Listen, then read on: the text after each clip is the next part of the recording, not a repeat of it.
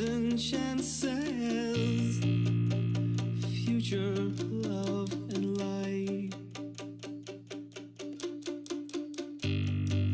infinity has many faces. I see them all tonight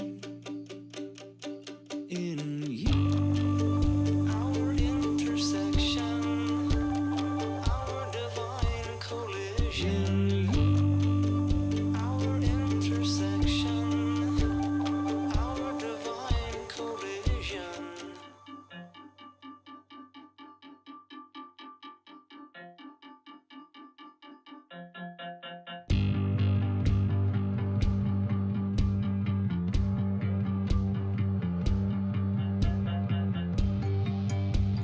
Welling waves of tears in recognition of what patience will provide.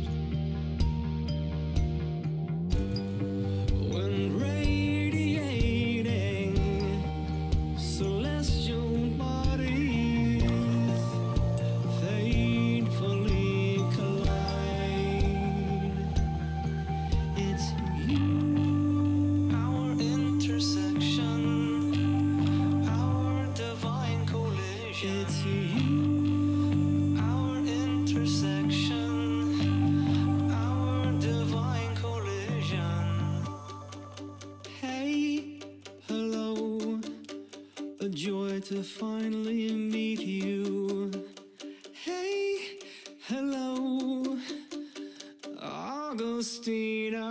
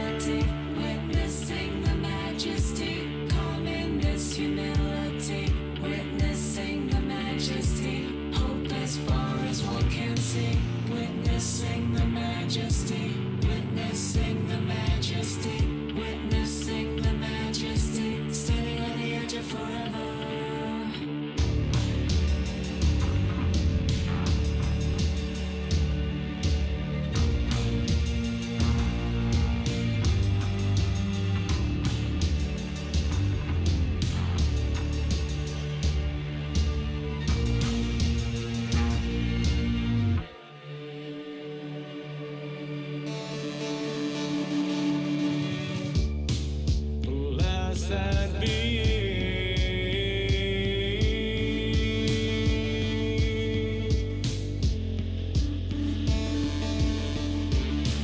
It's reawakening.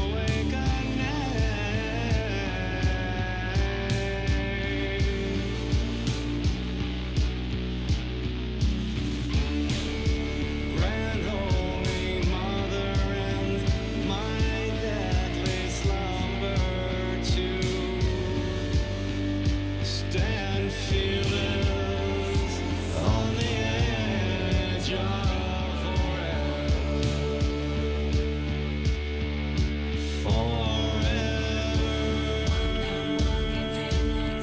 Witnessing the majesty, calmness, humility. Witnessing the majesty, hope as far as one can see. Witnessing the majesty, witnessing the majesty, witnessing the majesty, witnessing the majesty, witnessing the majesty, witnessing the majesty, standing on the edge of forever.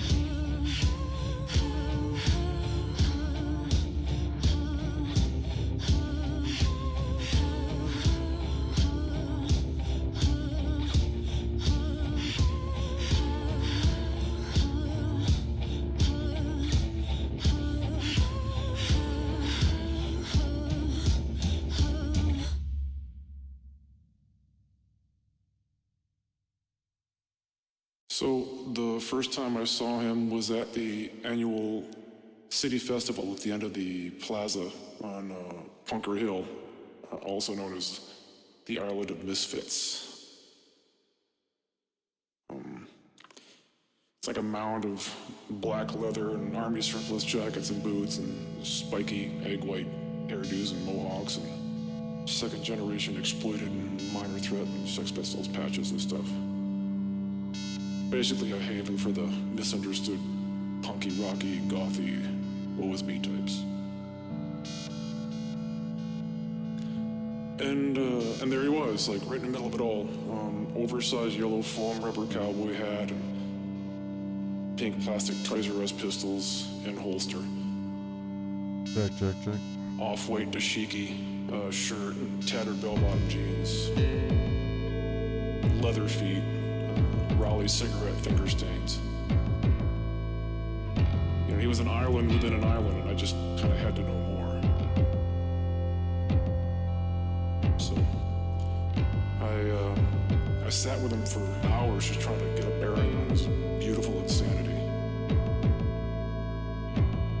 Every third inquiry was met with, an eloquent but unusual response, and, the subsequent exchange. It kind of warranted continuing the conversation because he was interesting. Of course, the other two-thirds of my efforts were dismissed while he took in the constant flow of the festival crowd all around us.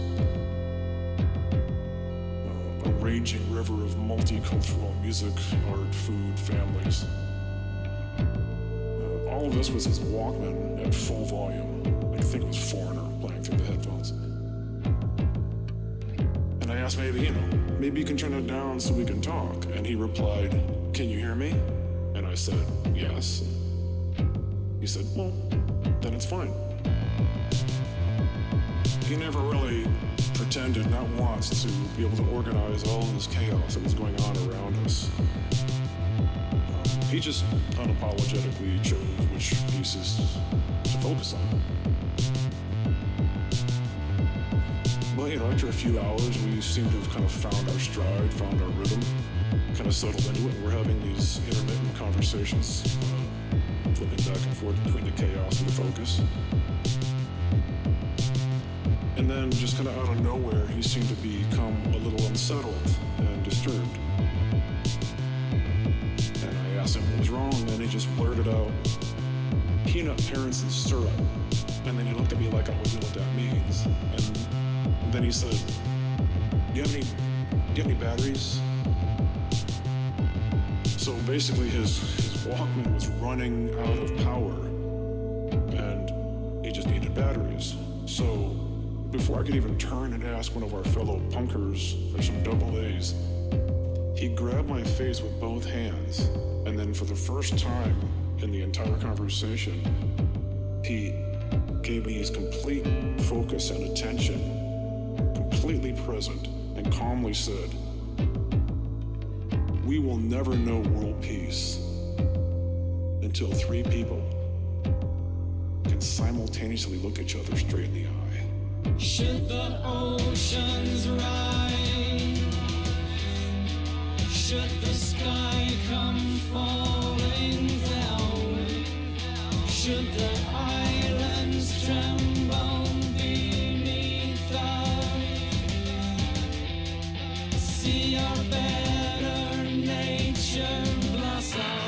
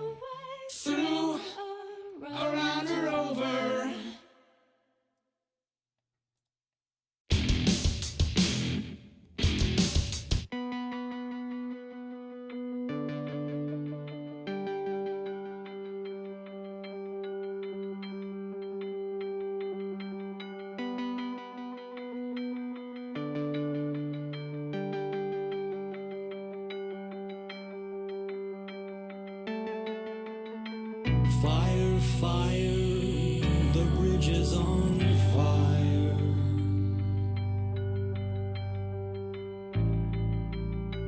Burning away your last connection.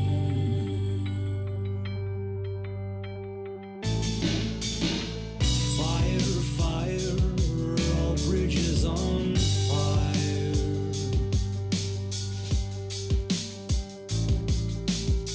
Your social skills resemble our sun. You seem okay with this.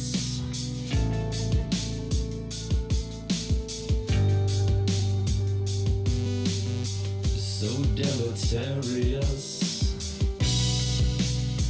Remorse for you is not an option. What's the matter, Beavis?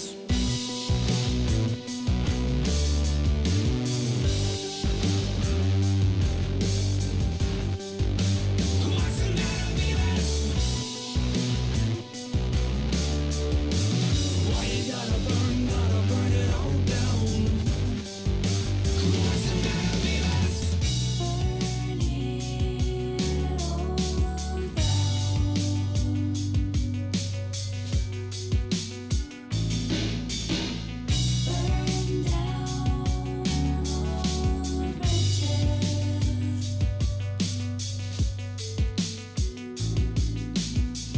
Fire, fire, shit's on fire.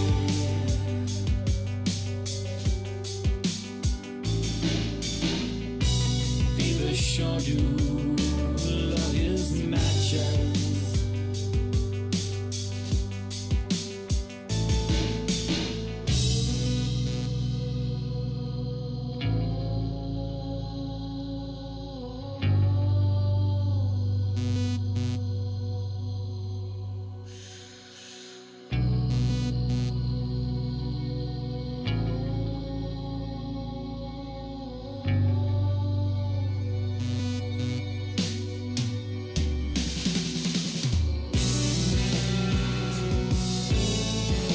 Choking on the smoke from the fire you started, choking on the ash from the bridges you burned.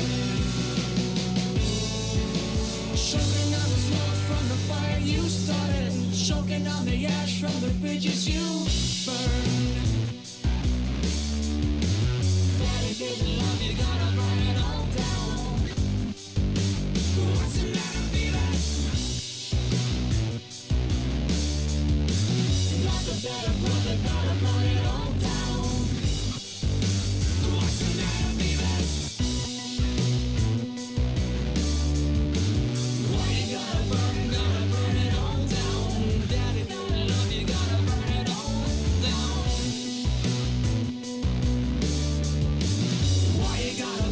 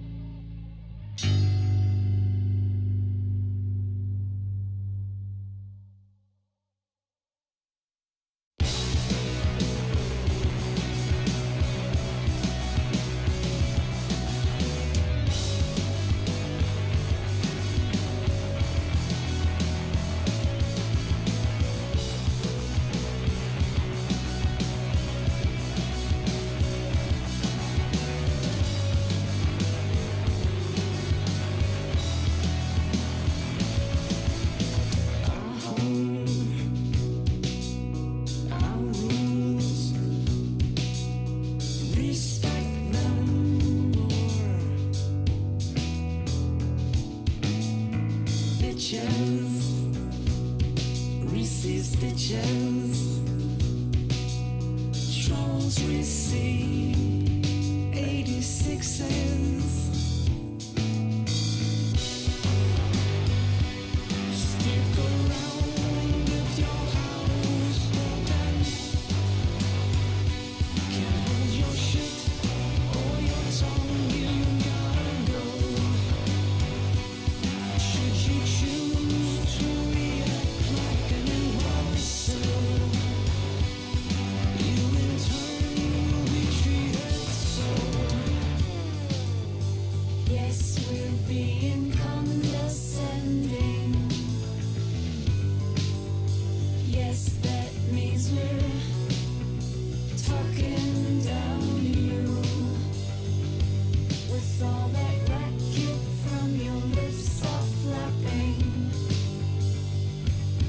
We assumed you didn't notice.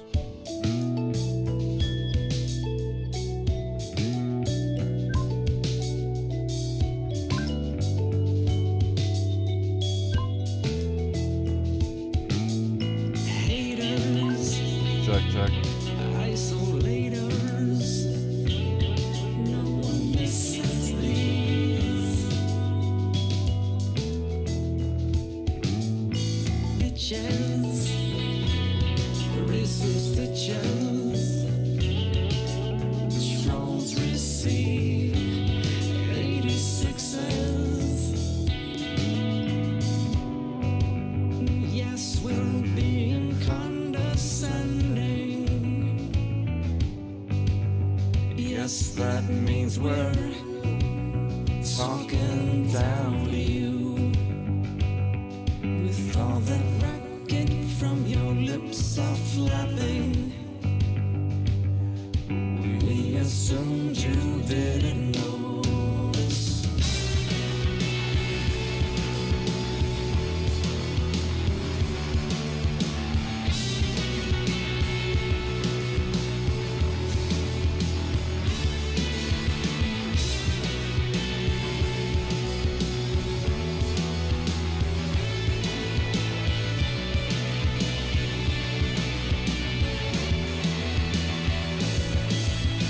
Haters, isolators, no one misses these.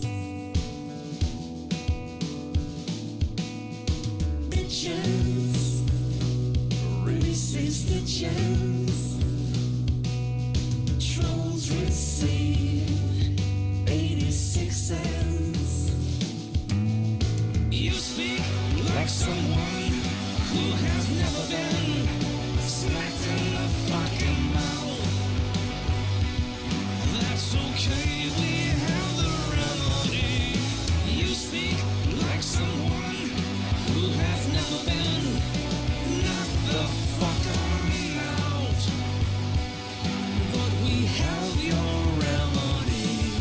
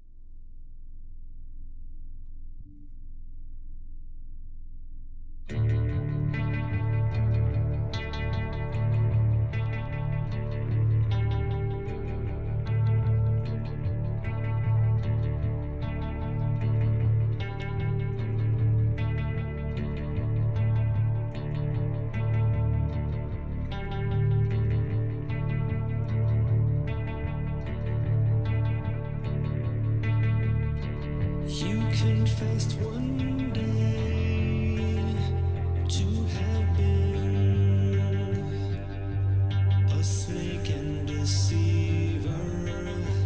But when your moment came to shed that skin, you just slithered away.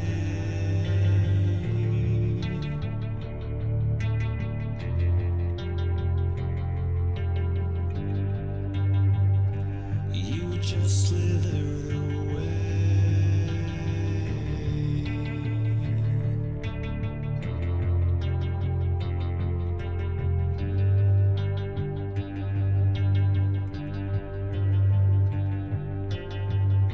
Crystal clear to us all when you say we all want the same thing. That you don't, you want the bigger piece and the praise.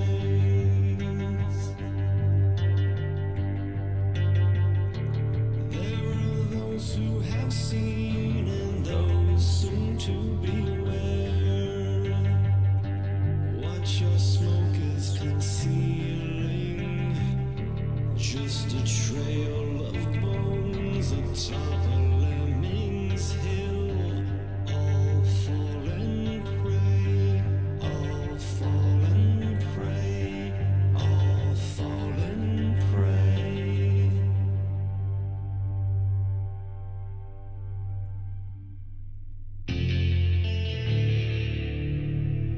To the liar,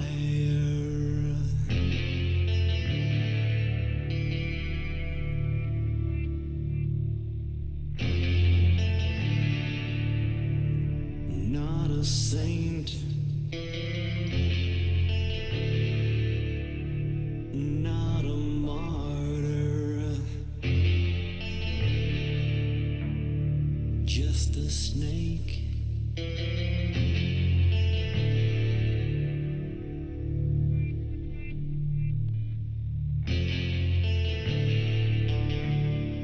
And a liar.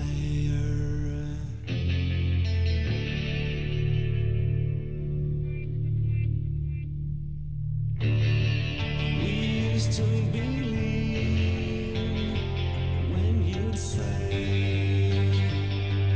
we're all in this together. No more, we all see.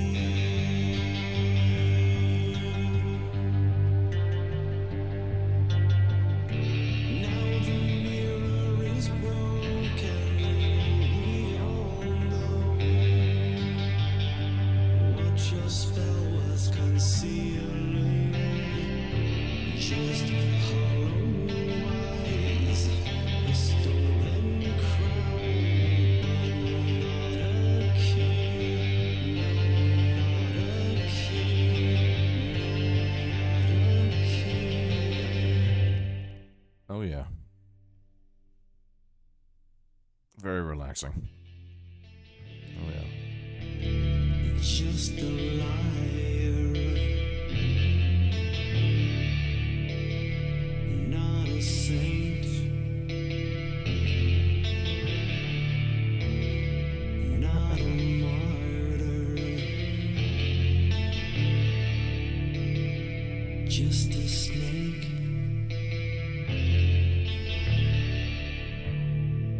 And a liar.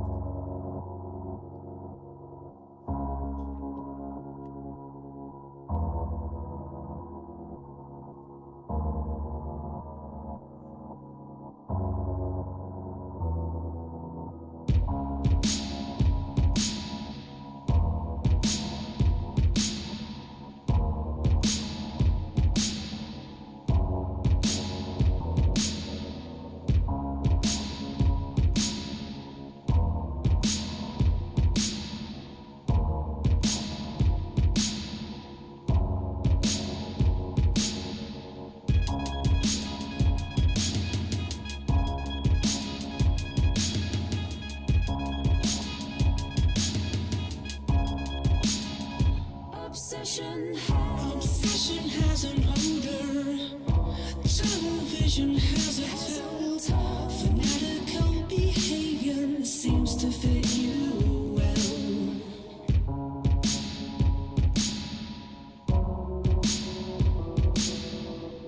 Fixate on what you think you know. You're missing what you don't know. Crazy wouldn't notice. Have a lovely life in your chosen hell.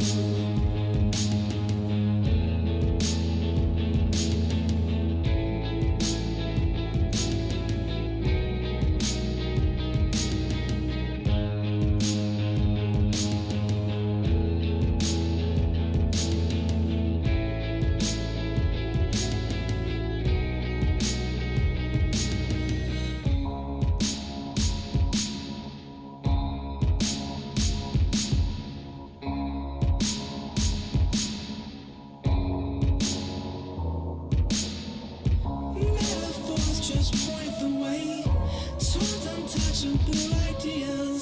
Fixating on the finger, miss the point, dull the point as well. Miss the point, dull the point, miss the point, dull the point. Obsession has an odor. Television has a tilt. Fanatical behavior. Have a lovely life in your chosen hell.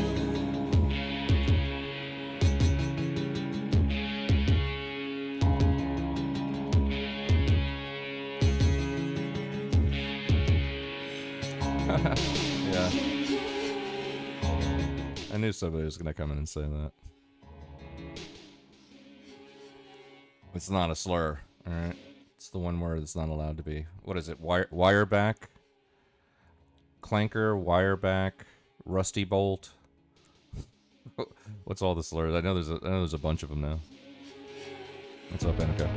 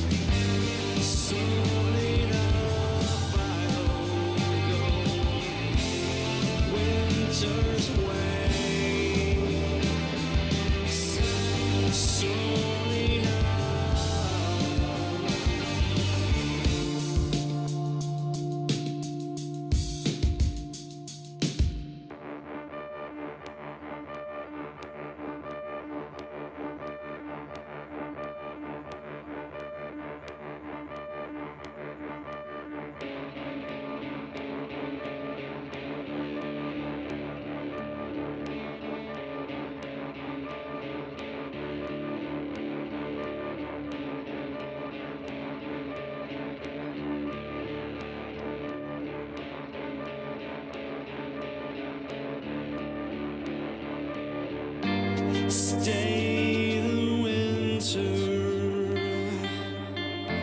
Oh, one more day. You leave me to my child's play.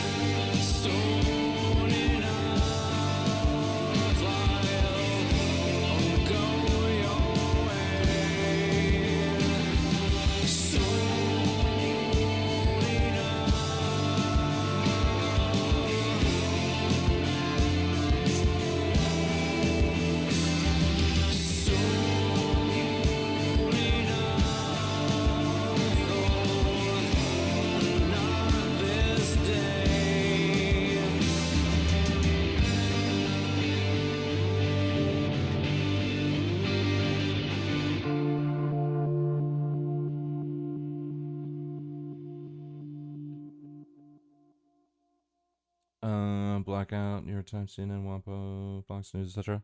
I've only heard about it. Was the guy like an ambassador or something? I heard he got caught up in some Destiny type shit recently. Did he bail out too?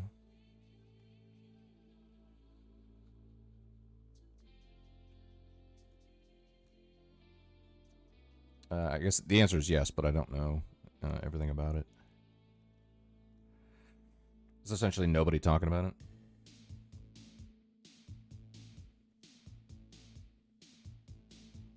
Officially worked for Netanyahu. Okay, yeah, yeah, I heard about it, but I didn't know. I didn't know all the details of it. Let's see here.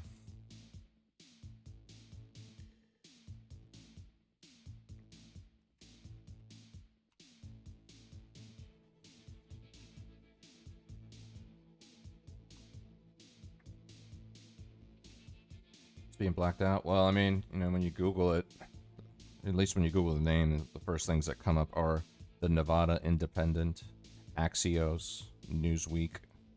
I'm not seeing anything on Al Jazeera. Shocker there. I'm not seeing anything. Reuters.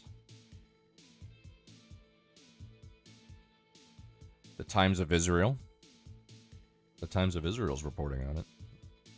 I'm not seeing anything though on like CNN. Nothing. Nothing. No major outlets. It's literally all just on the MAGA reaction. Okay. Las Vegas Review Journal. Yeah, I mean, there's no CNN, no Fox News, no WAPO, no New York Times. That's crazy. How is this? How is such a big story not even? Hold on a second. I'm actually, you know, you might be surprised to know that I'm a subscriber of the New York Times. So let me see.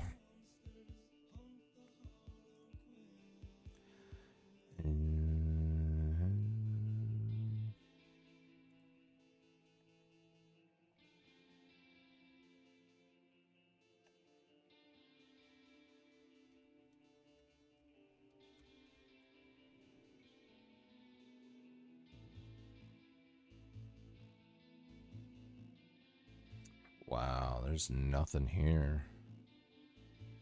That's so crazy. That's ridiculous.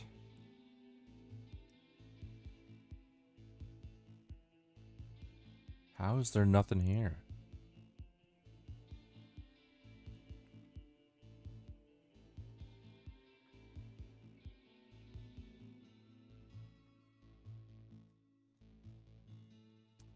That is fucking crazy. in 2023.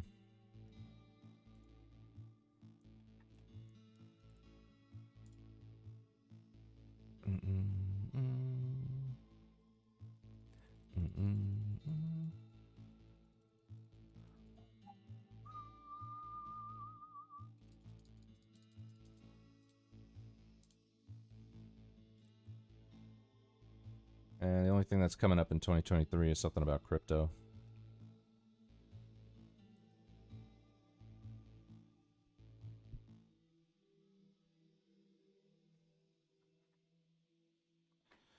Something about crypto financing terrorism. At least when you search his name. I'm not seeing anything on New York Times, though.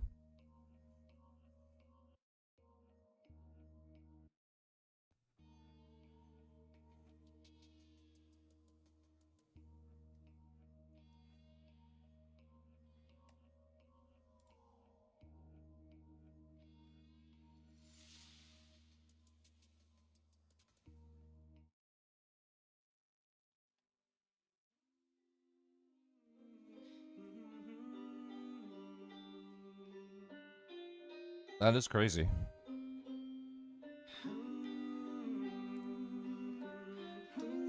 How all these other smaller outlets, I mean, some of them aren't small, like Al Jazeera is obviously not small, but the fact that you don't see a New York Times or anything like that here is fucking ridiculous.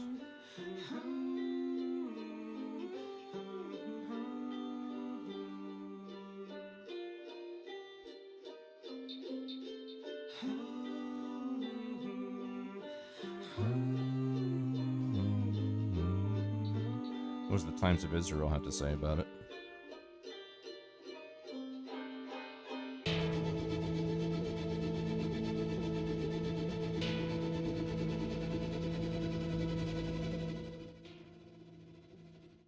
U.S. denies intervening in case of Israeli official accused of Nevada sex crime. By Reuters via the Times of Israel. The U.S. State Department says the American government played no role in the release of an Israeli official charged with soliciting sex electronically from a minor. Tamar Tiam Alexandrovich was one of 8 people charged last week following an undercover operation targeting child sex predators, the Las Vegas Metropolitan Police said in a statement issued last week. Alexandrovich faces a felony charge of luring or attempting to lure a child or mentally ill person to commit a sex act with the use of computer technology.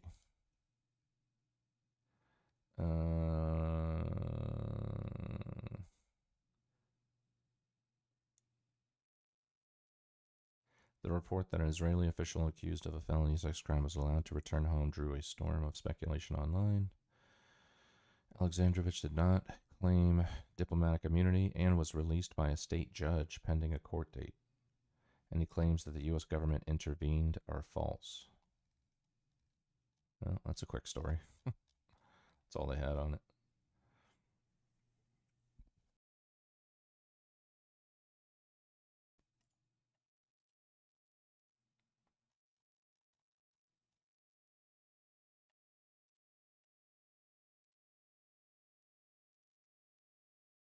And that, I mean, no one's talking about it.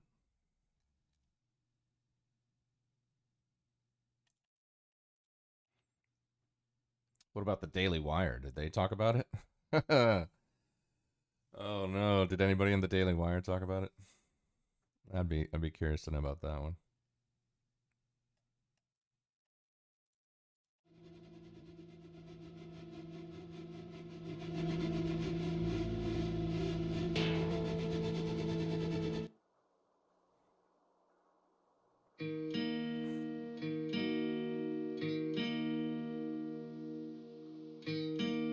Yeah, it seems that way.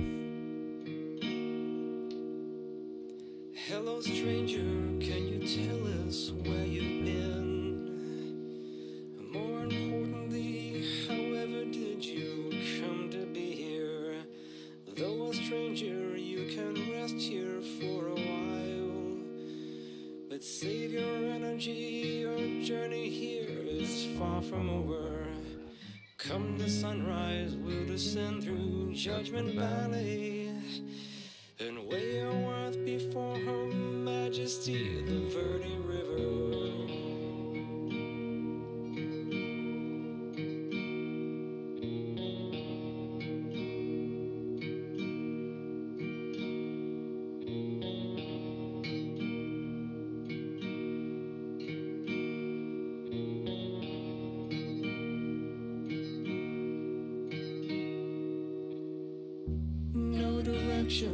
but to follow what you know.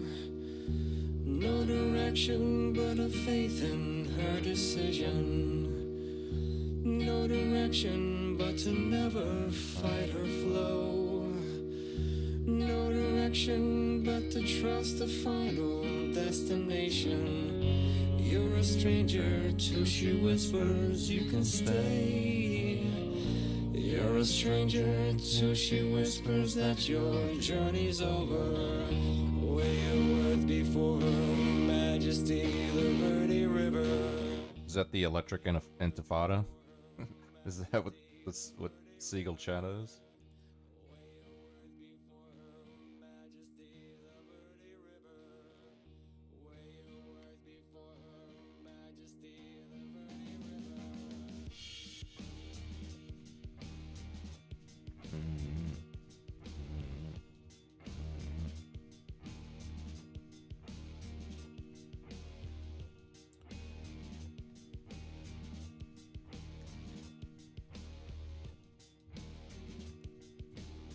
Yeah, there's a whole page on it on the DOJ's website.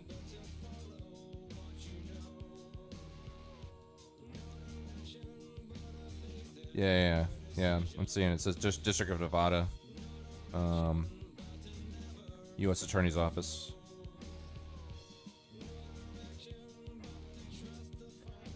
Destination. You're a stranger till she whispers you can stay. You're a stranger till she whispers that your journey's over. Last week, Tom Artyom Alexandrovich was arrested in Nevada. Internet crimes against children, joint operation. He was booked into the Henderson Detention Center. This important multi-agency operation targeted child sex predators who preyed upon the most vulnerable members of our communities. As a result of the operation, the Clark County District Attorney's Office is handling the prosecution. Yeah. Yeah, you are. You're definitely handling it alright. Wow.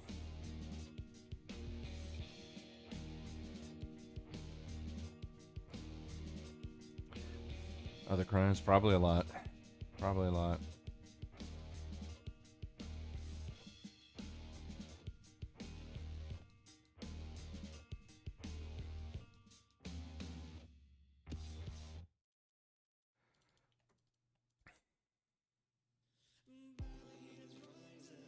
Yeah, I mean, it's pretty blatant for this to be as, as swept under the rug as it seems.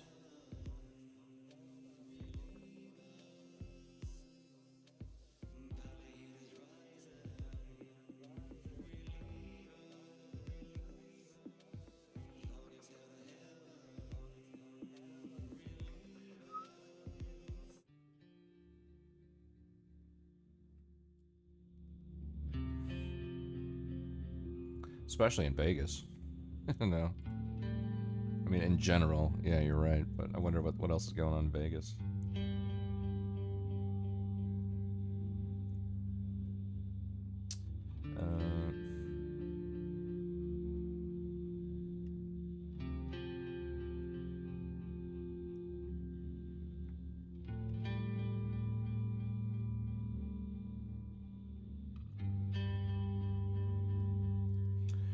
Whiskey cry.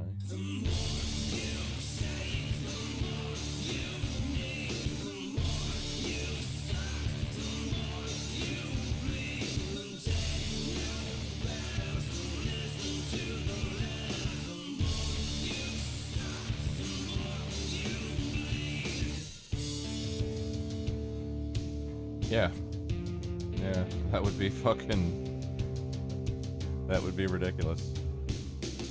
I didn't know what Promoski Cry was until I just looked it up. Yeah.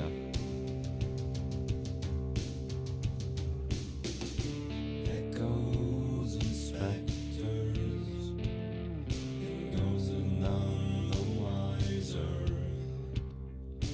Apparitions each of bad decisions draw from by. That would be quite the scenario.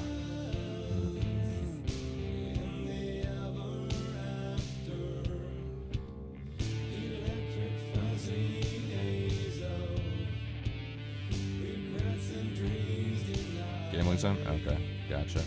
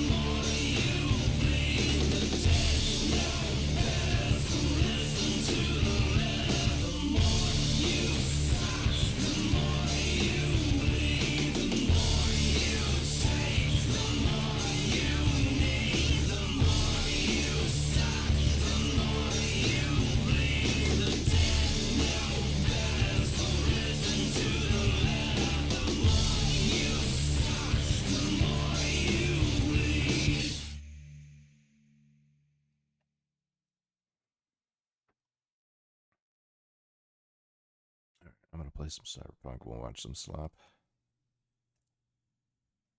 Let's see, what do we get?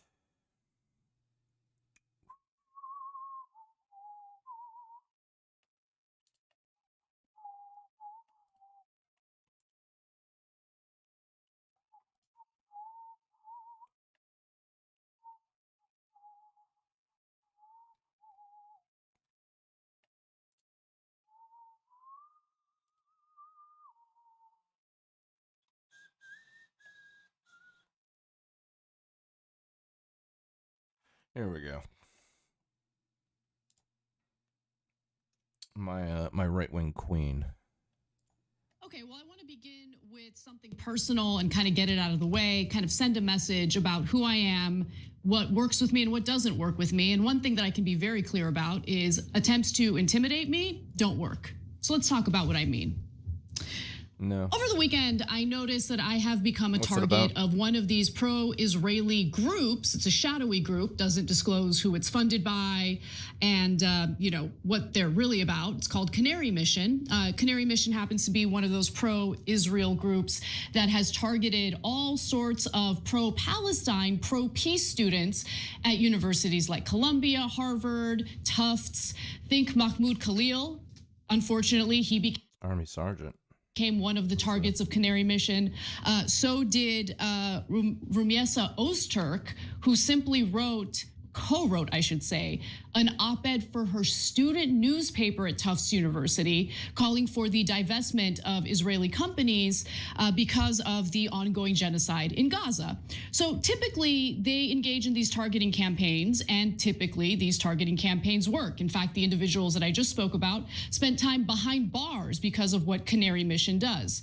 They have a website essentially doxing anybody who's been critical of Israel, and African senior enlisted leader. No, that's not it. Army sergeant charged with attempted murder. Fort Stewart. No, I remember that. That's not it. U.S. Army sergeant is deemed a national security threat on Reddit. Is being targeted for anti-Israel posts and being against their policy. Listen to him. So after 20 years of service in the military, yesterday I got pulled into... What's up, Malibu? Have you reacted to videos on Belgium? No, I haven't, because I've been fucking slaughtered with links lately. So I'm taking a break from lake diving too much. An officer's office and counseled for posts that I have on my social media. During the counseling, they told me I'm under investigation as a threat to national security. That's crazy. When I asked for proof, like what the posts were yesterday, they refused to give it to me. They made me come back today. You got to be super careful on social media when you're in the military, man. And I was an Army sergeant. I stayed off social media when I was in, except for like uploading food pics to my fucking Instagram page, but that was it. I see. Yeah, I just got way too slaughtered. Like, I don't know. It wasn't last weekend, but like the weekend before that, I just got, it was like, hey, look at this link, check this link, and I just kept like, watching people's links. I didn't watch anything that I wanted to watch. And on top of that, I got fucking rabbit holed into these fucking conversations that just left me absolutely exhausted. And by the time my stream was over, I'd like looked around and just thought to myself, like, that wasn't any fun at all. Like, that stream was not fun at all. So I'm gonna be a little more measured about how I just start reacting to stuff, because then I don't get to, like, once I start bringing in links, then somebody else is gonna be like, hey, check out my link, and then I don't watch anything that I want to watch. So after that weekend, I'm like, all right, I'm gonna be more measured about it.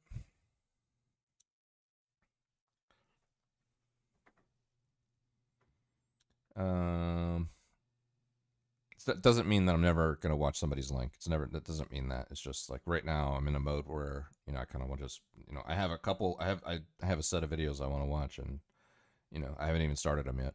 I kind of just started the stream. And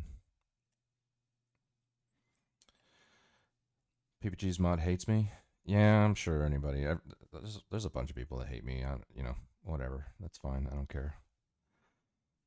I know PPG got fucking outed as a fucking pedo recently. I watched the whole stream where it happened earlier today, and that was fun. That was interesting. If you haven't seen it, go check it out. It's on his Kick page. If you mean me, yeah. XNB that does not like me. XNB comes in here and just fucking mocks me and ridicules me, and then gets a kick out of it, and then goes back to PPG stream and hangs out there. But I don't mind, that's fine. I don't take it personally. But yeah, this is crazy. During the counseling, they told me I'm under investigation as a threat to national security. When I asked for proof, like what the posts were yesterday, they refused to give it to me. They made me come back today to further go over stuff. They gave me the proof, and the proof they gave me are anti-Israel posts. Now, when I joined the military, I took an allegiance to support the United States of America. I did this guy ever take an allegiance to... This guy's an E7, dude.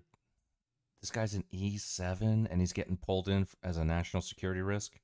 Do you know how crazy that is as an E7?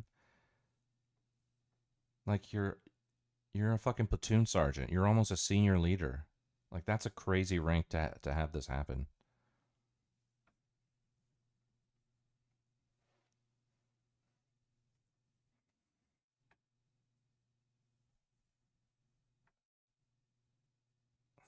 I won versus PPG's mod blocked me and PPG defended it. Bro, I don't care about anything involving PPG. I watched Turbo and some other guy ridicule him for like 2 hours earlier today on that VOD where fucking they were accusing he was going around talking about other people being PDFs and then some random chick, I don't know who it is, somebody named Jinx or something like that came in and started fucking exposing PPG for his fucking gooner fucking pedo ways. He's such a fucking lying scumbag fucking piece of shit. I could care less, dude. That guy's like the most worthless person that ever graced the streamosphere.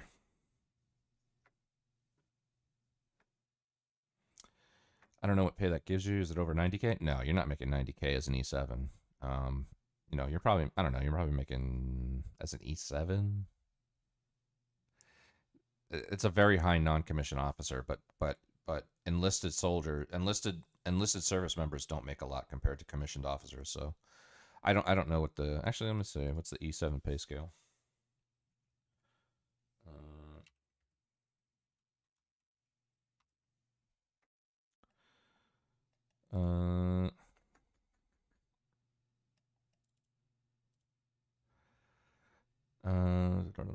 E7 earns a base monthly salary that varies based on years of service. For example, in 2024, an E7 with less than 2 years of service, which is weird. I don't know how you can get E7 with less than 2 years, would receive 3,600 per month, while one with over 2 years would receive almost 4,000.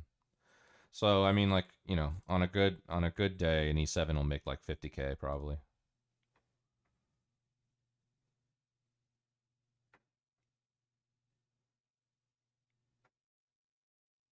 On a good day.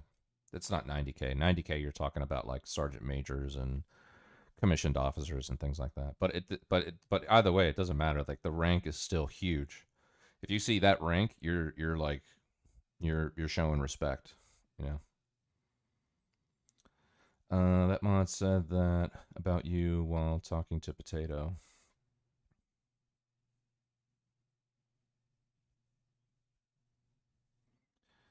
That mod said that about you while talking to Potato. Who is it? Halibel? Who is it? Oh no, it's probably fucking. Actually, I don't know. I don't even know who's his mods anymore. I don't know. He lets fucking minors in his Discord. He goons on he goons and makes fucking women feel incredibly uncomfortable all the fucking time. Whether it's Ophelia or Nikki or this chick Jinx that I saw earlier today. Fucking yeah, I don't know. He's the one that's cool with having minors in his Discord, and he goes around calling everybody else a PDF. So I could care less, man. Potato King though, I haven't. Potato King's been gone for a minute. I haven't seen him in a minute. To support Israel, but yet I am deemed a threat to national security because I do not support Israel, and there. It's even crazier that this guy went back online after they already pulled him in and made this video. That's even crazier, dude. Genocide. I mean, you're fucking throwing away your whole career.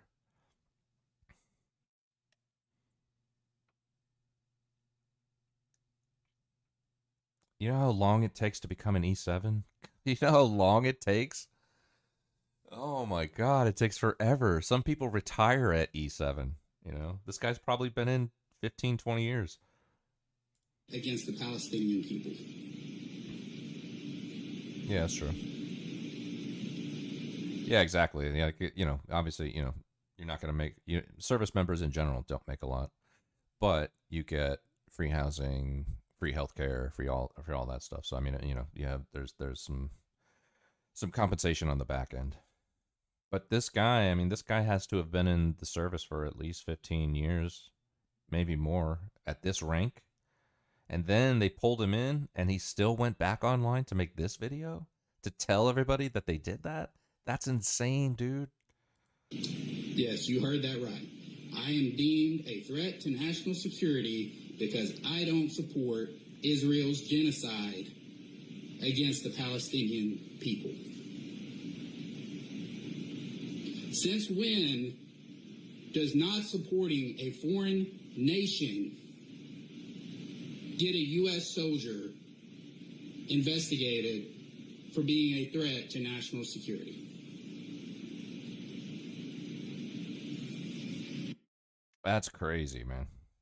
Yeah, that's how you make a potato king right there. That is exactly how you put the right ingredients in a pot to make a potato king right there. I mean, I remember talking to Potato King about it. He said like he had to wrestle with his conscience towards the end of his contracts, and that's one of the reasons why he left.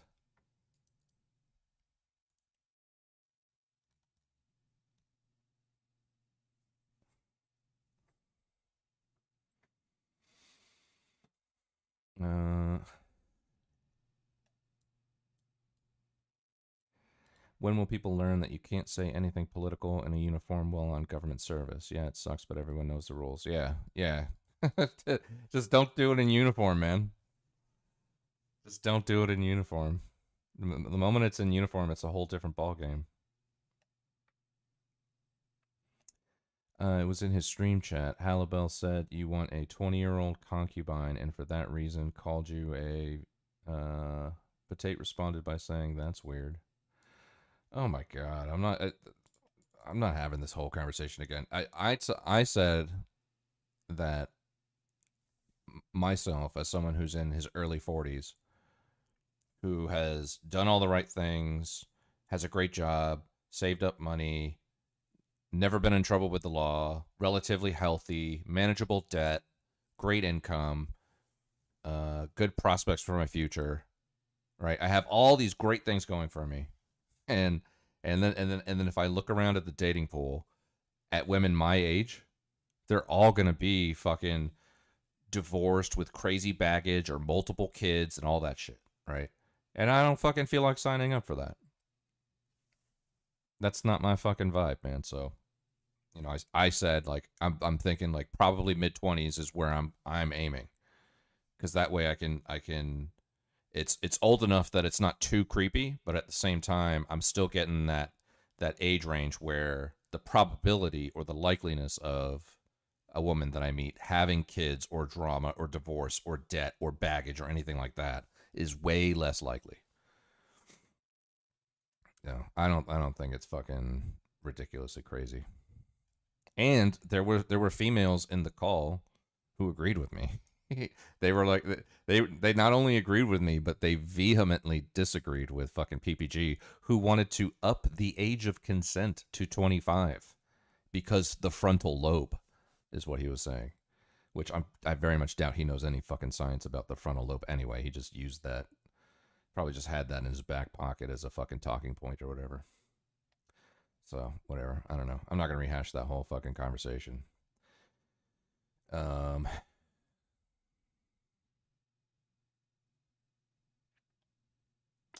Weirder than anyone pretends that a guy wanted to date someone in their 20s is a shocker, almost like they're compensating for something.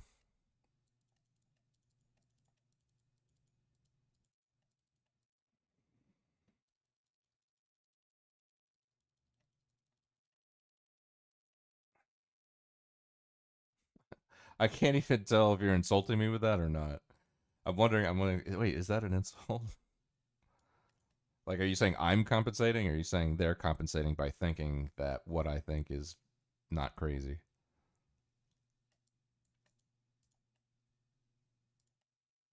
The people freaking out. Yeah, okay. That's what it sounded like. I was a little skeptical at first. I was thinking, like, maybe he's insulting me, but no, I mean, whatever. Also, too, it's like, you know, PPG could not, you know, he wanted to draw these really hard lines around, you know, age gap relationships. But then when you press him on certain things, he fucking crumbles, you know, because it's like you would say things to him like, okay, well, is 40 and 25 not good? No, that's not good. Okay, what about 37 and 25? Is that not good? He's like, it's less bad than 40. Okay, well, what about 34 and 25? I guess that's okay. I'm like, okay, well, you're just fucking, you're just taking like a meat thermometer and just probing these gaps in age ranges to just to basically just catch a vibe, you know. There's nothing concrete about your fucking theory here. You're just you're going off fucking a whim basically.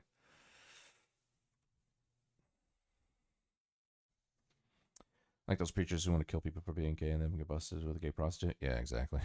Yeah, that's a good point. Yeah, whatever. I mean, it was such a dumb conversation. I don't even need any more validation other than the fact that I had multiple women in that conversation agreeing with me to his face. That's all I needed, really. I didn't fucking care about whether or not whatever he was going to think about me. But lo and behold, like a day or two after that, the whole fucking minors and PPG's discourse came up. And once I heard about that, I talked to him directly. I talked to him directly, and I was like, "Hey, you got fucking minors in your Discord?" He's like, I don't know." And I'm like, "Well, they're saying that there's minors in your Discord." I'm like, "Are you cool with that?" And he was like, um, "Yeah, I'm fine with that as long as they're not like causing trouble or whatever. You know, as long as they're just talking politics, I don't care what they do." And I was like, "Okay, fine. You know, nothing personal. I'm gonna see my way out of here because I'm not gonna be in a fucking a Discord with minors. Nothing personal." At that time, I had no beef with PPG. It was just like nothing personal. Even after that stupid conversation we had about fucking age gaps, still didn't have any beef with him at all. I just told him I was getting out of that Discord because minors and Discord just don't mix. If that's your policy, if you're cool with having minors there, then by all means go ahead. You know, you do you, boo. But I'm not fucking. I'm out of here. And then literally like a day or two later, I'm getting fucking people DMing me with screenshots saying that he's going around calling me a fucking PDF. He's calling me a PDF. He's calling other people PDFs, and he's just fucking just like Jackson Pollocking accusations of fucking PDF all over the place. And everybody was like, "Okay, fuck you, dude." I was especially triply like, "Fuck you," because I fucking stood up for him after the whole Ophelia shit. So after that whole Ophelia shit, I didn't talk to him for like a couple weeks, and then I came around and I fucking and then I was and then I became friends with him again, and I even defended him uh to other people, and I can't believe I did that. I feel like a fucking idiot for ever having done that. Walking pile of hypocrisy. Weird that Halibel never said anything about PPG's behavior. No pushback on PPG's. His own preferences, PPG, only fantasize jigs and Gorp. Very young people. Yeah, yeah, exactly. That was another weird one too. He's like really into Gorp. Really into Gorp. It's kind of not only that, but he was like really inappropriate with Gorp too. Pretty sure he said that he wanted to fucking R word Gorp, something like that. I think there was some kind of fallout with that. Pretty sure he said something like he wanted to R word fucking or grape the Gorpster. So I don't know. Whatever, man. I think that's a fucking toxic loser. I haven't fucking talked to him in months, and I don't feel like it.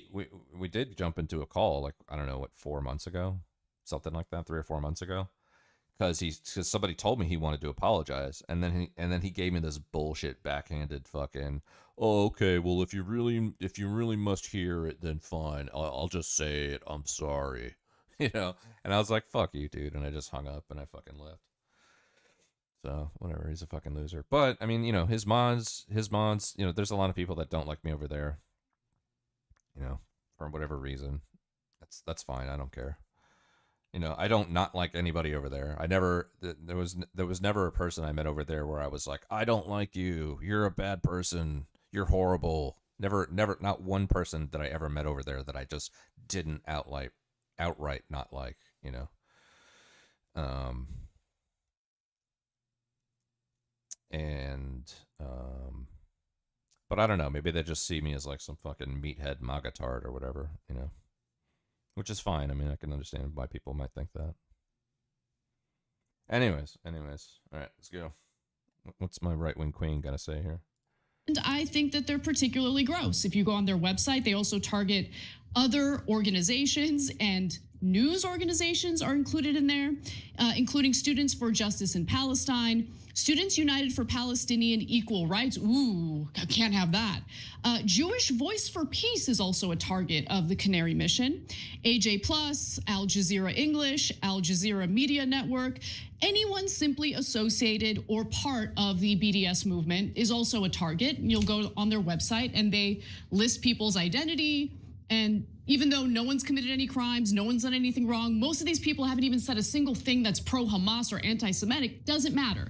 The mere fact that these people have been critical of Israel's genocide and slaughter campaign in Gaza and the West Bank, by the way, becomes a target. So I'm one of their targets, and I welcome their hatred because I think what they do is disgusting. I think what they provide cover for will go down in history as one of the worst genocides in human history.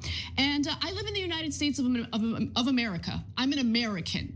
I'm proud to be an American. I'm not an Israeli. There's no law on the books that indicates that I have to support Israel in any way, shape, or form. And in fact, as Israel continues its genocide against the Palestinian people, I will continue to speak out against them, unafraid. Now, with that in mind, this organization has this on the front page of their website today to kind of give you a sense of the kind of garbage, the kind of bile you can experience from the so-called work that they put out. They're targeting Zoran Mamdani, who of course is the mayoral candidate in New York City, who's poised to win that race.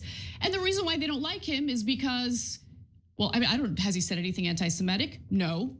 Is he a jihadist? No. Does he believe in Sharia law? No. He just happens to be a Muslim American who wants to represent the city of New York rather than get down on his knees and fillet the government of Israel, like most other American politicians do. And you know, Canary Mission can't have that. So now that we're like familiar with who they are, we should talk about how successful they've been in dog walking various members of the United States government. So for instance, the federal government has admitted working with Canary Mission to punish critics of Israel. Okay, so Peter Hatch, an agent with Immigration and Customs Enforcement, said the department had assembled a specialized group dubbed a Tiger Team to work on removing pro-Palestine college students from the country. He indicated to the court that some tips about students were communicated verbally before explaining that the team had also combed through the nearly 5,000 profiles Canary Mission had compiled of Israel's critics.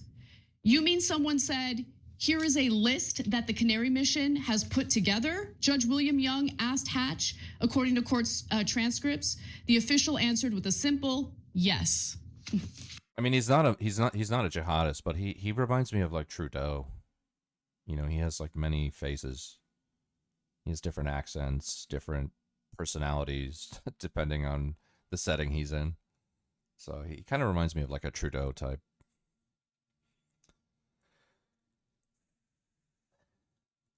Pathetic. Also, Haaretz recently revealed that Israel is using the information found on the Canary Mission site to ban entry into the country of some of the people the website follows, including Laura Al-Qassam, the American student barred from entering Israel for graduate studies at the Hebrew University of Jerusalem. Now, luckily, I would never step foot on Israeli soil because I find that government utterly disgusting. And I see that country as a threat, not just to the Palestinian people, but to that entire region, the region of the Middle East. And their funding is super shadowy. I can get into their funding in just a second, but after they made me a target, Cenk, I got some really interesting messages. So first off, let me just say they put a post up on their Instagram page. And the comments on that post kind of gives you a sense of the type of people that we as Americans are supposed to do everything for. We're supposed to love them. We're supposed to give them our hard-earned taxpayer dollars so they can commit the genocide in Gaza. We're not supposed to criticize anything they're up to. Let me give you a few examples. Here's one person. You will meet your demise for all the unjust damage you have caused, just like Candace Owens. Oh, nice threat. It will be your turn soon. Those who hurt Jewish nation historically, whether collectively or individually, received their brutal karma sooner or later. Your time will be up soon.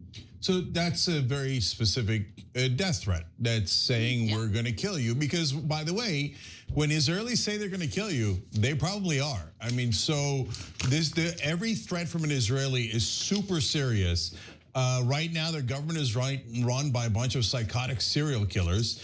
And honestly, this is not a new phenomenon. In 2018, when the Palestinians were doing a peaceful protest, walking up to the wall, the IDF murdered every single one of them.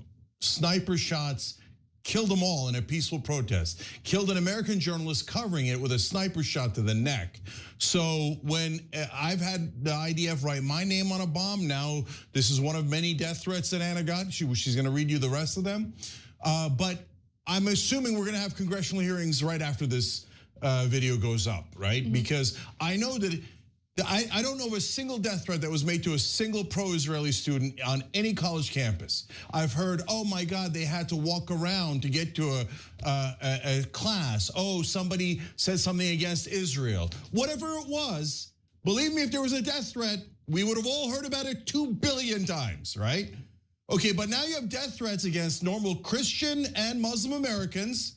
Will there be congressional hearings? Of course not. Of course not. Hold on, of Jake. course This not. is just the tip of the iceberg. I'm starting with the more, I mean, when you look at the grand scheme of things and everything I'm going to share with you, that seemed benign. Okay, here's another one. None of them are benign. They're all threats and they're all disgusting. Slaughter you, bitch.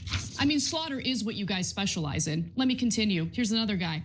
I will kick your ass if I see you, bitch. Go to Gaza, bitch. Let's see. Oh my you are God. a Nazi, bitch. And then Oh my ended it with God. an FU and middle fingers. Here's is another not a person. Nazi, Too bad. all right. Too bad she's not in Gaza. So listen, there's those two things I got to address real quick. Sure. Because they think, man, if we had you in Gaza, then we'd murder you. Yeah, just like they're murdering everyone else in Gaza intentionally. Right. So, I mean, it's a confession wrapped in a death threat, right? Oh, please come to Gaza so we can murder you like the Israeli government always does. But we're so mad at you for criticizing us.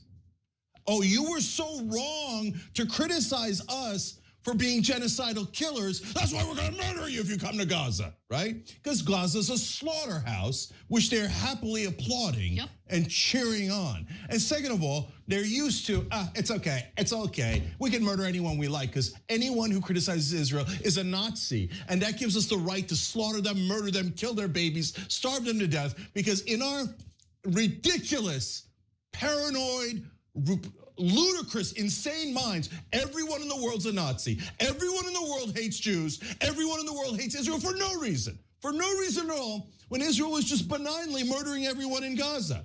Oh, and then they brag. They're like, well, we murdered 62,000 people. We injured 150,000 people. We murdered 20,000 kids, but we didn't murder you all. That's their big excuse these days. Yeah. I mean, we'll individually threaten to murder anyone who criticizes Israel. And we'll get the American government to send us endless checks and endless weapons. And if anyone dares to criticize, we'll threaten them to ruin their lives by calling them anti-Semites, Nazis, etc. We'll threaten to fire them, arrest them, deport them. And then if none of that works, we'll threaten to murder you here on American soil. And here's the thing, Cenk. I'm an American citizen. I was born and raised here. My parents came here legally. They're naturalized citizens, and then they gave birth to me. So they can't denaturalize me the way that Trump has threatened to do on behalf of Israel when it comes to other American citizens who have been critical of Israel. I'm also not implicated in a pedophile blackmail ring. I've got no skeletons in my closet. So the only thing they've got left is to try to scare me, intimidate me, and say that they're going to murder me. And guess what? It's not going to work. Let me give you more. Here's another person who says, she better lives by an emergency room. Here's another one. God will take her away. And those were just the public comments on the post. There's more. By the way, I'm going to say one more thing before we get to the DMs. So now we showed you who made those comments. They're public comments. They're public comments. I guarantee the reaction of by the genocidal maniacs still supporting Israel is, I can't believe Anna doxed them by giving their names when all they were doing was threatening to murder her. It seems anti-Semitic to complain about it. It seems anti-Semitic to point out that I wanted to murder you in public. I can't believe you would dox me. Well, nobody, I'm not interested in your address. I'm not interested in where you live. I'm not a psychopath like you. I'm not looking to have me or anyone else do violence to you because we're moral, decent people. We're not psychopaths like you. But yes, you put your name on these things, whether it's the public ones or the DM ones. And you sent it very clearly. I would like to murder you. So you don't get to complain about, because there's no end to the complaints about anti-Semitism. No, we're not allowed to threaten to murder you. That seems discriminatory against me. They're just the world's special victims, and anytime they do anything wrong, it's the best trick in the book, and people have fallen for it for such a long time, right? They do something wrong or evil, and they immediately accuse the person criticizing them for their bad acts of being anti-Semites. But the victim card has expired, okay? Israel's carrying out a genocide right now as we speak. They are engaged in conquest. They are stealing land, not just the Gaza Strip, not just the West Bank, but they've been annexing parts of Syria ever since the fall of Bashar al-Assad. You have Benjamin Netanyahu saying out loud that this is part of the greater Israel project. What more evidence do you need to figure out in your mind that you're the bad guys? But let me give you some of the DMs, okay? Those were the public comments. These are the messages I'm getting, okay? By the way, aside from people sending me images of their weapons, okay, I get messages like this. God willing, your family gets tortured and burned alive, you spoiled American college trust fund baby. And obviously this person created the account simply to send me that message. 0 posts, 0 followers. So unbelievably taken over by hatred that they take the time to create a profile just to send me that disgusting message. But it very seems clear. it seems like slaughter is very much part of the culture in Israel these days. So, and he puts an Israeli flag on it just to make sure you know. But yeah, on behalf of Israel, I would love to murder you, which is what we generally do in Israel. Anyone who criticizes or is a journalist covering this war accurately, we murder, like the 5-6 journalists that they just murdered the other day, like Shireen Abu Akleh, an American journalist they murdered earlier. Murder, murder, murder. And by the way, when he talks about lighting people on fire, that's what they do on a daily basis in Gaza. When you drop a bomb on someone, you burn them alive. Israel has been burning Palestinians alive for 2 straight years. It is one of the most disgusting campaigns in human history. Here's another one. This one I sent to Cenk earlier, and it enraged him. One person calls me a whore, followed with, pretty clear we need to unalive you. Okay, so I mean, again, Israeli flag, we need to unalive you. And when Israelis make that threat, since their government is filled with psychopathic killers, it's a super serious threat. But will any American authorities, American Congress, American media care? My prediction is not one person from mainstream media will cover this. Not one government official will care. If you're threatening to murder Christians or Muslims or anyone else in this country, they don't care. No, they don't. They don't. But if you insult someone who's pro-Israeli, congressional hearings and ruin their lives, right? Okay, are you going to cover this, Elise Stefanik? Congress, are you going to do anything about this? Mainstream media, are you going to do a single thing about it? No. But God forbid that the feelings of Dana Bash or Jake Tapper be slightly insulted by criticism of Israel, a foreign country. Yeah, exactly. Look, the reason why I'm doing this is I'm not looking for people to feel bad for me, right? Because I am not shaken by this. For me, I think it's important for people to understand why there are so many figures in the media who are terrified of accurate reporting of Israel. And more importantly, I'm not suicidal. And if anything happens to me, it's not an accident. Okay, I'm just putting it out there. I just want it to be on the record. Oh no. Here's one more example I'll give you. One person says, hope somebody drags you into an alley, cut your effing throat, and bury you in a shallow grave. You're an anti-American piece of, you know what? No, you're anti-American. Yeah. You're saying that Israel should be the dogs of America, and if anybody in America dares to even complain about Israel, That's it. Their throat should be cut. Is that an American thing to argue for? That if anyone uses their First Amendment rights, we should slit their throats if they made the mistake of using their First Amendment rights against a foreign government like Israel? So this is disgusting. But I know that no one will care. I know that. I'm going to say this in case they might care about this.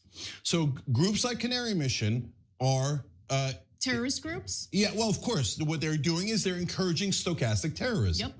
So they're saying, okay, this person is an anti-Semite because he or she criticized Israel. They're not allowed to criticize Israel. They're all anti-Semites. And then they get like tons of death threats against that person, probably every single time.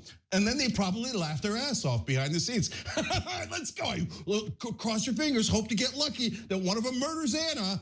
Okay. And meanwhile, the US government takes their lists and arrests Americans based on their lists. Yep. So now there's a pro-Israel group inside America that is encouraging death threats against Americans. And the US government works for them like goddamn dogs, and they'll ruin your life if you criticize Israel. So we're all supposed to stay quiet about this. Well, you came to the wrong place, brothers and sisters. I'll double down what Anna said. If any harm comes to us, it was definitely Israel. We love life. We love America. This is proof of life, okay? If any of these monsters do anything, it was almost definitely Israel supporters who are maniacal and cheer on serial killers every single day. Oh, no, we didn't kill enough Palestinian babies. I can't stand it. And by the way, okay, this is the part where the only reason why anyone might care about this story. A predecessor group to them was called Masada 2000. And what they did was they put together a list of 8,000 self-hating Jews, okay? And they targeted those Jewish Americans as well. How dare you criticize Israel? And I tell you that partly because if you're Muslim or Christian, no one cares about you in this country. Okay, I'm keeping it real. I'm sorry. Show me one person who cares, then I'll totally change my mind. But you have to criticize anyway. So, and these guys target Jewish Americans for peace as well, okay? Through Jewish Voices for Peace and any other Jewish group who's wonderful out there fighting for peace. Okay, so religion doesn't matter. This isn't about religion. They're hiding behind religion and using Jewish people as human shields so that if anybody criticizes them, anti-Semite, they're trying to hurt the Jews. Nobody's trying to hurt the Jews. We're trying to say that Israel should stop slaughtering Palestinians and we should stop paying for it. They go, no, that's it. If you're a Muslim, Christian, or a Jewish American, and you dare to criticize Israel, we'll try to ruin your life. Right. So this isn't about religion. This is about protecting a foreign government. So one other thing I want to bring up is, a lot of people, Israelis specifically, got chapped over me telling the truth about how the international community views Israel. The international community hates Israel. And it's not because they're Jewish. No one cares about being Jewish. No one cares. Literally, like, outside of a handful of disgusting neo-Nazi white supremacists, no one cares about Judaism or who is Jewish, who isn't Jewish. It has nothing to do with that. You're slaughtering innocent people. We see endless videos and images of children with their freaking limbs amputated if they haven't already been slaughtered by the IDF. Okay, that's what people are criticizing. The fact that they immediately try to turn it around and make it about them, deflect and make it about how they're the victims of anti-Semitism is so loathsome and so disgusting.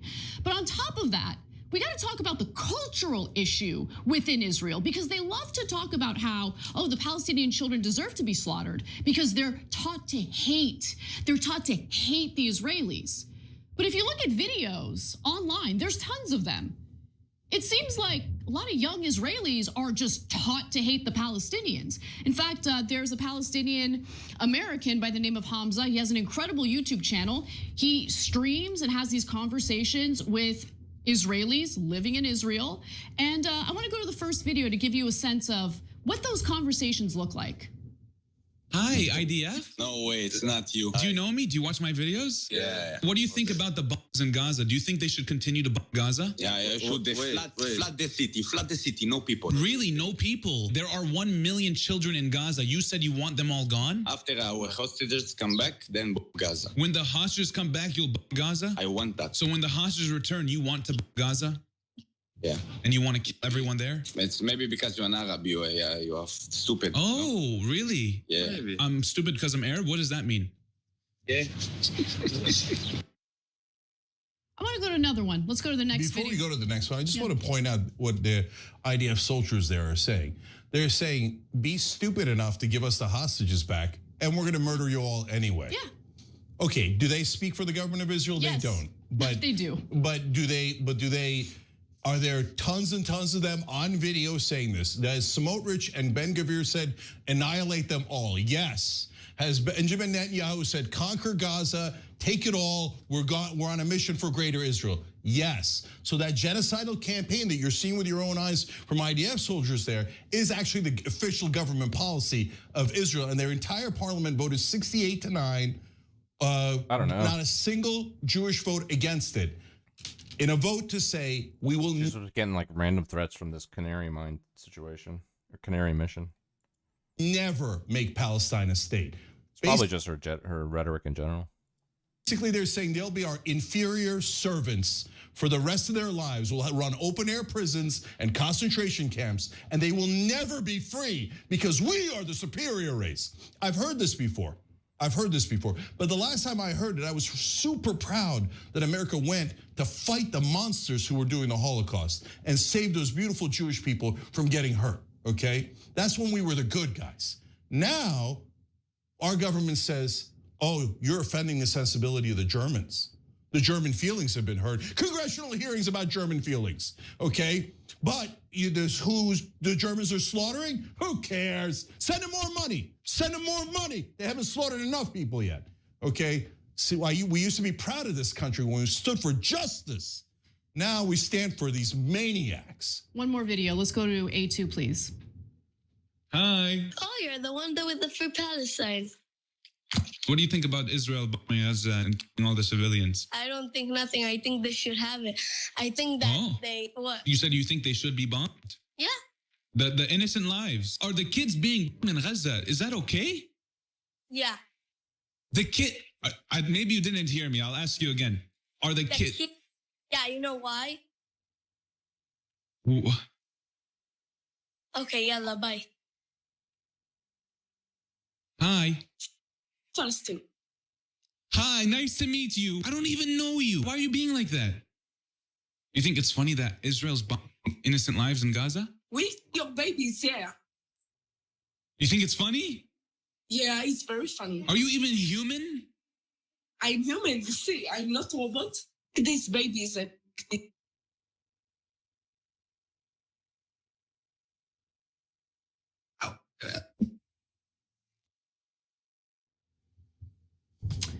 No, you know what? One more video, last one. Hi, I'm from Palestine. No, listen, peace. Peace? Yes, peace. Okay, so free Palestine? No. After we kill all Gaza, then it will be peace. There are 1 million children in Gaza and you want them all gone? You said you wanted peace by killing Palestinians. Unfortunately, they teach their kids that to have peace is by getting rid of Palestinians. Guys, this is the banality of evil. This is what we study in museums. I remember going to the Thomas Museum here in LA, and it's a great museum. Is about the Holocaust, and what I wanted to find out was how did the regular Germans live with it, right? Because that's the part I couldn't believe. Like, okay, you get a cult leader, he takes over the weapons and then grabs the government. I get it, right?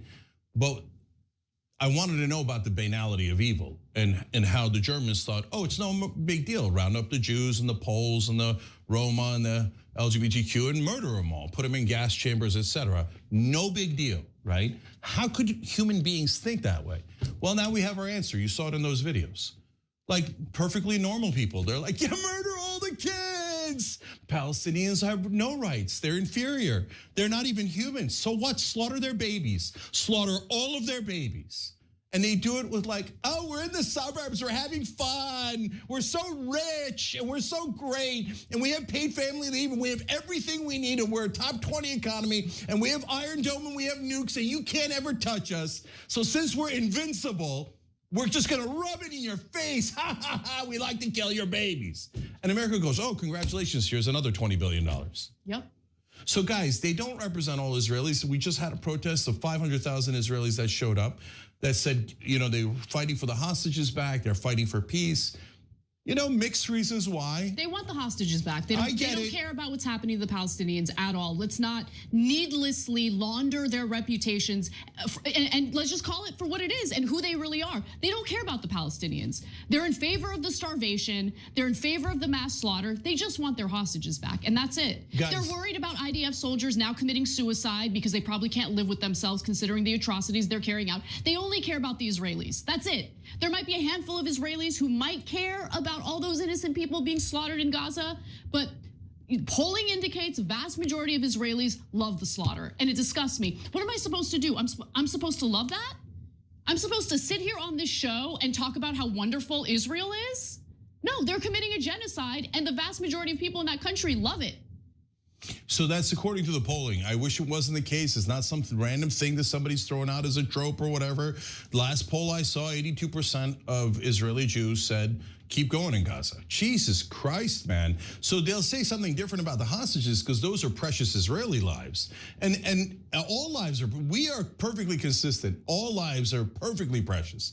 We don't want the same thing that the Israeli population and government want. We don't want to slaughter the Israelis. We want to leave them in peace. We don't want a single Israeli hurt. I want nothing to do with them. Yeah, so nothing to do with them. So, but the polling, poll after poll after poll shows, yeah, I mean, we want to end it. Also, they're beginning to realize that this is turning into a PR disaster for Israel. And good. Yeah, slaughtering kids turns out to make you look really bad. Yeah. And I know what their justification was. Oh, everybody hates the Jews anyway. Yeah. Everybody hated us anyway. No one cares that you're Jewish. Literally, no one cares that you're Jewish. Literally. And by the way, you got to let it go, man. I know everybody was taught in Israel, oh, the world hates all the Jews, and they're going to try to kill you at any moment. Kill them first. They're all Nazis. Kill them first. You can't teach someone anything worse than that. And ironically, all projection, what do they say? Oh, the Palestinians teach their kids to hate the Jews. No, you're teaching your kids to absolutely hate the Palestinians, think that killing them is killing Nazis, killing their children is some sort of moral act. That's what Israelis are doing right now. So you'll excuse us if we're not overly impressed by the 18% of Israelis that have their conscience bothered by this war. That number should be 98%, especially for people who went through a Holocaust and so many pogroms themselves. How could you not have empathy? But look, those tapes are not, I wish they were exceptions. We show you that because according to the polling, that's the rule. Blithely, giddily, and backing the slaughterhouse in Gaza. Yep. So, look, they can say anything they like about us, but we're going to keep telling you the truth. And the truth is, this current government of Israel is totally a rogue, pariah, terrorist state. And the fact that they're taking money from all of us, every single one of us, when you go to work, you're partly going to work to send money to Israel to kill those Palestinians and laugh about it. And now their supporters are openly threatening to murder Americans who disagree. Yeah. So, okay, here's where we are. Every time you ring the bell below, an angel gets his wings. Totally not true, but it does keep you updated on our live shows. Oh, here we go again. Another woke corporate crash out. Wouldn't surprise me if those suicides are just cover for Kevin Warcroft's new identities. Bro, you never know. Especially after the shit we've been reading today. What was this? Who was this? Oh, this is the Cracker Barrel stuff.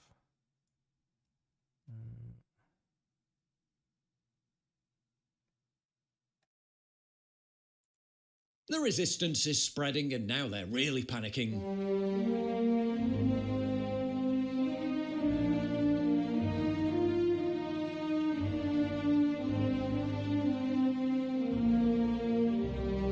In Stevenage, Canary Wharf, Epping, Birmingham, Norwich.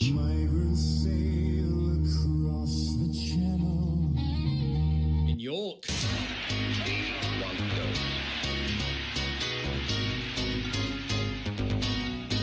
They're everywhere, and all the usual suspects are losing their shit. But when there's a match, a football match, and the country celebrating, and no one ever has a problem when Lionesses are playing, or England, or Team GB. We all want the flags and we all feel very proud. No one is saying that you can't put your flag up because, you know, you feel proud of your country during those events. You're only permitted to display love for your country during the state-approved sports ball event. This raising of the colours is led by a group of people, men, proud Englishmen of their identity.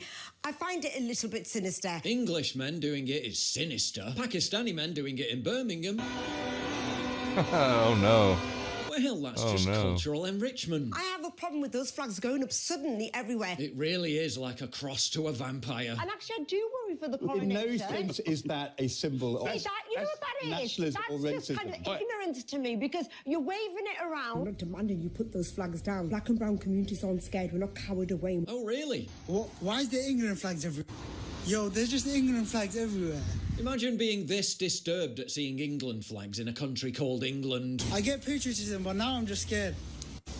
Get out of my fucking country, mate. He thinks it's his country. You know the stellar reason for why this is so necessary. You don't seem to understand what this country is and the history of these symbols. So both of these flags which you've displayed here, those are the flags which flew on ships which enslaved my ancestors. We were literally the first to end slavery. It's still only a thing in non-white countries. Those are the flags which the British Army marched into places like India, Pakistan, Bengal, Africa, and colonized. You mean improved them? They're putting these flags up.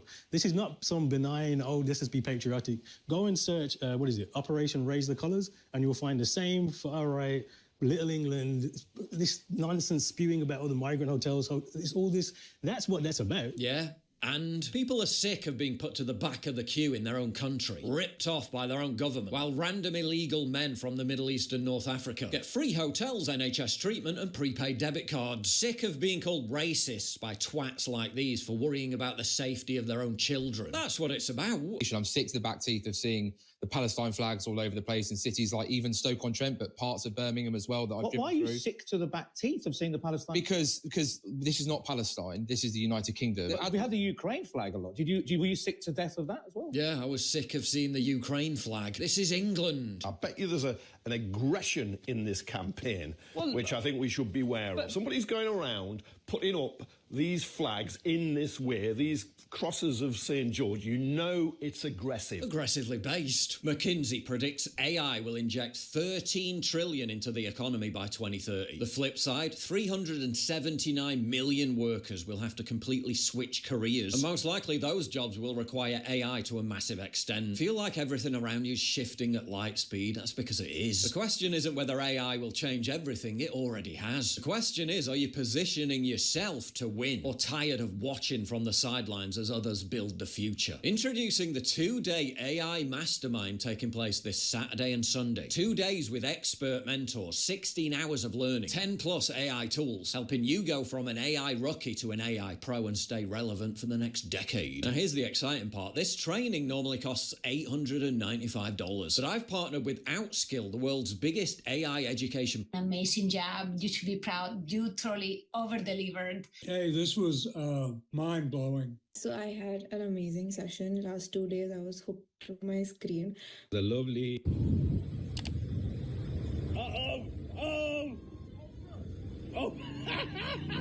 The council said such markings could be distracting to road users. Really? And this isn't... Police force. Oh, I don't like the colour. Don't like the colour. Oh, brilliant, brilliant.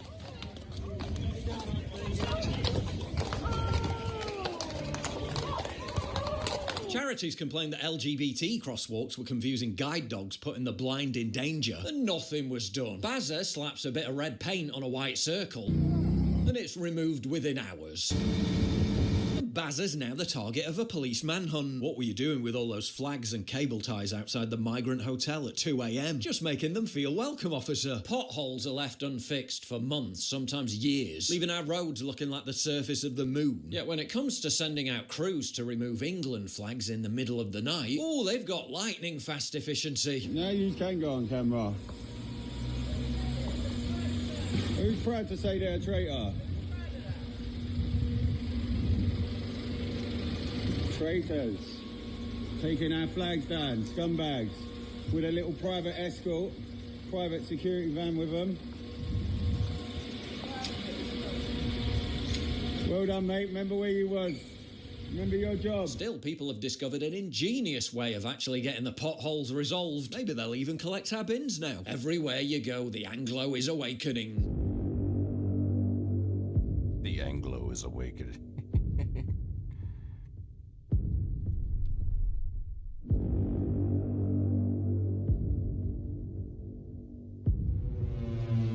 Never in history has a bucket of paint stirred so much emotion.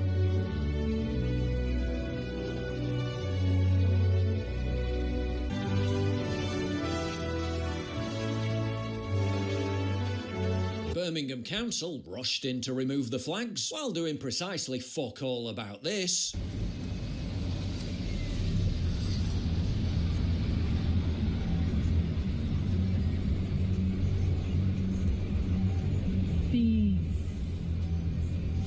Council takes down flags, Patriots put them back up. These ain't being taken down. We're putting them fucking higher. Yeah, get it as high as you can, lads. Fucking mint. After people put up England flags in Tower Hamlets, the infamous crime-ridden London borough with a white British population of just 31%,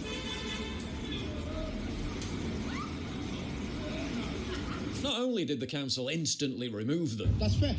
My car is in a public place. You can't just get in it and drive it.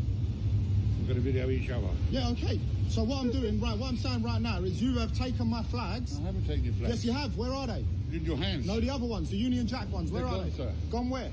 They're gone. Where are they gone? They're gone. Where are they gone? They're gone. Where are they gone now? Can you tell me where they've gone?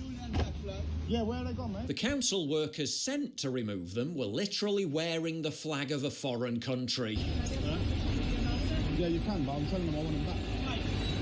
It's fucking disgusting, mate. Right, you understand you're taking the flags down, yeah? And it's patriotic. What flag which one? What the significance? Pardon? What the significance of this flag? The significance is the fact that we put them up because there's illegal immigrants in the hotel and we're showing patriotism to our country. The wretched self-loathing of leftist boomers has also been reactivated. If raising your own country's flag is seen as an act of rebellion, then maybe your country is under foreign occupation.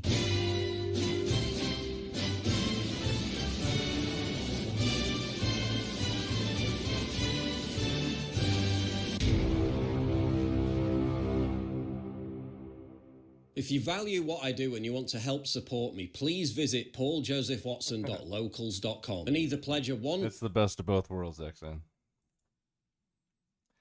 The best of both. Well, Destiny's going to prison. Let's go. This should be a wake-up call for a lot of people in his cult. This should be a wake-up call for a lot of his orbiters that maybe everything he was saying was a lie from the start. This sex pest, who has now been outed as a file as well from his community. Here's what he recently had to say, and then we're going to move on to the news. If this is the norm for political commentary, you could very easily justify attacking or killing Hassan. 100%. If it's going to be that every single Zionist, every single Jew, everybody in Israel, even your content creator's wife or whatever in the West Bank, like if that's the norm, then you could basically kill every online content creator you want. Like if that's how we're going to run these norms down, it's insane. I don't know. Somebody find the quote of what I said, and I will keep saying things like that, and I'll constantly keep doing things like that. And I hope Hassan keeps. He's so badass, dude. He's so badass. I like that. I like that it's just, this is not what I said at all. Like, my point is, and I'm going to repeat it one more time, okay? It doesn't matter who this person is. It doesn't matter if it's your favorite content creator. It doesn't matter if it's me. If I went in, joined the Israeli occupying force, okay? Trained with the Israeli occupying force, went into the occupied West Bank territory on a night raid, and I got shot at, that's free game, okay? Because the occupied people have a legal right to militarily resist against the occupational force. That's it. That is a matter of international law. Take it up with the UN. You can... clearly, people try to actively move the conversation away to something I didn't say because that's a position that you can't really defend, right? That's not Like you can't just be like, I don't think that occupied people have a legal right to militarily resist, engage in armed struggle against an occupational force. This has nothing to do with like individual content creators. Like what I'm talking about is very clearly well defined within international law and also reiterated over and over and over again. Okay. What he's trying to say is, oh, dude, you should go and Hassan. Yeah, this is not the first content creator that is like actively called upon their fans to kill me, and it probably won't be the last. As a matter of fact, was hanging out with file neo-Nazi. Now we know why he was hanging out with him on his own stream. Also, at the time when that file neo-Nazi Sam Hyde was also doing the haha Hassan Piker, I'm gonna come to your house and you. Sam Hyde. This is not the first time he's done shit like this. Stockman pieced out on his podcast with Epstein. Yeah, that's shit. He's just trying to, I think the reason why his second in command, who utilizes his community because he has no motion outside of that, to engage in these like stalking operations is only distancing himself because he is an advertiser of Ethan Klein's podcast. And he feels like it's going to look bad for Ethan if Ethan attacks me. And then I turn around and say, dude, you're getting money from this dude who is giving you all these talking points and this community that is like actively defending someone trying to procure use material. Like, what the you have no leg to stand on. So I think Dan thinks if he just like cuts ties for a little bit after actively defending Destiny, hopefully that'll give Ethan some stronger legs to stand on. When in fact it doesn't work that way. I mean, this is his business partner. Dan Saltman is the person that is the connective tissue between these two people. And he is directly funding. He's one of the last remaining podcast funders, redact.dev, as you guys know. That's Dan Saltman's company.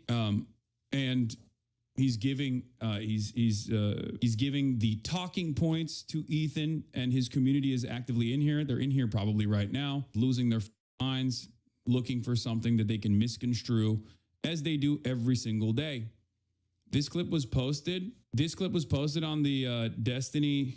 Wait, what? They're defending D, losing my mind at the complete inversion of reality here. Then I remember that the H3 sub has been completely taken over by Destiny fans. They all think Destiny's a victim of a years-long harassment campaign by Hassan when it's the other way around.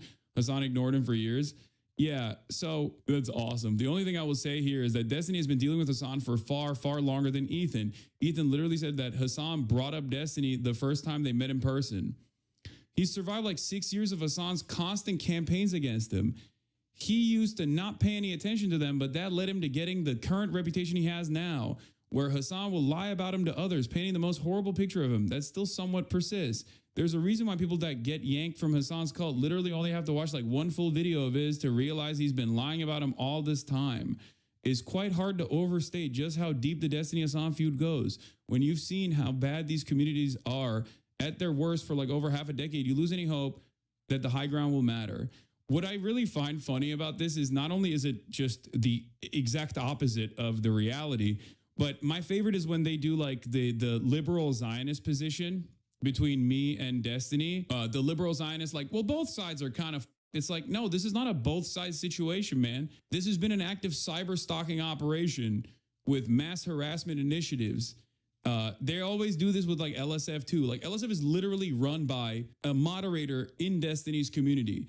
And if you look at the top post in LSF, it's like Hassan sneezed wrong. And it's like 7,000 upvotes. And then all of the comments underneath it is like, yo, he's the worst person that's ever existed. And then they have the audacity to turn around and be like, Hassan obviously brigades this Discord. It's like, it's weird because it doesn't seem to exist. The Hassan defense on LSF. It's just no motion overall because you just push through it. And as long as you push through it and as long as you abide by your values and you know, keep doing your own thing, a lot of these guys who are just like utterly repulsive, truly evil individuals, they just, you know, they keep themselves up anyway. Off topic, but new info. The rats have jumped ship. He privately admitted to keeping alleged CSAM and police are involved now. Yeah, this is why I guess people were like, you have to watch the Willie Mack Show's new video. One of Stephen Bono, aka Destiny's previous supporters and collaborators, just reported to the police for allegedly keeping CSAM on his computer and admitting to it.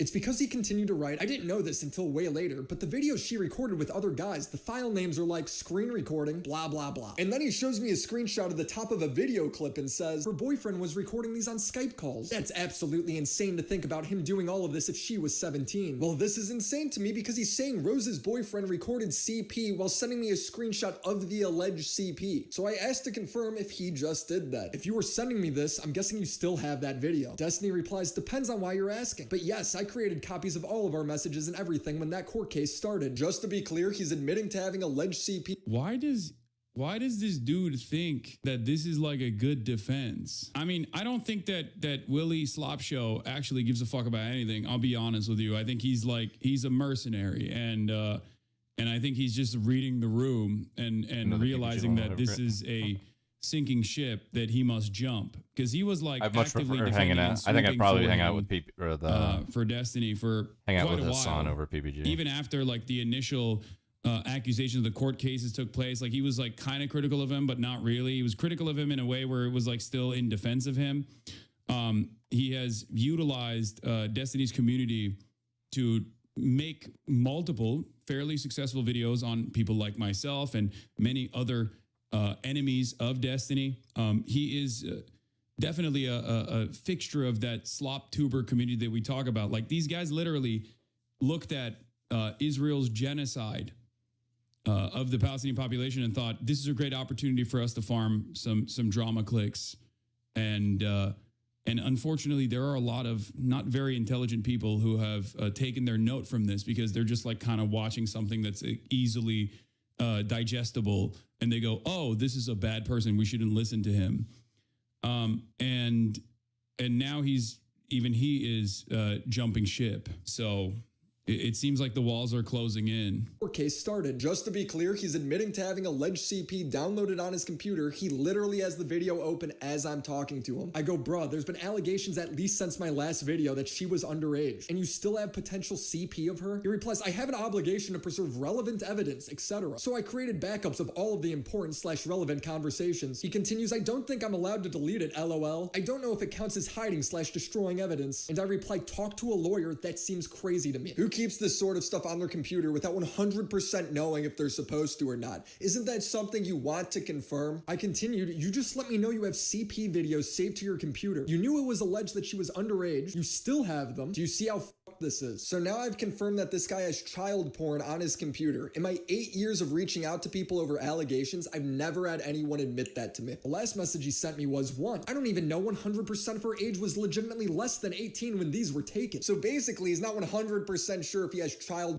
computer. He's just 99% sure. Got it. 2, I'm pretty sure I have an obligation to preserve stuff related to my court case. I've talked about it with my lawyer already, specifically with regards to the Rose stuff. So he went from, I don't know if I could delete this, to my lawyer says it's totally fine to keep. I don't know the law, but the idea that his lawyer would tell him to hold on to CP for a civil case just doesn't seem likely to me. I don't know. LawTube can figure that out. 3, if something were to come out of this, I don't know if I'd want to wipe everything and not have something to turn over to the authorities. If hypothetically, whenever a political creator is about to give a hypothetical, you know you're about to hear some weird shit. If hypothetically her boyfriend or whatever was actually trafficking her or getting her to other dudes on video for him, and if there was ever some kind of investigation into that, am I hurting the chance of looking into him by deleting all of this stuff? Oh, so now the reason he's keeping the CP. Yeah, no, there's a justifiable reason for it. He actually has the utmost highest morals at all times. Wow, from the guy who has actively debated the ethics of ethical CP, ethical CSAM. Comes an opportunity for him to have that in his hard drive. Interesting. Is because of Destiny be like, I'm a white hat file. Actually, you don't understand. A hypothetical criminal case that he is not pursuing at all. Okay, maybe these reasons are legally sound advice that came from his lawyer. Maybe he's lying and just saying anything to make it sound better to me. I don't know. I'm not a lawyer. I just know this guy's admitting to having CP in my DMs, 60 gigabytes according to him. Seriously. Yeah. Destiny be like, excuse me, what if there was a nuke that was about to go off in New York City and the only way to stop it is to insert a USB with C into my computer and watch it? What then? And then, of course, the intellectual titans cult of sycophants will literally look at that and go, that's an amazing argument. I never thought about it like that. Actually, you are right to do so. That's one of the most like ridiculous aspects of this this entire situation, beyond the criminal element, beyond the fact that like there are still people who are so deluded. If your entire fandom revolves around you making the best argument possible and ritualistically humiliating your interlocutors in the marketplace of ideas, and you can't even come up with like a convincing counter narrative here, then what do you have? You have nothing that remains. Like a couple of the reasons why people still hold on to this idea that like Destiny's a force for good, actually, even though he's just a little bit of a gooner, was because one, he is actively de-radicalizing people, right? He is so effective at de-radicalizing people. I've seen no evidence of this, okay? I've seen no evidence of this whatsoever, especially because like he still holds a lot of reactionary perspectives. He just says, you know, you can say the N-word as a white guy and shit on marginalized people all the time, except, you know, you just have to vote Democrat while doing so. And not only that, but also he can't even help his own son. If he was a better father to his own son wouldn't have turned into a Nazi. So clearly he has failed on that front demonstrably. And the other idea that people love him is because he is this like intellectual warlord, a giant that can best anyone in the marketplace of ideas. I don't know. It's pretty generous. Matter how incredible their intellect might be, right? He can go toe to toe with intellectuals that are subject matter experts and still defeat them in the marketplace of ideas. That also was a fucking abject failure with the conversation that took place between him and obviously Norm Finkelstein, even though his cult still deluded themselves into believing that he didn't make a fool of himself in that process, okay? But especially now, even if you're viewing this from the perspective of drama, okay? Even if you're viewing this from the perspective of drama, the way that he has actually dealt with this criminal incident is so stupid. I brought up one of the examples yesterday, okay? No hate, big dog, but I really think that if you or any other debater would debate a lawyer, you would lose. Wait, what?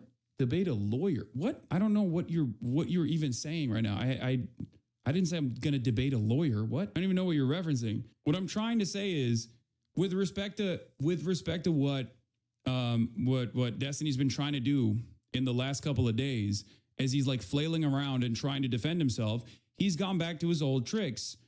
Number one, what about Hassan? Okay, that's always the thing that has helped him. No matter how ridiculous, no matter how up something he's saying is, he can always turn around and say, well, what about Hassan? Okay, well, that ripcord doesn't work here. Okay, it's clearly not working because this is like a fucking criminal thing that he's doing. And that hasn't worked. So he has also started the process once again, or never really stopped the process of victim blaming, specifically going after Pixie, who is in a court case as a victim of the distribution of revenge. Okay, and he's turning around and attacking Pixie and anyone he can get his hands on, anyone he can like belittle. But even in those counter arguments, even on those deflections, like they're so silly. Those deflections are so unimaginably silly. Like he'll just be like, why does nobody care about the person who potentially filmed this CSAM? It's like, what the do you mean? Why does nobody care about the person who filmed the CSAM? Like nobody knows that person. You know that person. You have direct involvement with that person. You should be the one who cares. That's not an active deflection. What do you mean? Well, I'm just the recipient of CSAM as opposed to the person who procured it. Okay. Why the do you think that's an argument that actually maintains your innocence? That just means there's another guy out there who's also an awful piece of shit. That doesn't make any sense. You can't turn around and be like, well, your honor, I may have purchased it, but someone else made it. And from what I understand, the only reason why they figured out that this person that he was actually sending the revenge of others to in solicitation of CSAM and even actively trying to traffic this minor. Okay, both are different crimes. That person was 17, and the reason why people figured out that that person was 17 was because he flexed on the haters to reveal information about this person, seemingly, so that he goaded people into figuring out who this person was, to identify who this person was, and then they did. It makes no sense. Yeah, I've heard about that. And now that they did, and now he's cooked. Just yesterday, he lied by claiming there was nothing to give to the police. In yet another shocking case of self-sabotage, the Omni liberal claimed yesterday he had no evidence to give to the police regarding Rose. Today, Willie Mack Show posted a video explicitly detailing evidence that Destiny gave him, including file names purported CSAM sent by Rose.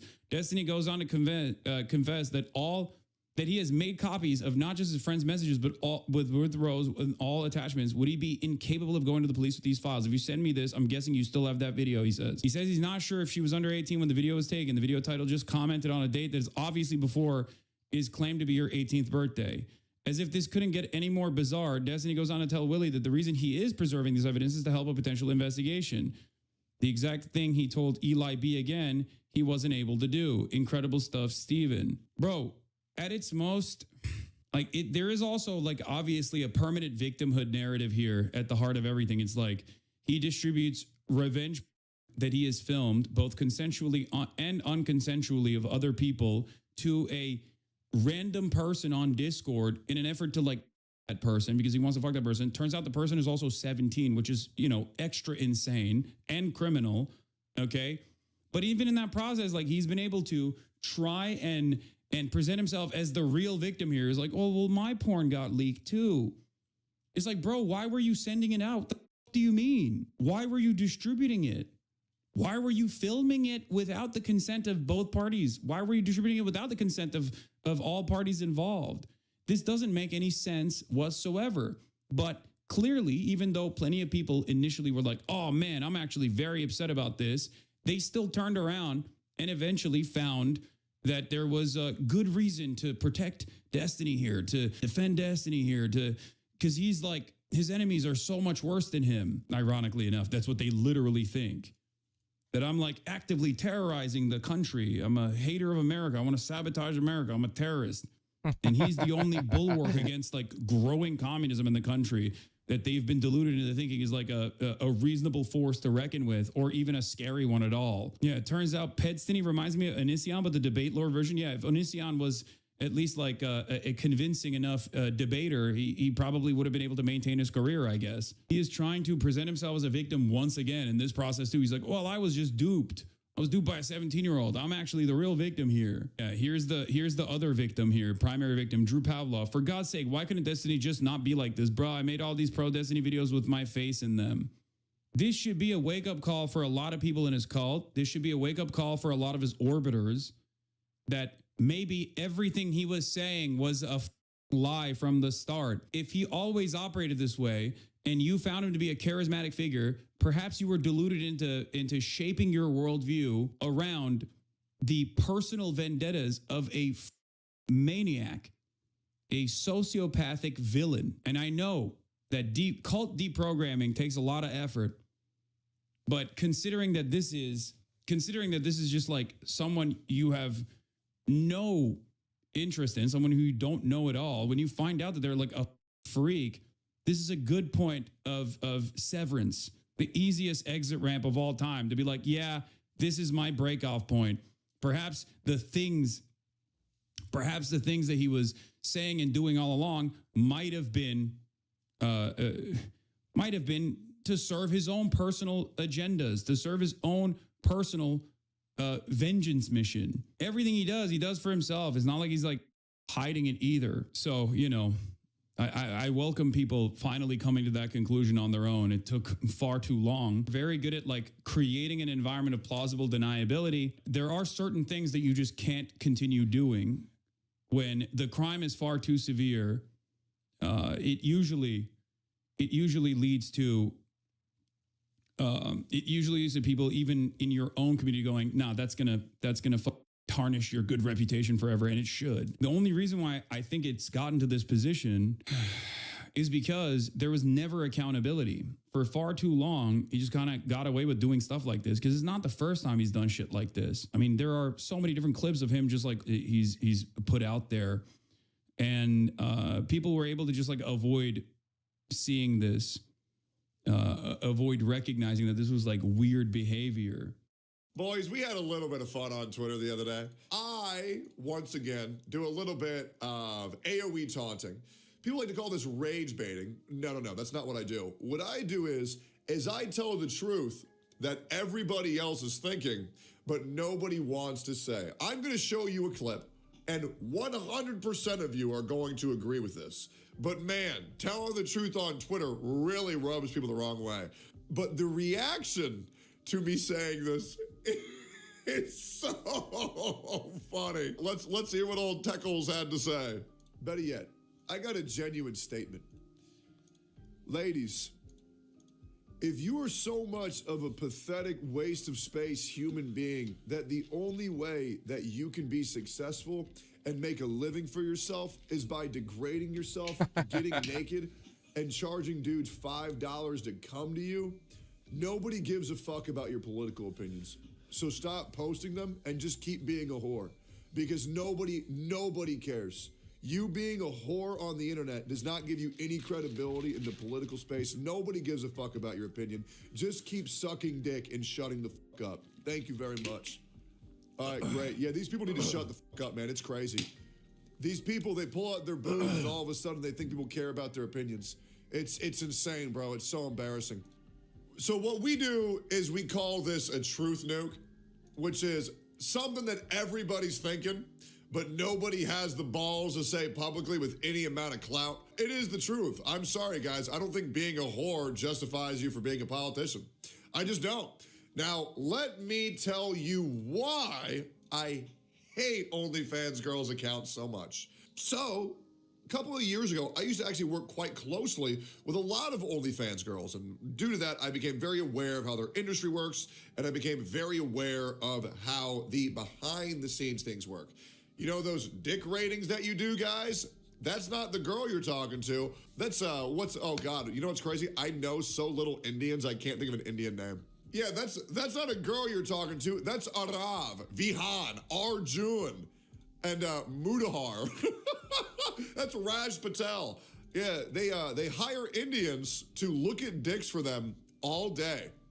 They do. They hire Indians to work. They pay them $1 a dick, and they get $10 every dick that's rated. Right? So the OnlyFans girl gets $9, the Indian gets $1, and maybe it's more like $1 to the Indian, $2.50 to the corporation, $6.50 to the girl. Right? And then, here's what they also do. Have you ever been on an OnlyFans or Fansly account and they say, oh, I'm finally getting really comfortable. I'm ready to push my boundary to the next level. I'm ready to go to the next level of porn. If anybody has ever said that, that is a direct confirmation that they will never do nudity. Because what they do is they try really hard to make you think, oh, this is the one, and I need to pay for this so that way I can see their nipples, but these girls are smart. Well, the people they hire are smart. And what they do is they just try really hard to prey on people when they're horny, thinking that they're going to see some pussy or they're going to see some nipples. Absolutely not. And here's the reality, guys. 99% of OnlyFans girls, all of their best content is on Instagram because none of them know how to suck a dick regardless. It's a complete waste of fucking time. It's a complete waste of fucking money. Don't bother with OnlyFans or Fansly. Don't do that shit. The other thing that they do is the moment that you buy something from their OnlyFans, they get their people to immediately send you a DLC package in the inbox. And the moment you buy that, you'll get sent another DLC in the inbox. Because what they do, what these people know is when you're horny, you're going to pay for whatever, right? Now, here's else what they do. They hire people to get their Twitter accounts to spam any viral tweet. They stay on Twitter 24/7 and they post, wow, that's really interesting. Look at my massive boobs. Link in bio on every single fucking post. You catch these whores shilling these fucking photos of themselves over and over and over and over and over again, saying complete incoherent garbage. Go to any OnlyFans girls account and click on the replies and see the tens of thousands of replies on things that have nothing to do with them. And here's the other thing. They're also, and I'm just being completely honest, name me 5 conservative OnlyFans girls. There's none. You want to know why that is? Because here, if you're conservative, you actually have shame for what you're going to do for your body. No, these are all giga left libtards. They are. Dude, I'll be real. I wore a MAGA hat one time. I lost 8 OnlyFans associates, completely cut off connections because I wore a fucking MAGA hat. These are far left giga libtards who have no idea. They have no idea than to just agree with any extremist left rhetoric that they see online. That is the only thing they know how to do, and their ringleaders are all extreme leftists as well, and they like to surround themselves with other OnlyFans girls and never leave the echo chamber, meaning they'll never learn. They are absolutely brain dead hoes. And what's even more pathetic is the guys who defend them. Now, here's what's hilarious. I put out that little 50-second, I'm going to be real, guys. If you've watched my content, you know I'm a little bit into professional wrestling. I like what I call cutting a promo on these hoes. It's great. Man, bro. They were so mad. Well, I mean, here's a great one. Even if you dislike him, he's not wrong. The time and freedom OF gives me allows me to read and learn about the political subjects I'm interested in. I am more qualified than almost everyone I meet IRL to talk about this stuff too. Bitch, no you don't. You suck dick for a job. I might be a whore, but at least I'm not a bald rapist. Immediately goes to straight up lies. That's how brain dead these people are. People calling me a rapist, you gotta understand, that offends me zero. It might have offended me 9 months ago, but now that is a sure tail sign for everybody in my community to go, oh, so you're retarded. When you have to resort to defamation, when you have to resort to slander because you hate the things I say that much, it's hilarious. So why is a political opinionless Walid coming from addicted OnlyFans? Okay, broke the code, bro. Figured out the poster. I want you to look at how you're typing. And this got voted. You couldn't even spell coming right. And this got 614 likes. This got 614 likes because these people are so brain dead, they're willing to upvote a retard because they think that they're agreeing with them. Straight up, desperate for attention. You're calling me desperate for... Brother, you ain't even got a dad, bro. You ain't even got a dad. Bro, you think I'm desperate for attention?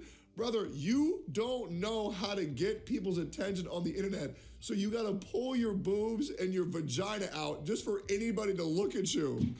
Bro, I cannot believe an OnlyFans hoe called me desperate for attention. This shit is hilarious. It's hilarious. Bro, there was even people challenging me to a fight, and to which I will quickly and promptly say no. Given how many STDs you have, I'd rather not mess up my pure blood by getting your filthy muck, STD-ridden blood all over me. I'll save everybody from herpes and AIDS in the audience. So I will promptly decline that. You are unclean, you are impure, and I will not waste my perfect, clean bloodline with the likes of you. Absolutely not. If you enjoy this type of content, feel free to follow me on Twitter. We like to have fun here.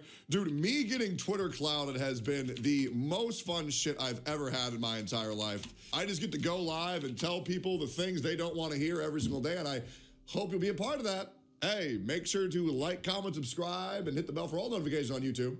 And I'll see you on the next one. And I'm live every day at 9 a.m. CST on all.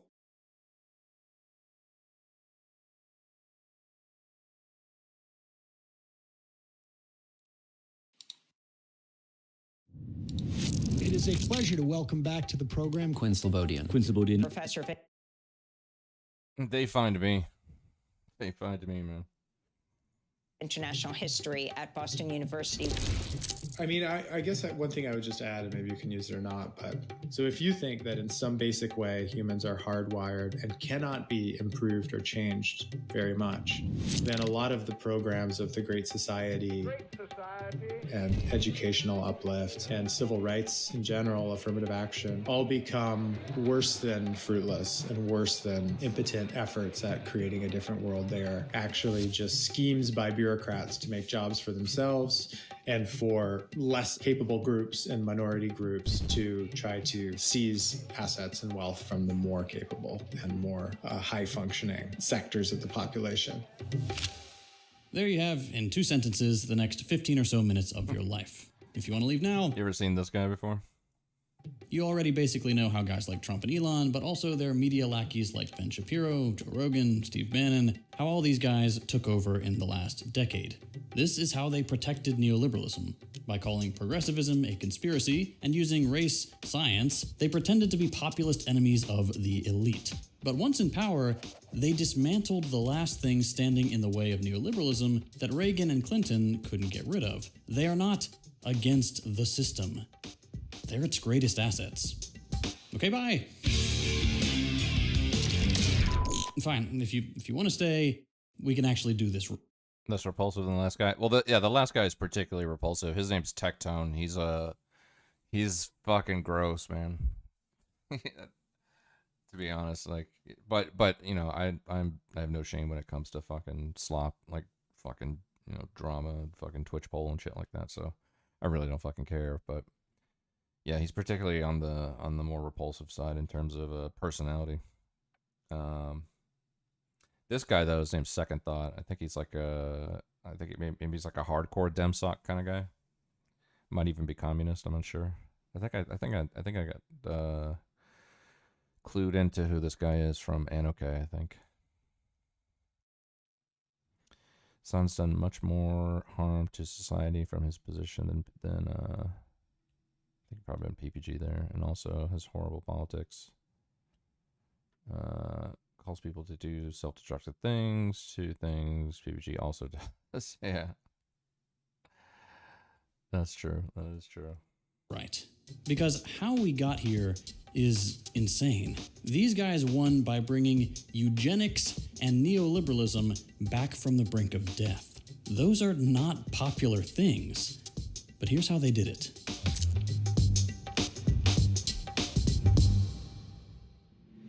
Howdy friends, JT from the future here. I just wanted to take a quick second to do a shameless plug for Means TV, both because it's awesome and because being a dirty communist on YouTube is looking like more and more of a losing proposition. If you're not familiar with Means, it's a work to the video. Aujourd'hui, je vous demande d'accueillir Monsieur Steve Bannon. There he is. Fucking Darth Vader himself. Let them call you racist. Laissez-vous appeler raciste. Let them call you xenophobes. Mais laissez-les vous appeler xénophobes. Let them call you nativist. Laissez-vous les appeler nativistes. Wear it as a badge of honor.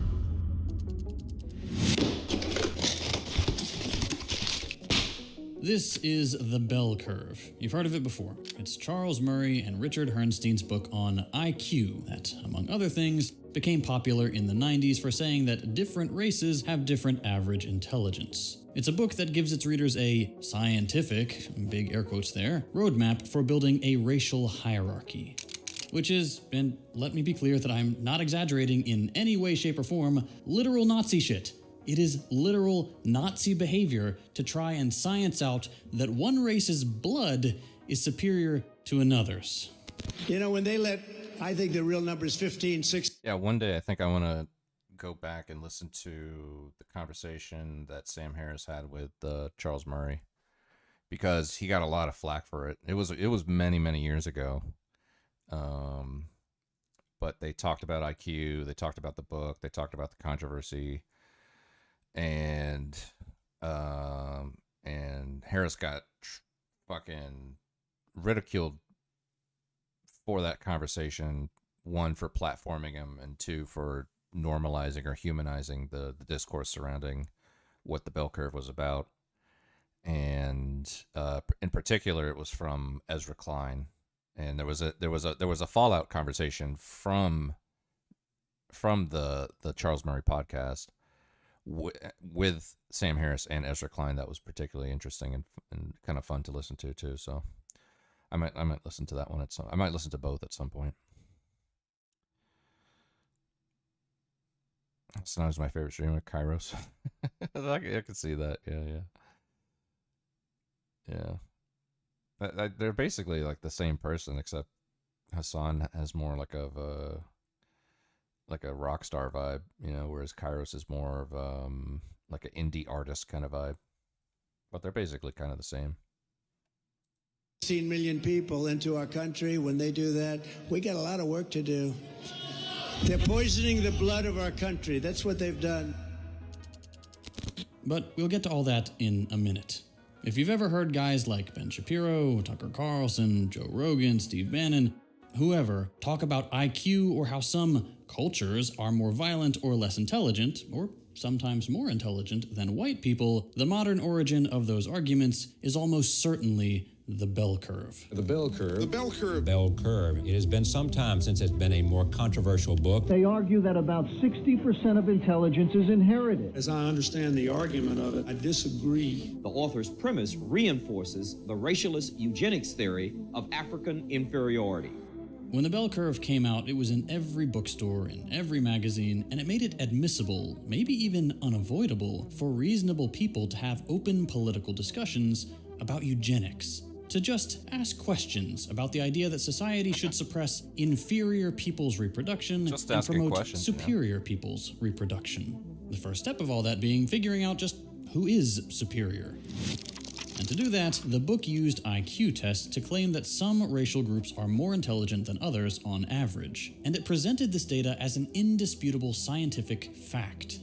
While the authors hedge their language a bit, and they say they don't know exactly if it's mostly nature or nurture that's responsible for IQ differences, their conclusions betray that they think there is such a thing as fundamental racial inequality in intelligence that you can observe directly through tests. This difference is something that they think you can, at best, only mask temporarily, but never actually resolve.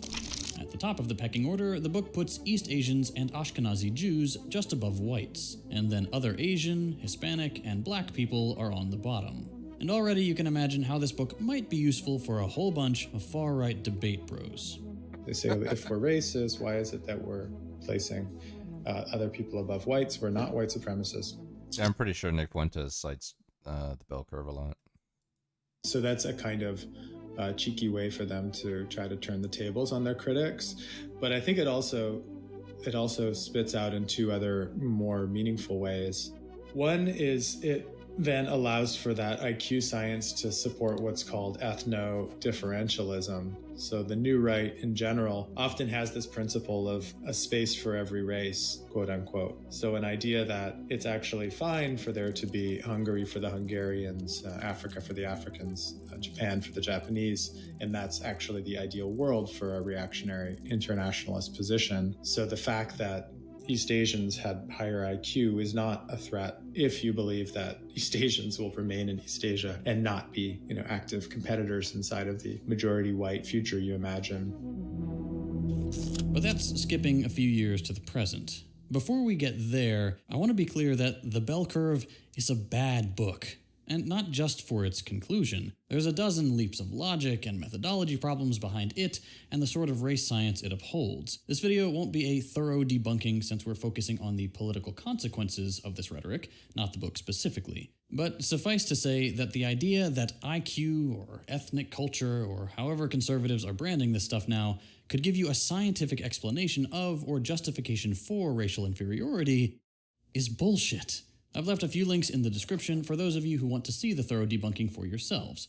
But just to be clear, there is no such thing as a superior race. But back to our topic. These guys like Ben Shapiro, Tucker Carlson, Lex Friedman, a bunch of people in the far-right media ecosystem have either platformed Murray or referenced his work indirectly. And it's had its consequences. Explicitly pro-eugenic... Yeah, even if you wanted to say Ben Shapiro and Tucker Carlson are far right, there's no way you can lump in Lex Friedman to that. You might not like Lex Friedman. You might think he's a fucking goober or a normie, or maybe he's a fucking intellectual fraud. There's probably a million things that you could probably accuse Lex Friedman of, but being far right or being a part of the far right, you know, ecosphere or whatever you want to call it, this is far from the case. People are staffing the government. But for Murray's work to ever get that popular, race scientists first had to form alliances with other people of influence, like neoliberals, whom we've talked about here before. And nothing makes that alliance clearer than this. Charles Murray, Friedrich A. Hayek Chair Emeritus at the American Enterprise Institute. How does a race scientist get the title of head asshole named after the most influential neoliberal thinker at a think tank for neoliberalism? Well, do you remember the 90s? The 90s was supposed to be a victory lap for neoliberalism. Global capitalism had won. The largest communist project in the world had just been dissolved, and the IMF, the World Bank... Something I've been from off the stream for linking to an MIT page on DEI statements. Oh, what is that? What page? Well, for what stream did you get banned from? That for one, I'm curious to know who that is, and then two, what's the page? And the US were all beating the drum of free trade and infinite growth on every continent. If you were one of these guys, the world had just proved you right. You could kick your feet up, watch society crumble around fewer and fewer mega monopolies, waiting patiently for your no-red tape chemical runoff utopia. Or so you'd think. They must be feeling, flushed with optimism and victory. But in fact, if you read their the articles they're publishing, the speeches they're giving in the 1990s, it's the opposite. They fear that they actually lost the Cold War. After spending 40 years building a world for global free trade, building the institutions that would protect and force it open, getting neoliberals into power, advising presidents, these guys thought it wouldn't actually work. Quote, "Were we tomorrow to have the political forces to dismantle the welfare state, and should we set about dismantling it, we would face a frightening but unavoidable fact. Behind the welfare state, there is almost nothing. The fuzzy and attractive promise that the private sector and the free market will fill the gap instantly, like Athena sprung fully born from Zeus, thus replacing the welfare state and making the new order acceptable to our citizens, is an utter chimera." They won, and yet they knew they couldn't do anything. People liked the New Deal. Social Security and Medicaid were good things, and if they started taking them apart, everyone would immediately see how destructive the neoliberal project actually was. So, they deflected. The current Office of Management of the Budget, Russ Vought, describes the US government as being overtaken by Marxist leftist radicals. They fear, and they say so directly, that the red menace has now gone green. The environmentalists have now picked up where the Marxists left off. Feminists, gay rights activists, anti-racists, these were all now the new enemy. And they had, this is the important part, taken over that stratum of organizations that sit above the nation. They think that the woke elite, as they would be called later, have taken over the global governance structure. And in the minds of the new right, these are the people who are the real enemy. Conservatives thought that even though socialism was probably not popular anymore after years of the Cold War, things like 401ks, civil rights, and environmentalism still made the thought of a government that's actually useful politically viable. To make it unpopular, then, they latched onto the two narratives of their time. One, the government is getting bigger, meaning wealthy bureaucrats and college-educated socialist sympathizers. And two, new science is showing how all these efforts at making society better and more equal is maybe headed in the completely wrong way because some people are just inferior and therefore deserve to stay that way. This meant that the war on the poor that neoliberals wanted to lead no longer needed to be justified on the grounds of efficiency or economic theory, because thanks to works like the bell curve, anything short of total corporate takeover was essentially an affront against nature. People are fundamentally unequal. Let the free market decide, or you're in the pocket of the woke elite. And to be clear, that's just not true. Spending money on programs that keep people out of poverty, giving them better access to food, to shelter, work, transportation, education, these things are not an affront against nature or subsidizing stupidity. Intelligence is relatively equal person to person, and the things that make your life harder, like not having access to those things, is a way better explanation of why your test results might be on the lower end. The best thing for society isn't leaving a bunch of people out to dry, it's giving everyone as high a living standard as possible. That's what civilization is supposed to be about. But that's just not the neoliberal or the race scientist project. Their project begins with finding ways to cut government spending in ways that help the 1% and ends with making sure that the first victims of that project are minorities. And when you strip everything away and leave only nature, and nature turns out to be the chaos of global markets, what can people hold on to? Turns out, not a lot. So times are rough, they're volatile, what do? Well, in the financial markets, you buy US dollars or you buy gold. You appeal back to something that seems to have either a natural or a quasi-natural value to it. Yeah, what's up, Ben? And what's up, bud? How you doing? It's a difficult truth. I think I've heard of them before. Streamer was reading and complaining about some states screening New York and California teachers for ideological bias. I pointed out it was a university DI statements in opposing direction. That pissed them off. They asked just for one example, and I linked to MIT's. Oh yeah, don't do that, XN. Don't do that. Knock out some homework. Oh god. Oh man. Well, you are steps closer to that goal, man. I mean, ever since I graduated in December, I'm like, oh, I'm loathing the idea of going back to school right now. I've been enjoying my time away from school so much that I'm like, okay, I have to set a timeline for like an internal alarm clock to remind myself to be realistic about my goals and whether or not I want to go back. I mean, I do want to go back, but I'm really, really enjoying not being at school right now. Look into the supplements Hassan takes. Its effect on the mind and personality. The name of it is ashwagandha. I've heard of that before. Is it like dangerous or something? I've definitely heard that name before. I think whiteness, I think the territory of the United States, the territory of Germany or Austria in those cases have offered themselves as sort of rocks of stability in times of uncertainty. The attraction of Trump in the United States has been similar. I am with you, I will fight for you, and I will win for you. You know, you feel the pressures of everyday price rises and, you know, the insecurity of jobs. Then instead of saying, hey, let's build out the care economy and make it easier to organize the workplace so that you'll have less uncertainty now. Instead, it's saying we're going to create a new system where there's loyalists who are inside. We're going to get some of the spoils. And then there's other people who we're going to punish and extract those spoils from. They wanted to accelerate processes of neoliberal globalization.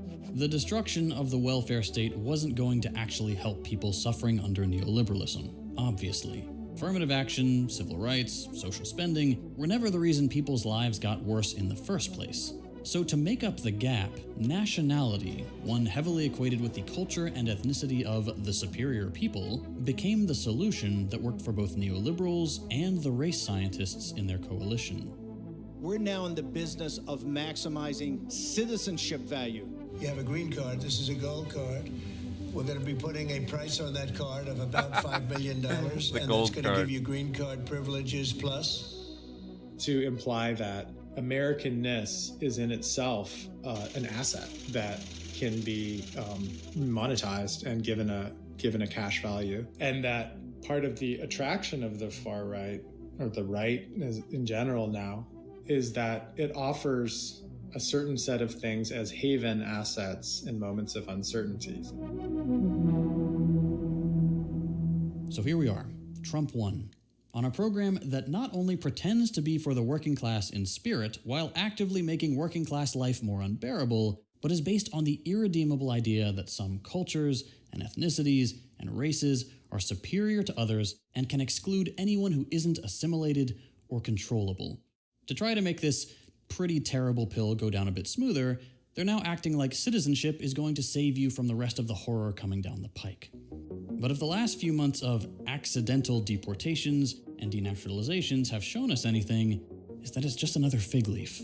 American belonging is little more than blind fealty to Trump and the fictional white American ideal. Whether that protects you or not from the price hikes, detentions, and welfare cuts isn't a question. It won't.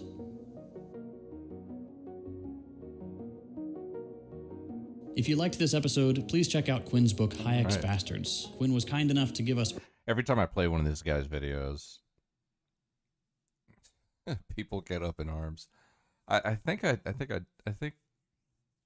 learned about this guy from NOK, but a lot of people don't like this guy. Yeah, he didn't go back to it. I think he kind of just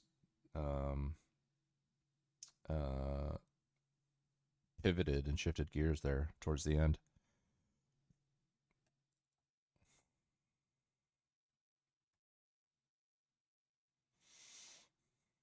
Oh, speaking of Steve Bannon,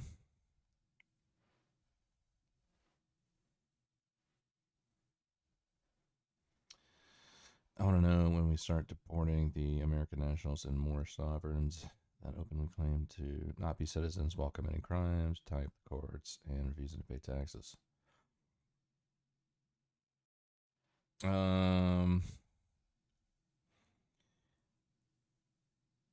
Are you talking about sovereign citizens there, Fen? Is that what this is? I don't know. I'm getting like the moment I saw sovereigns there, I was like, wait, is that a sovereign citizen reference?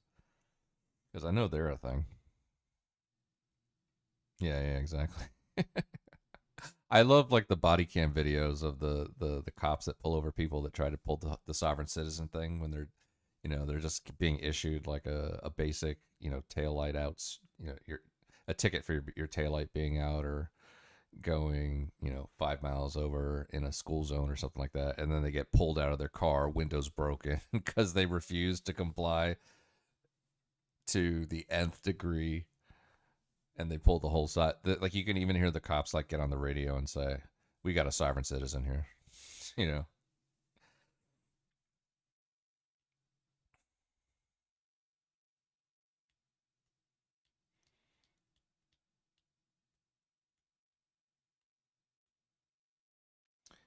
Kind of incredibly and supposedly educated people don't know how to make an argument, instead just impugn motives.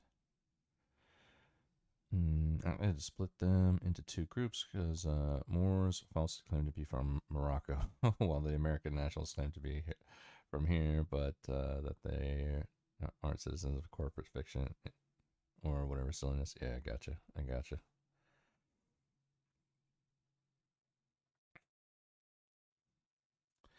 Speaking of Steve Bannon, I don't know if this is Cenk talking to him or them going over something that he said. They're petrified over at MSNBC that, and CNN, that, hey, they're going to be, since we're taking control of the cities, there's going to be ICE officers near polling places. You damn right. All right, this week, Steve Bannon called for ICE agents to be stationed in and around polling places for the 2026 midterm elections. And that's not all he's proposing. Let's watch him lay out his full vision for the 2026 elections.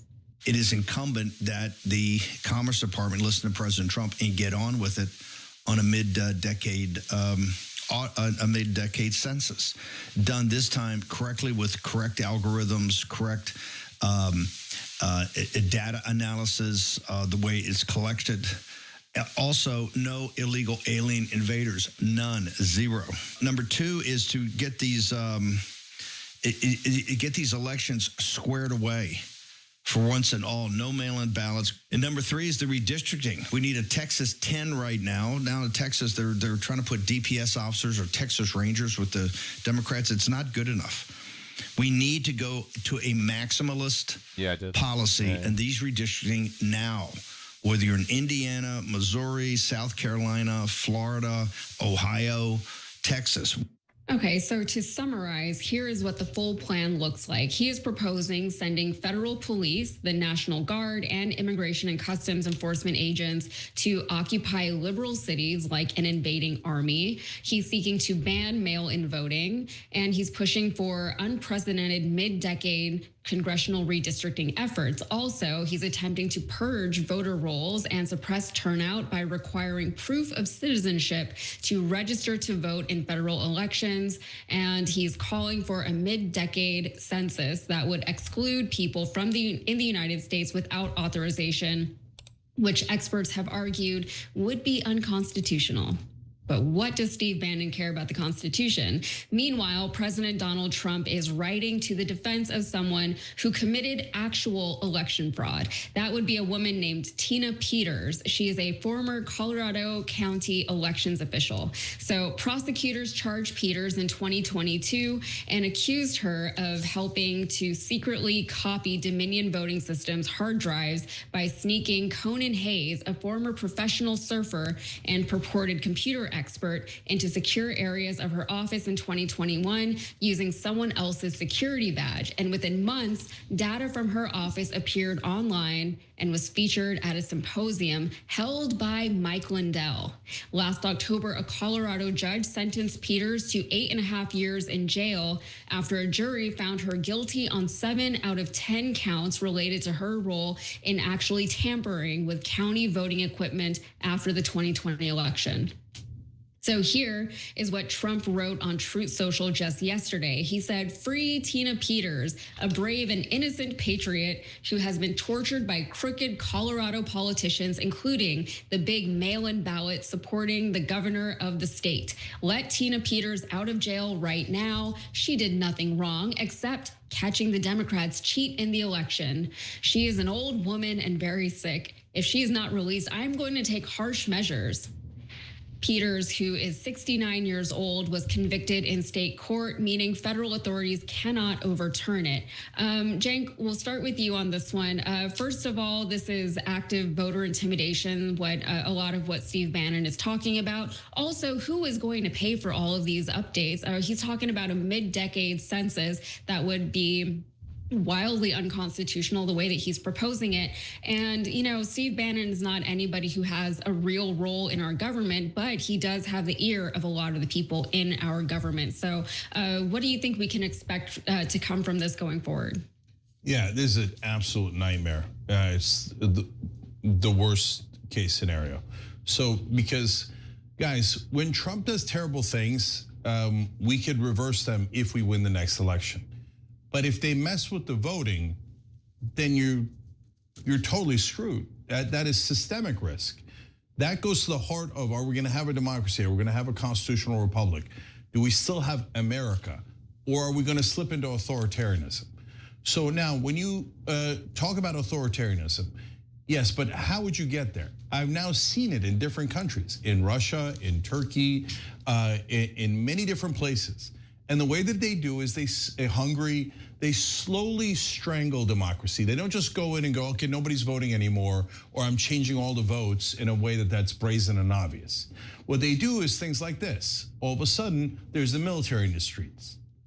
And they say, no, it's for a little elevated crime. Actually, crime's gone down a little bit in Washington. But anyway, we're gonna put them in the streets anyway. Oh, ICE started a fight in LA. Oh, we need the Marines in the streets. So now all of a sudden we got a government that looks like it's run by a military junta, right? So then on top of that, they go, okay, now I'm gonna start playing around with the votes. Mail-in voting. Well, we think that disadvantages Republicans, so we're gonna cancel it. Why? If there was like huge voter fraud, and it was connected to mail-in voting, of course I'd hear them out on it. I hate voter fraud. I don't want a single case of voter fraud. So we asked them for evidence, and they got nothing, zero. Just because you heard it from Bob on Facebook or some douchey right-wing host who's lying to you, doesn't mean it's true. If it was true, I'd be livid about it, because I don't want either side rigging him, besides which I hate Republican and Democratic politicians. So I got no interest in any of them rigging any of the elections. So now you get rid of mail-in voting because you think it's against you. By the way, earlier it used to be in favor of Republicans, but now that it's not anymore, all of a sudden they have a problem with mail-in voting. Then you go to the gerrymandering in the middle of the decade. Well, guys, if you don't know, the census happens at the beginning of the decade or end of the decade, doesn't matter, same thing, right? And then they redistrict based on that, and they do it once a decade. If you start doing it in the middle, it's gonna be chaos. Everybody who wins an election by 1% is gonna redistrict it so they can't lose. So now the Republicans have a slight advantage. So they're like, boom, that's it. We abuse the advantage. We redistrict in the middle. So we grab even more seats, and then we'll redistrict again until the districts are so comical, there's no democracy left at all. And hey, there's a district with 90% that are Democrats, and we took the rest of the Democrats and spread them across the state so that the rest of the districts would be Republican. Well, then voting is irrelevant if you've done it like that. And by the way, the blue states can do likewise, and some blue states do likewise, and I despise that as well. See, it's not that hard to be unbiased. Why? Why would I want anyone to cheat? But unfortunately, people like Steve Bannon and the radical right, they don't care about democracy. They don't care about America. I mean, military in the streets isn't America. Everybody knows that. But they think power above all. If you said to Steve Bannon and Donald Trump, would you rather have power or democracy? But for me, that's a no-brainer. For them, it's also a no-brainer. I say democracy. I'd much rather lose an election and keep democracy. I'd rather lose 10 elections in a row and keep democracy. Well, for them, no way, no way. Give me the power, and I'll bring the military, and I'll turn this into an authoritarian government. And that's what they're planning to do now, purging voter rolls. Okay, look, voter ID is debatable. Proof of citizenship, trying to make it as hard as possible. Then what do? You selectively apply it. So in Philadelphia and Detroit, you go, that's it, I want passport, not good enough. I want the other thing, I want your birth certificate. Oh, you didn't find that, I need the other thing. And meanwhile, in Alabama, Mississippi, and red states, they're like, yeah, no, don't worry about it. Go, vote, right? And then finally, yeah, I already mentioned the fact that I'll add that it's unconstitutional to do it mid-decade. But they don't care about the Constitution. So sometimes there'll be things that I agree with right-wingers on, right? So Charlie Kirk's been despicable lately, but I agree with him that we shouldn't let private equity, or he agrees with us that we shouldn't let private equity buy homes because it raises housing prices. Steve Bannon is against the tech bro donors theoretically. Good, I'll take it.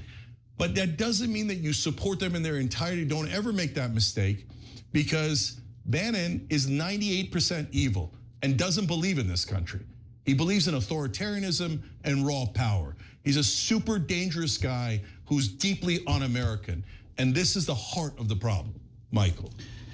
Yeah, there's not much you haven't said about it. You know, what this boils down to is what people were telling us during the election here at TYT on the road, which was, yeah, we'd rather have a dictator than Joe Biden.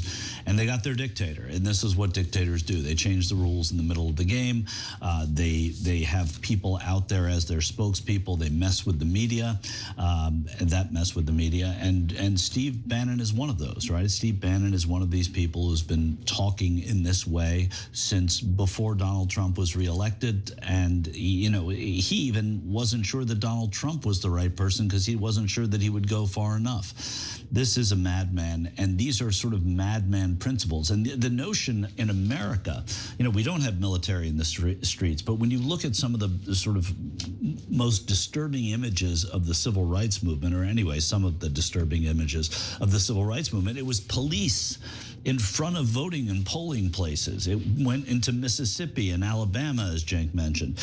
And, his whole thing is make America great again. This is what they thought was great.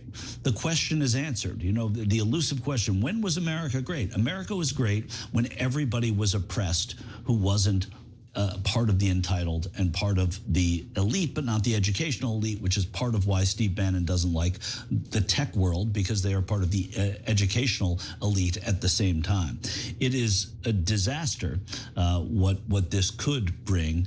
And again, what Democrats do a lot of the time is they bring a knife to a gunfight. And I have to say that as distasteful as it is, and being in a state where 2 times you saw the notion of a bipartisan commission on redistricting approved by voters, to have the governor of that state say, well, we have to override that because of what's going on there, what's going on in Texas, that's encouraging. And Bannon saying they got to do it in Missouri and Indiana and Florida and Ohio and all those other places, not as easy to do right now.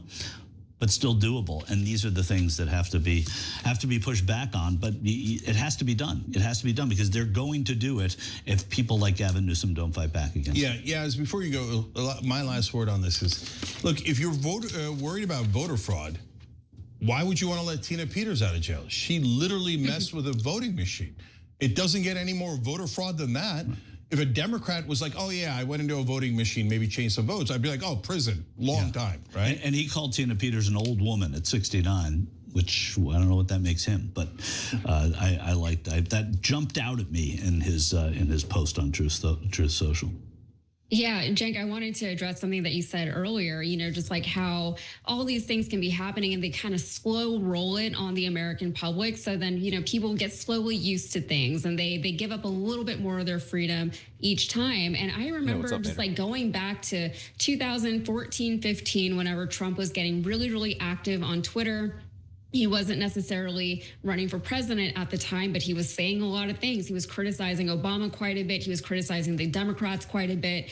And, at the time, when he started calling the news fake news, a lot of people on the left said, hey, this is going to be a problem. This is a huge problem. That is not a thing that people in a democracy should think or believe or perpetuate without having any kind of proof. And then what did they do? They said that we were being dramatic. They called us uppity. They said, you don't know what you're talking about. It's not going to get that bad. And then look at where we are today. And you also mentioned something, Cenk, where, for them, it's all about power above all. And for people like Steve Bannon, yes, I agree. It's about power above all. But for the average American, at least the average American that supports all of this that's happening, it's safety or perceived safety above all for them. There are plenty of Americans who, as we are learning right now, are more than happy to forego some of their own freedoms because they feel unsafe and they feel like the military marching down the streets of DC is going to keep them safe somehow. And that's something that actually does get discussed a little bit on Fox News,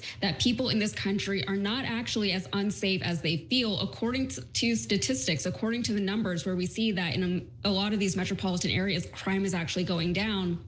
But they focus on the feeling that people feel unsafe. But then you have to wonder, why do all these people feel unsafe when they actually are not? I know people here in Texas who live in super quiet neighborhoods, in gated communities, but they feel unsafe. And no one is coming for them, but they think someone is coming for them, because Fox News tells them all day long that there are gang members and terrorists and rapists just outside of those gates. And so I think that's really how we get to the point that we're at today, where the military is marching in our streets and the people have not risen up against it in any kind of real way. And at this point, it almost feels like, what can we do? Because we're already here.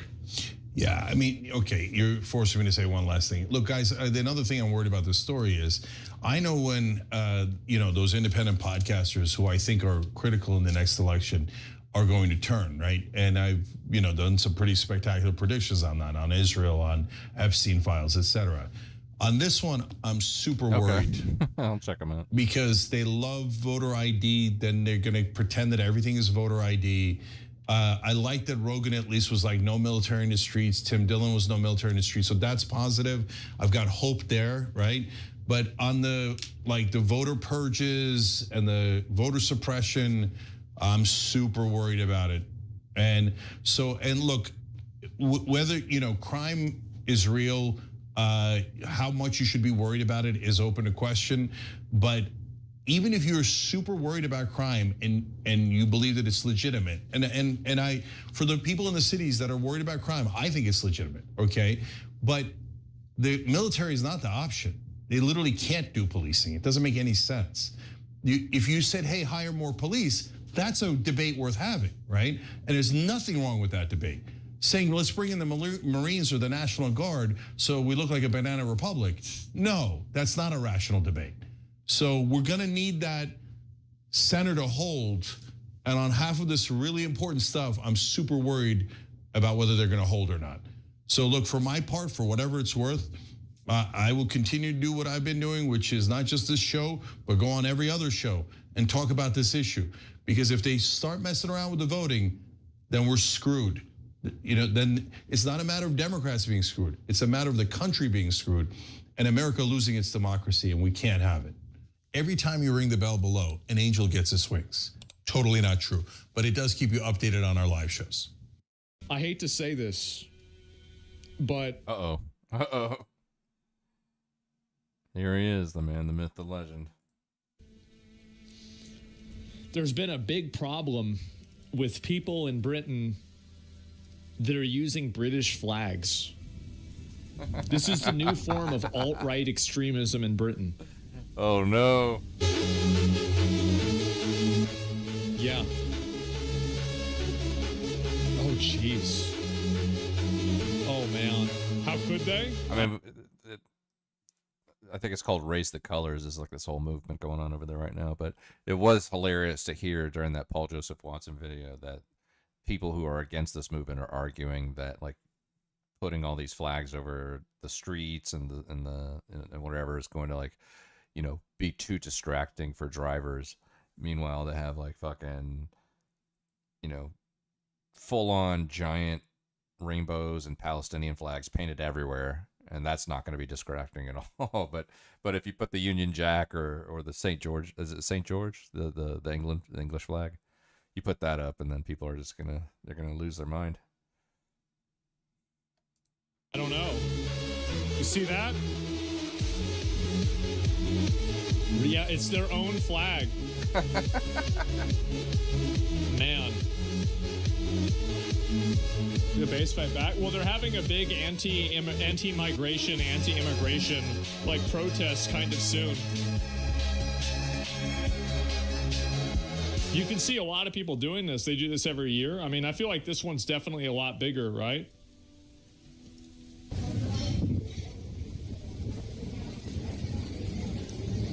Man.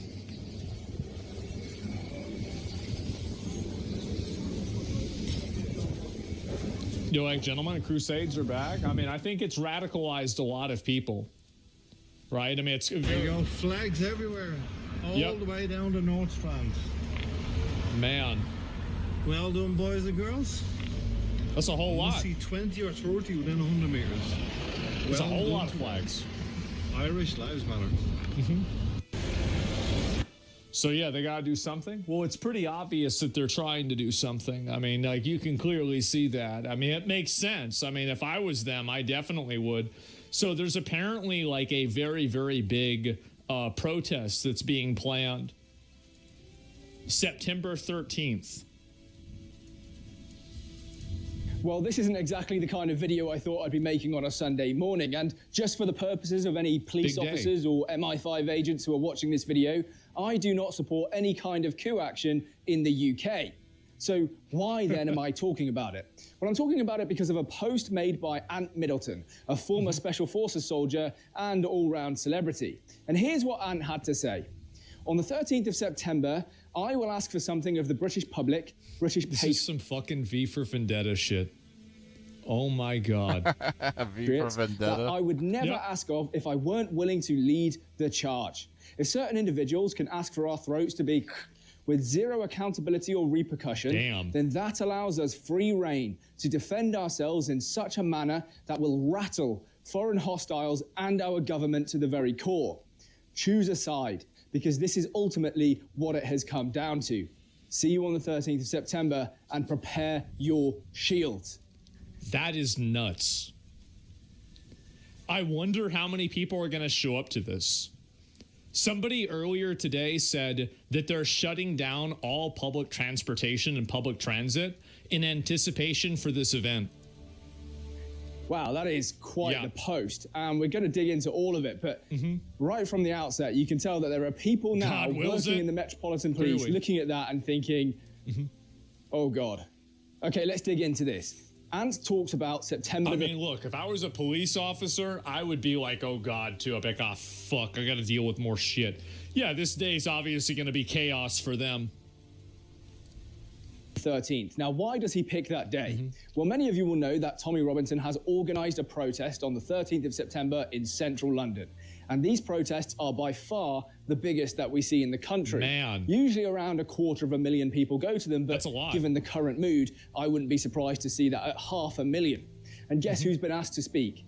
Yeah. Tommy Robinson. Ant Middleton. Ant Middleton will be taking to the stage on that day in front of potentially 500,000 people. Wow. In fact, let me just find some footage from one of the past protests so you can see how big these really are. Yeah,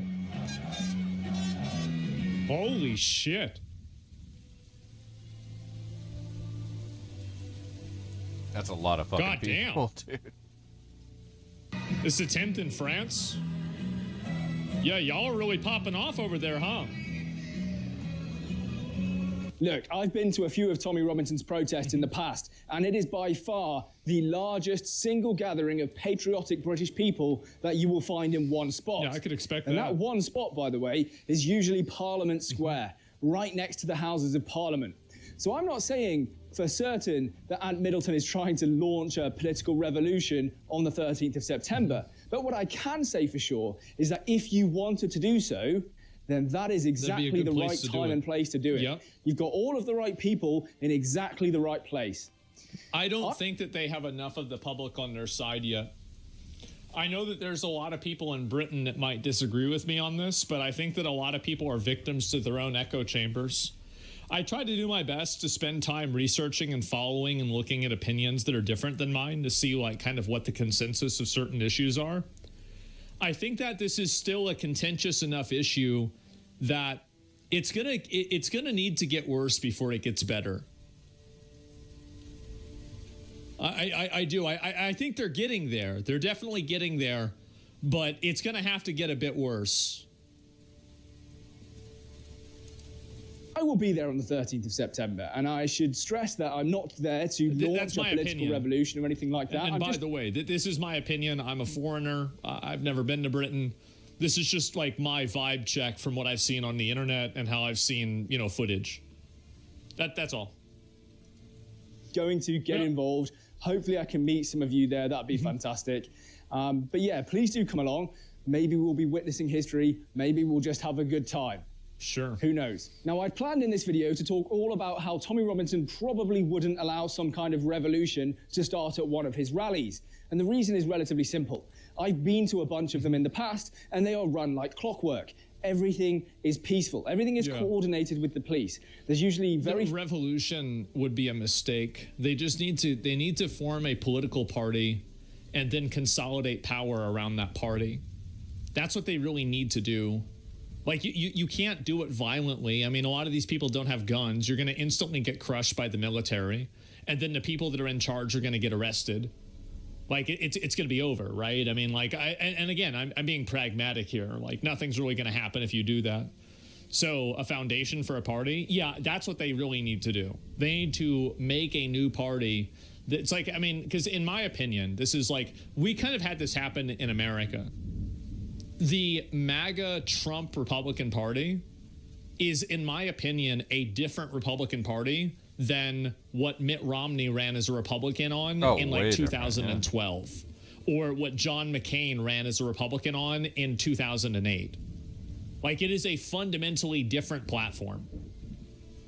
It's different. Yeah, like he effectively remade the Republican Party. He did. Can you explain the difference?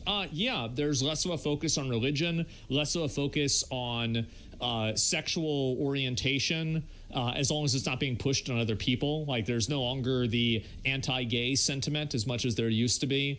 There's less of a focus on the social conditioning of, on making weed illegal. I mean, I think those are three of them that I would come with right there. And then I think also there's more... Like, I would say there is more uncertainty with big business than there used to be. And that's my vibe. Like, I'm not, again, like, I don't have like a fucking statistic to prove this, but it seems like the newer Republican Party, very, very anti-war. Basically America first, more distrustful of corporations. I think that's kind of the changes that have happened. And so I feel like that if Britain really wants to have a chance at making a difference with this, that's kind of the direction I think they need to be going in, personally. Few or even no arrests. All of the litter is collected at the end and disposed of. In fact, I would go as far as to say that your average migrant hotel protest with 2,000 people in attendance is more likely to turn sour than a Tommy Robinson organized protest with 200,000 people in attendance. That's probably true, because it's harder for bad actors to gain traction in a big community like that and in a big area like that. Yeah, because it's easier for like a bad actor to like turn a small group of people, but when everybody's there consolidated against a certain cause, it's probably harder to do that. That's logical. That's the difference. But then I saw a tweet this morning that Tommy had put out. There needs to be a revolution. It's as simple as that. Oh, Tommy. Now, let me just be clear. In a few recent podcasts, Tommy has spoken about the need for some kind of revolution. But he's always maintained that he means a peaceful political revolution, not a violent revolution, right? Or a coup d'etat, as it were. So is that what Ant Middleton is getting at? Is he saying, I'm joining the Advance Party, or I'm starting my own political party? After all, he does say, now is the time to choose a side, right? So maybe that's what he's getting at. But let me just remind you of some of the other language he used, and you can decide for yourself whether that sounds like joining a political party. What does it sound? If certain individuals can ask for our throats to be with zero accountability or repercussions, then that allows us free rein to defend ourselves in such a manner that will rattle. This is absolutely language that implies the reserving the right to use force. Preparing your shields, free rein to defend ourselves. I mean, this is absolutely like active political language that's like, yo, we're going to do this, we're going to do that. Like violence, yeah, potentially, right? Hostiles, really, and our government. Yeah, I would say like this is just an objective truth. Like I'm not making a judgment on this. I'm just saying that I think that's what it means. Core. Choose a side, because this is ultimately what it has come down to, and prepare your shield. Right. Prepare your Look, let's be honest, okay, that's fighting talk. That doesn't sound like join my political party. When he's talking about, you know, we have free rein to defend ourselves however we see fit, that's not political speech as I would traditionally imagine. That's pretty extreme, I would say. So sure, maybe that is one option. And that's definitely like the comparison was them slitting their throats. Yeah, exactly. Like, I mean, this is very clearly violent language, or it implies the threat of violence.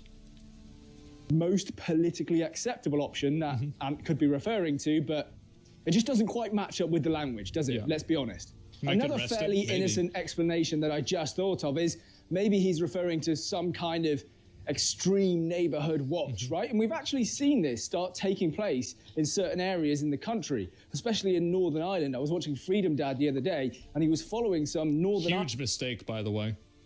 Vigilante forces are always problems, and they will create the same problems that the migrant gangs will, given a long enough timeline, because people that want to enforce their will on other people will be drawn to organizations like that. It's unfortunate, but there it is. Irish guys around at like midnight, and they were basically patrolling the streets, ostensibly to keep women and children safe. So that's really interesting. And sure, I guess that kind of fits with the language. So that's one possibility. Or, and let's just be honest here, this is what we're all thinking. Neighborhood watch. I'm just telling you what I think is going to happen. If you have a neighborhood watch like that, I think that's what the outcome's going to be. Like, I don't know. I feel like, that's what I think. Maybe he's talking about storming the Houses of Parliament. I mean, after all, you've got hundreds of thousands of angry, patriotic Brits stood right in front of you. You're on stage, you've got a microphone, you can all see the Houses of Parliament. They're right there, right next to you. You're in Parliament Square. What about 1776? Why do people keep saying that over and over? You realize if we had lost that war, we'd be considered terrorists. You know that, right? Like, they'd say George Washington was a traitor and a terrorist, and it would have hung all of them. Like, I mean, if he says, right, lads, follow me, we're going in that direction, and thousands of people start following Ant, then, I'm pretty sure you could just walk into the Houses of Parliament. The police aren't, I mean, what can they do? They're going to be massively outnumbered. Are they just going to start sporadically firing into crowds of thousands of people? Unlikely. I don't think so, because that's kind of like, well, then you just get like an English Bloody Sunday. I don't think they would do that, and I don't think the order would be given for them to do that. And even if it was, I don't think they would follow that order.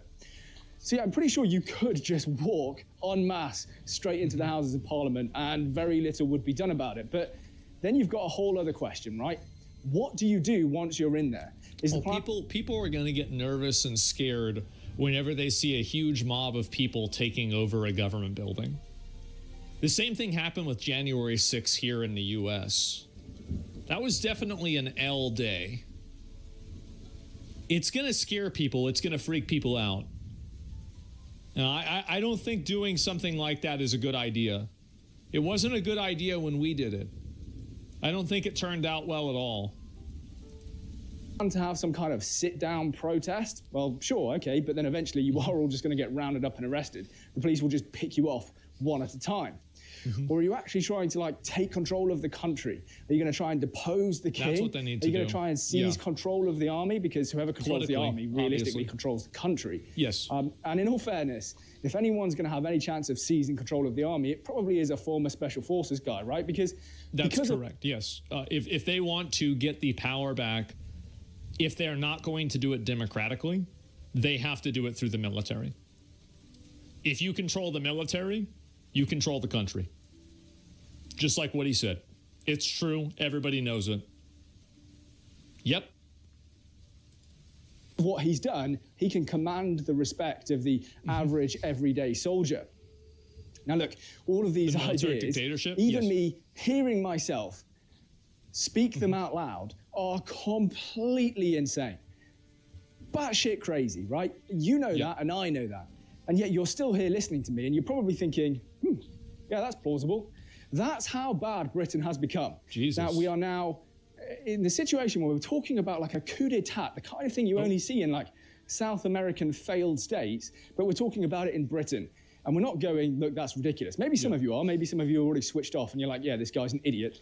Totally fine. But for those who are still listening, I think that there's a lot of people that have been radicalized, and I think that they're ready for this type of like, I don't know, like revolt is it the right word? But like they are ready for a tremendous change. Like, yeah, that could. And I think also, by the way, the number of people that feel this way gets larger every single year. Like in 3 years, if nothing happens, it will be worse than it is today. In 1 year, if nothing happens, it will be worse than it is today. Happen, I could see that taking place. I could see people going along with that. That's a really bad sign because that means that Britain has fallen all the way down to those South American countries that have had exactly this happen to them. Scary, scary thought. Look, I'm sure that Ant Middleton isn't planning anything that extreme. But the fact that we can even discuss it and that it's actually technically plausible and possible is really, really telling. Here's a bit of interesting British history for you. It wouldn't be the first time that a member of the British Special Forces has planned to overthrow the government.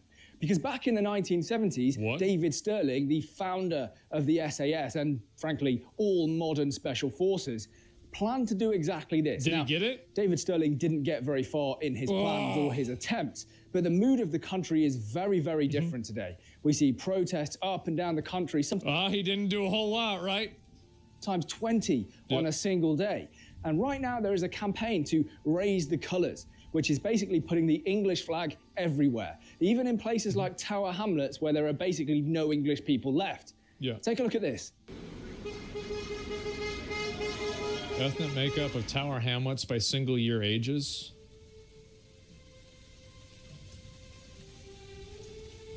I see. Okay, I get it. Sure.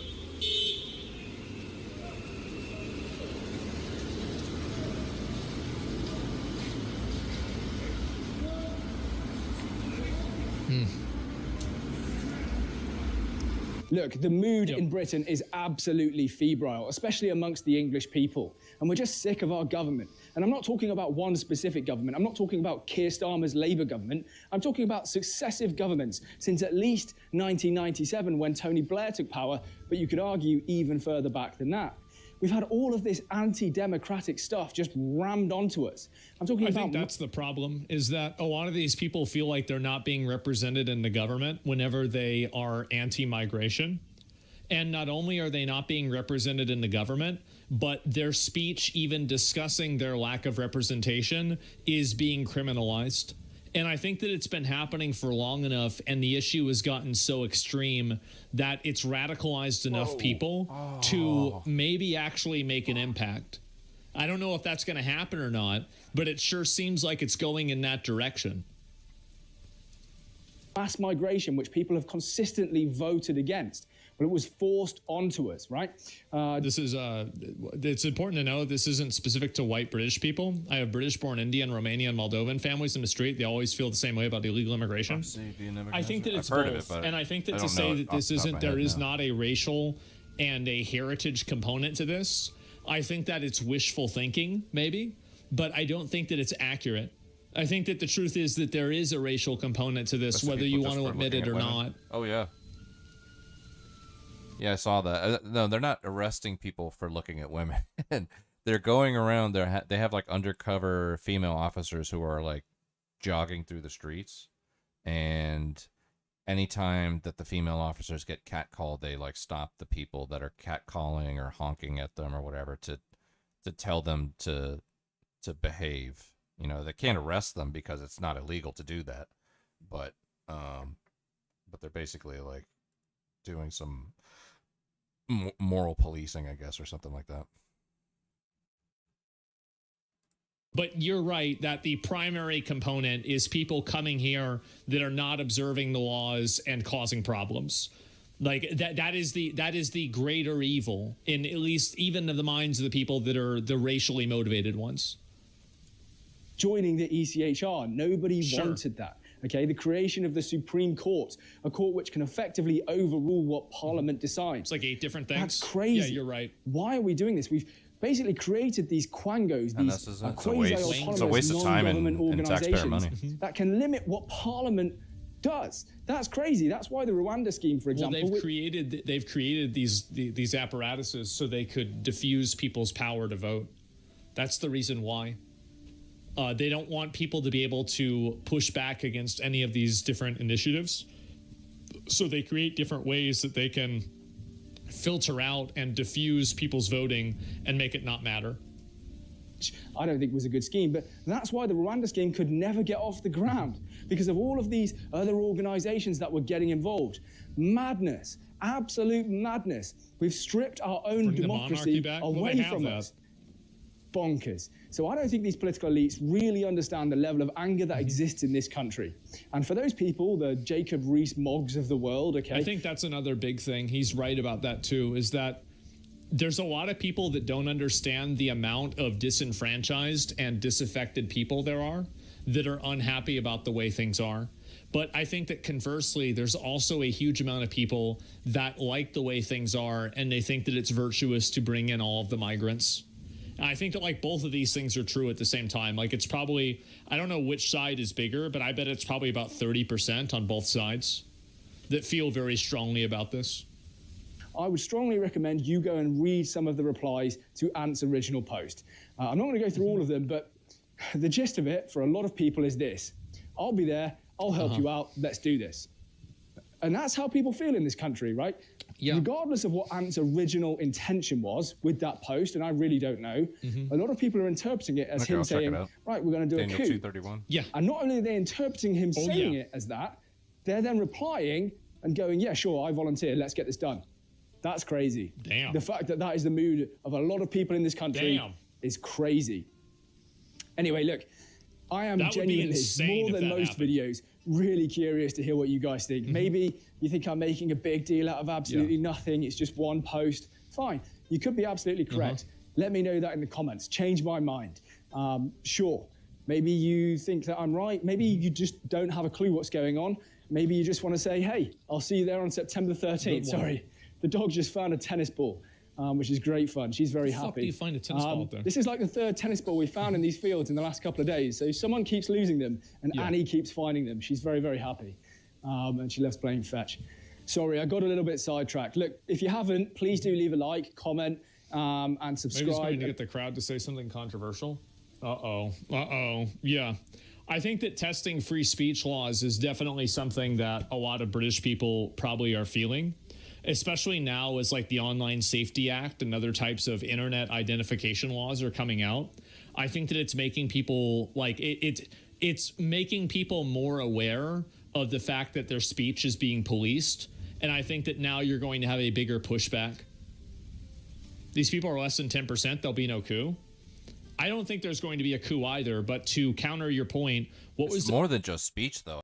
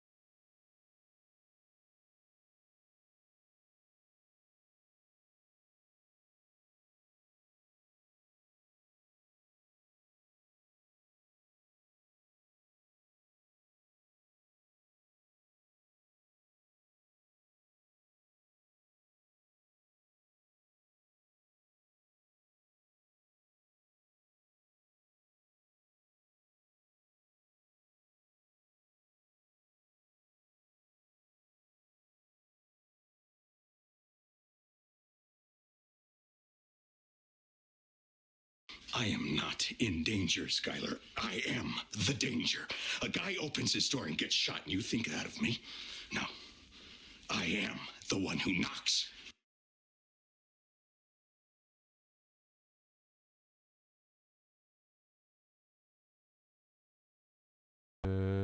Okay, sorry about that. I don't know what happened there. I was just saying, like, it's more than free speech. Like, there's examples that, like the use of taxpayer money over there. There's some like really egregious examples of just things that should not be happening. Like, so for example, you might have a male who has achieved some status, whether it be refugee or residency or something like that, but they're what's they're getting they are what is considered on the dole. On the dole means like you're getting a handout from the government. But the thing is that they'll have multiple wives, but some of those wives will be in other countries with kids of their own, right? So there'll be like British taxpayer money given to the male, and then the male will give money to his wives and children who are in other countries.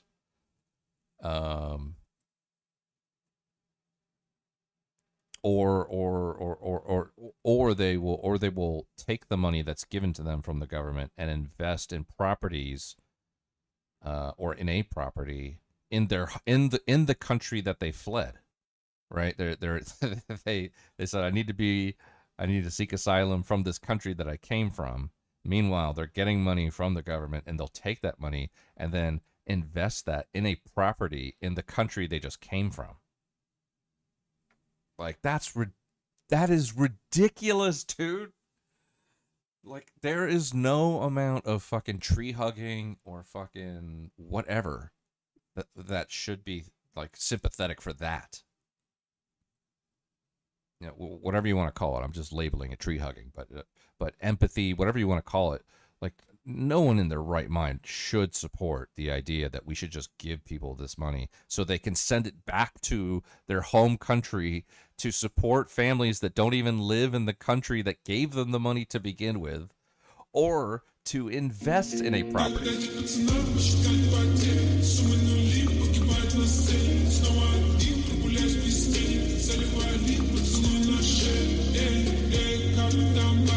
No, what's up, Conrad? It's ridiculous, like to think that your government would give asylum seekers or whatever you want to call them, to give them money so that they can give that to their families back in the country that they came from, or to invest in properties from the countries that they're fleeing, is batshit crazy. Like, no wonder you're seeing fucking thousands of people march through the streets of fucking, well, lots of places in Europe, but in particular right now, it's popping off in the UK. It's fucking ridiculous, dude. If I knew my tax money was going I mean, obviously, there's more egregious examples of that. Like, well, what about all your money going to Israel? Yes, obviously, that's bad. Don't want that as well. Okay, don't want that as well. However,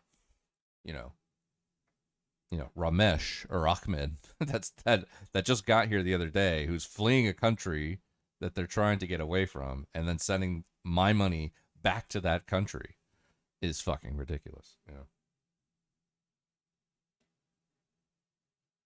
Fill the damn hot bottles. Yeah, exactly. The percentage of actual Nazis whenever they took over the government in Russia, not Russia, Germany, my understanding was 8 to 12%. Is that accurate?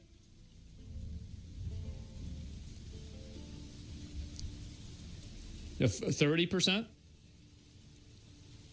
You only need 10%? I don't know about that. Vote-wise, 30%? I think that whenever they started, it was even lower than that. Now, hopefully we'll see you in a future video. If you promise to subscribe, I'll show you Ali catching the ball, maybe. Okay. Either way. Yeah. All I'm saying is you don't need a formal majority to make a big change. Maybe 10% is too low, and I think that you could be right. But it also depends on how dedicated and how motivated that 10% is. Betas. Wait. Yep, there you go. And so anyway, I will definitely be watching this when it happens. I'll certainly tell you that. I've watched a lot of Landar's videos, and he pretty much is the only person. It seems like he's the only person covering this. And I got to say, I mean, huge respect for him talking about this, because the fact is that I'm surprised that he even made this video, because I would be worried that if you even talked about this issue, you would get in trouble. Like, you might even get in trouble saying this is even there. That's it. Yeah, him and Sargon. Yeah, exactly right. I mean, it's scary to even talk about it at all. Play the dog. Wait. Okay. Wait.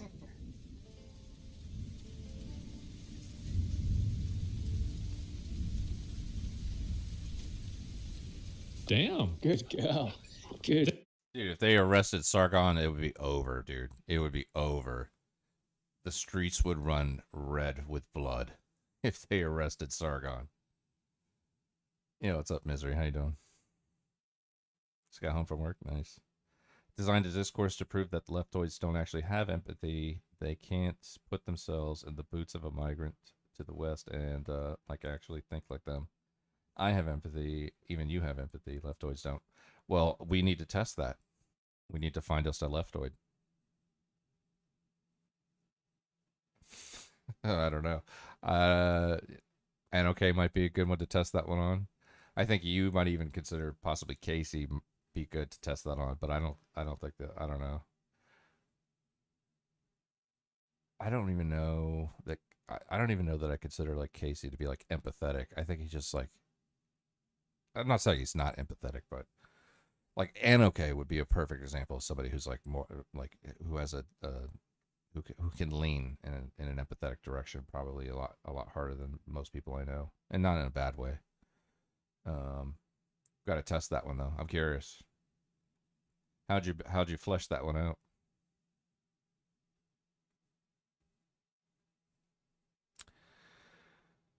Having opinions online. When the cops show up is wild. It's probably when they want to arrest Sargon.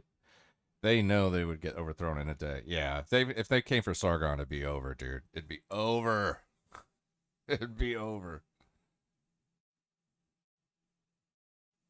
Suspect you overestimate the physical effectiveness of less than 1 million YouTubers. Yeah.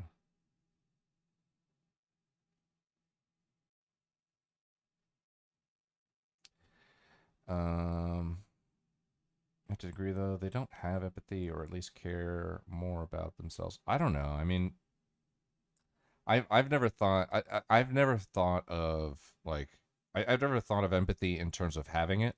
I've only thought of empathy in terms of having too little or too much. And I think I even asked Casey and possibly even Anoke. The last time I talked to Casey, I think Anoke jumped in, maybe Game Boy jumped in. I think Tim jumped in at some point there. But I think, like, obviously I ask like a series of questions anytime I have like an audience like that in a Discord.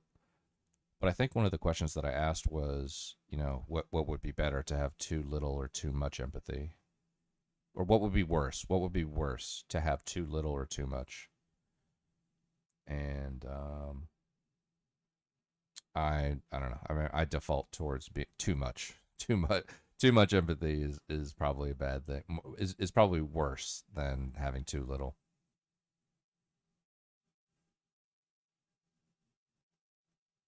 Because I think you can have too little empathy and still not be delusional or unrealistic.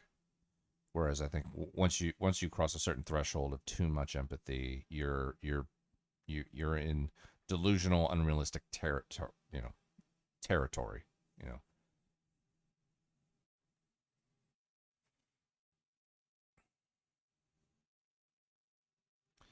We're a source of everyone's just faking it, trying to seem empathetic, but to cause this creating lots of disaster.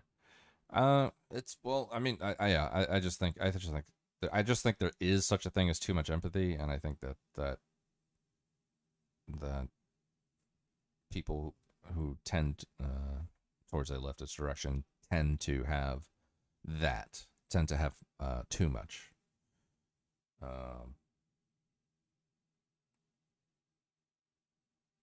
Not an argument I've completely fleshed out. It's just kind of like a brainstorm kind of thing. But I am curious to test out Conrad's theory there with if we can find a leftoid.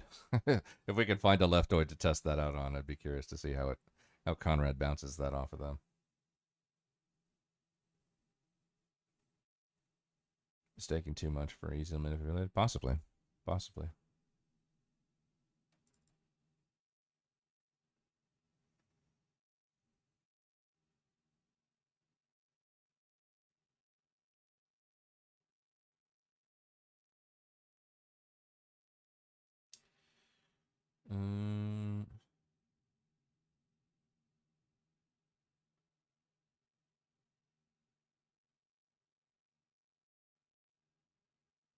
Hogs are furious over museums going woke.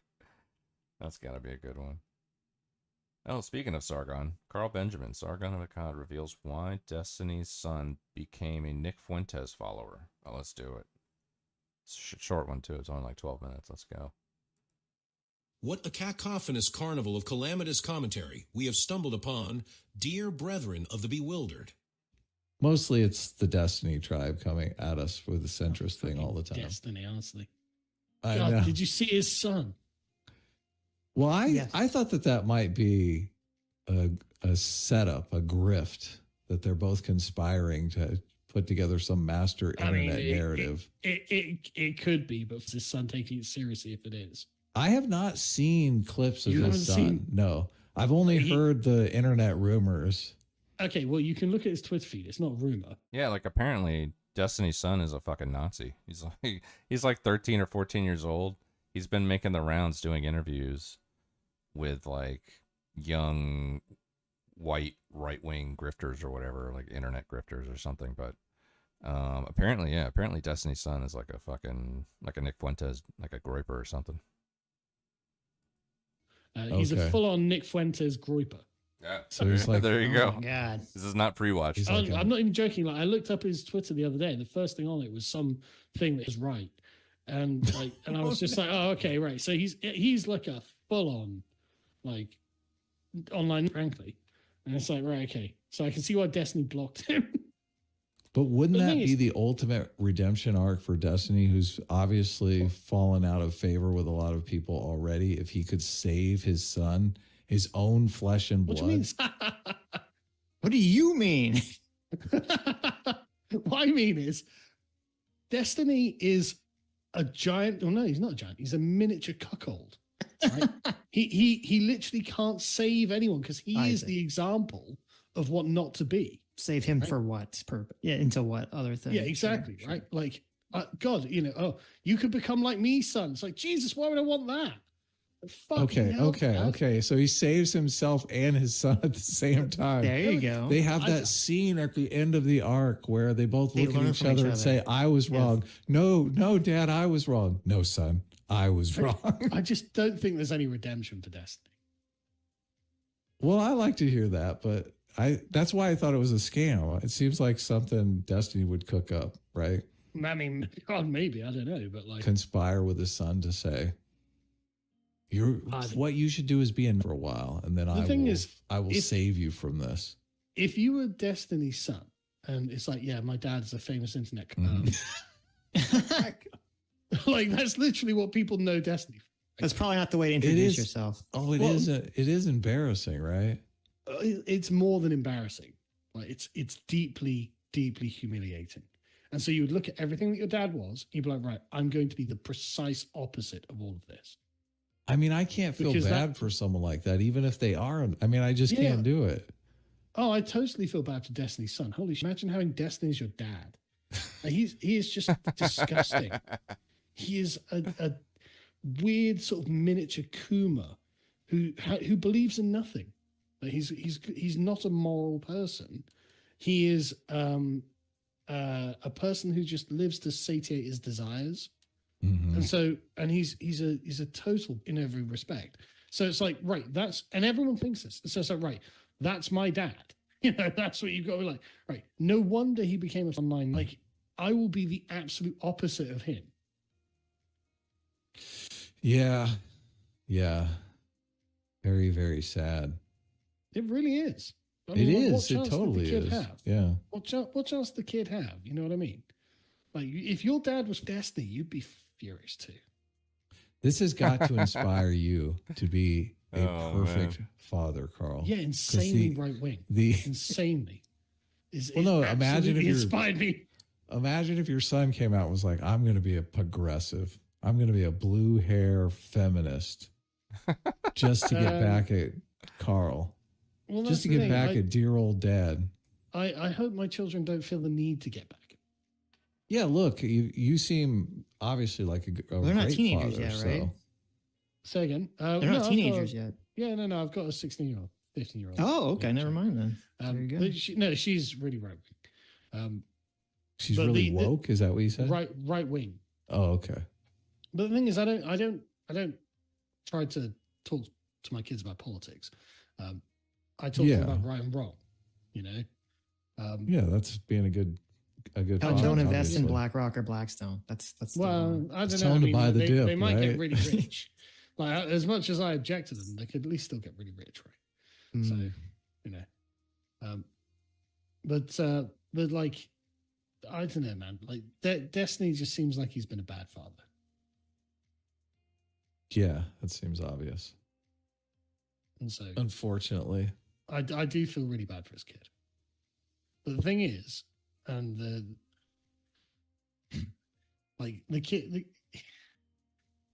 kid still has obligations to his dad, right? Yeah, that's why he's going along with this. He's trying to save his dad's reputation. Ultimately, becoming a Fuentes grouper. Ultimately, it's going to be when he reveals that Destiny saved him from the alt-right. Well, they're probably going to do it on a live stream. They're probably going to talk on a live stream. Sure, and he's going to sure. Remember all the people. In this digital agora, where the tongues of the terminally online wag with the ferocity of 1,000 unchained hyenas, we find ourselves ensnared in a tapestry of tumult, woven by the verbose vitriol of one Carl Benjamin, the self-styled Sargon of Akkad, a nom de guerre pilfered from the annals of ancient Mesopotamia, as if donning the mantle of a long-dead king might lend gravitas to his galloping grievances. Joined in this live stream symposium by the YouTube yammers Adam and Sitch, they embark on a verbal vendetta against the prodigal progeny of one Stephen Kenneth Bonnell II, known to the pixelated proletariat as Destiny, whose son, it seems, has veered into the vertiginous vortex of virtual vituperation, allegedly cavorting with the likes of Nick Fuentes and his gaggle of garrulous groupers. What follows is a freewheeling fandango of philosophical flimflam, a comedic cavalcade of conjectural claptrap that demands we dissect it with the unhinged exuberance of a bard gone berserk, wielding metaphor like a machete in a jungle of jargon. Let's begin, then, by plunging headlong into this pandemonium, where the air is thick with the miasma of moralizing, and the ground trembles beneath the stampede of sanctimonious supposition. Carl Benjamin, our protagonist in this perilous pageant, sits astride his digital dais, a knight errant of the anti-woke crusade, his rhetorical lance ever poised to skewer the specters of progressivism that haunt his fevered imagination. He is a man who, like a moth drawn to the flame of controversy, flutters perilously close to the pyre of public opprobrium, yet emerges singed but unrepentant, his wings still flapping with the fervor of a cause, dear reader, to ponder the portent of his prattle.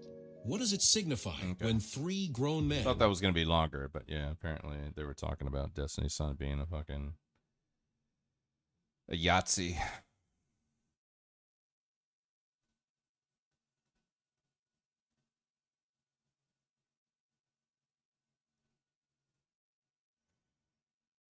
Oh, this guy. Casey. Casey turned me on to this guy. I just wish there was something I could do for you all, like improve public safety for disabled folks every day, you know? Oh, no thank you. Anyways.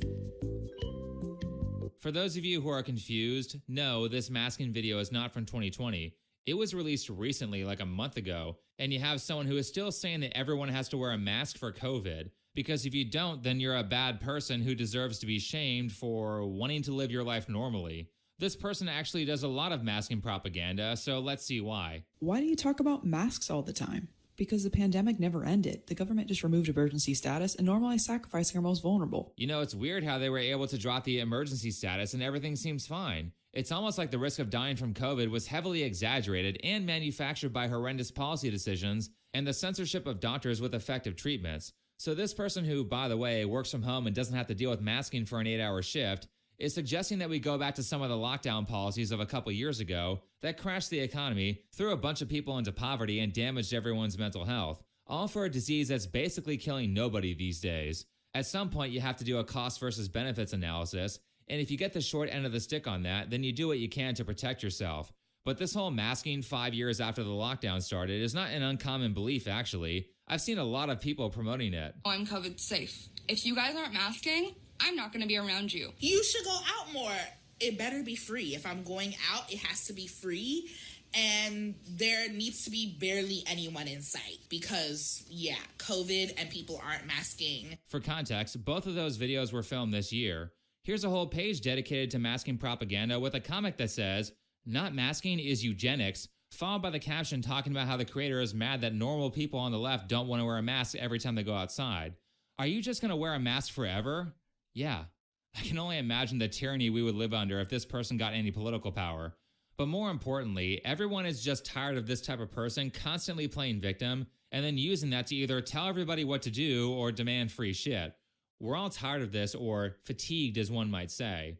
Because the ones who play the victim game are always the most sociopathic, self-centered, and awful people, so no one's being fooled by this fake compassion anymore. Why not just disabled people wear masks then? Some disabled and immunocompromised people cannot get vaccinated or wear a mask due to medical reasons, which is why it's crucial you should if you can. Where should I mask then? Everywhere? You should mask anywhere you think disabled people deserve to exist in safety. P.S. That's every public place. For the record, this person's claiming that she's disabled because she's slightly autistic.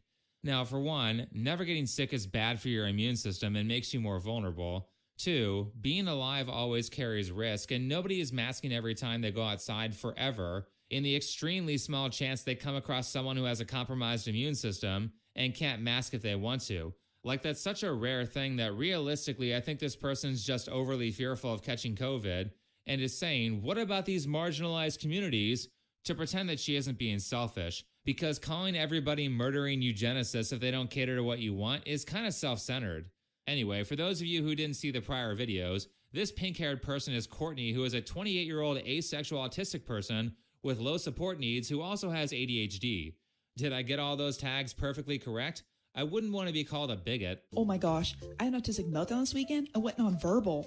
Actually, that would be a verbal shutdown. Oh, this whole nonverbal because thing. Being non-speaking You ever heard of this shit? is the permanent state of using words and... This fucking nonverbal shit. I don't know about it. I just don't want to engage with anything or anyone at all. I just want to fucking deny reality. You never heard nonverbal? Some people just go nonverbal. It's a thing. First I heard it was yesterday on this video. Oh, there you go. Yeah, it's a thing. Helps thwart the government's domestic surveillance. Yeah, well, that is why I think that's why the majority of people mask now. I don't even think it's about COVID, really. I mean, the irony is that during COVID, everybody thought if you got the vaccine, then you wouldn't have to wear a mask, and that everybody that was wearing a mask, it would be like a scarlet letter because it would show that they're not vaccinated.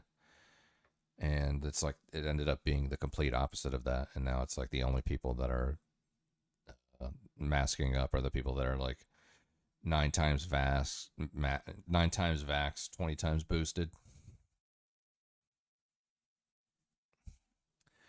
Either that or they're like going to rob something. They're going to rob, steal a car or something. I mean, I'm not anti-vax. I was in the army, so I got pumped full of fucking all kinds of shit. So yeah, but I do think I think people did get a little ridiculous with how vaxxed they were during the summer of love and all this shit. Other forms besides voice. You don't experience that, and you don't have to co-opt someone else's language to describe that experience. Right, the asshole is the person who made the honest mistake and not the one who is meticulously correcting everyone. Anyway, basically all of Courtney's content is centered around what level of the victim tier you're on, and she seems to revel in collecting various diagnoses like autism and ADHD, so she can use that to claim that she is disabled and therefore oppressed, which really is just a personality trait that everyone finds annoying, because ultimately, the reason that they're playing the victim oppression game is to shield themselves from any criticism of their behavior, which brings us to a video that I made a little while back called Why the LGBT Movement is Failing, that included an entire 10 seconds of Courtney talking about some BS about being non-binary, and I basically responded with the same sentiment of this meme here, which is that once you see the bad haircut and the pink hair, you know this person's going to be annoying and offended by everything. And I mean, was I wrong? Is the stereotype incorrect? Wow, is this what you look like without the pink anime character hair? Jeez, this is what 4 years of college will do to a person.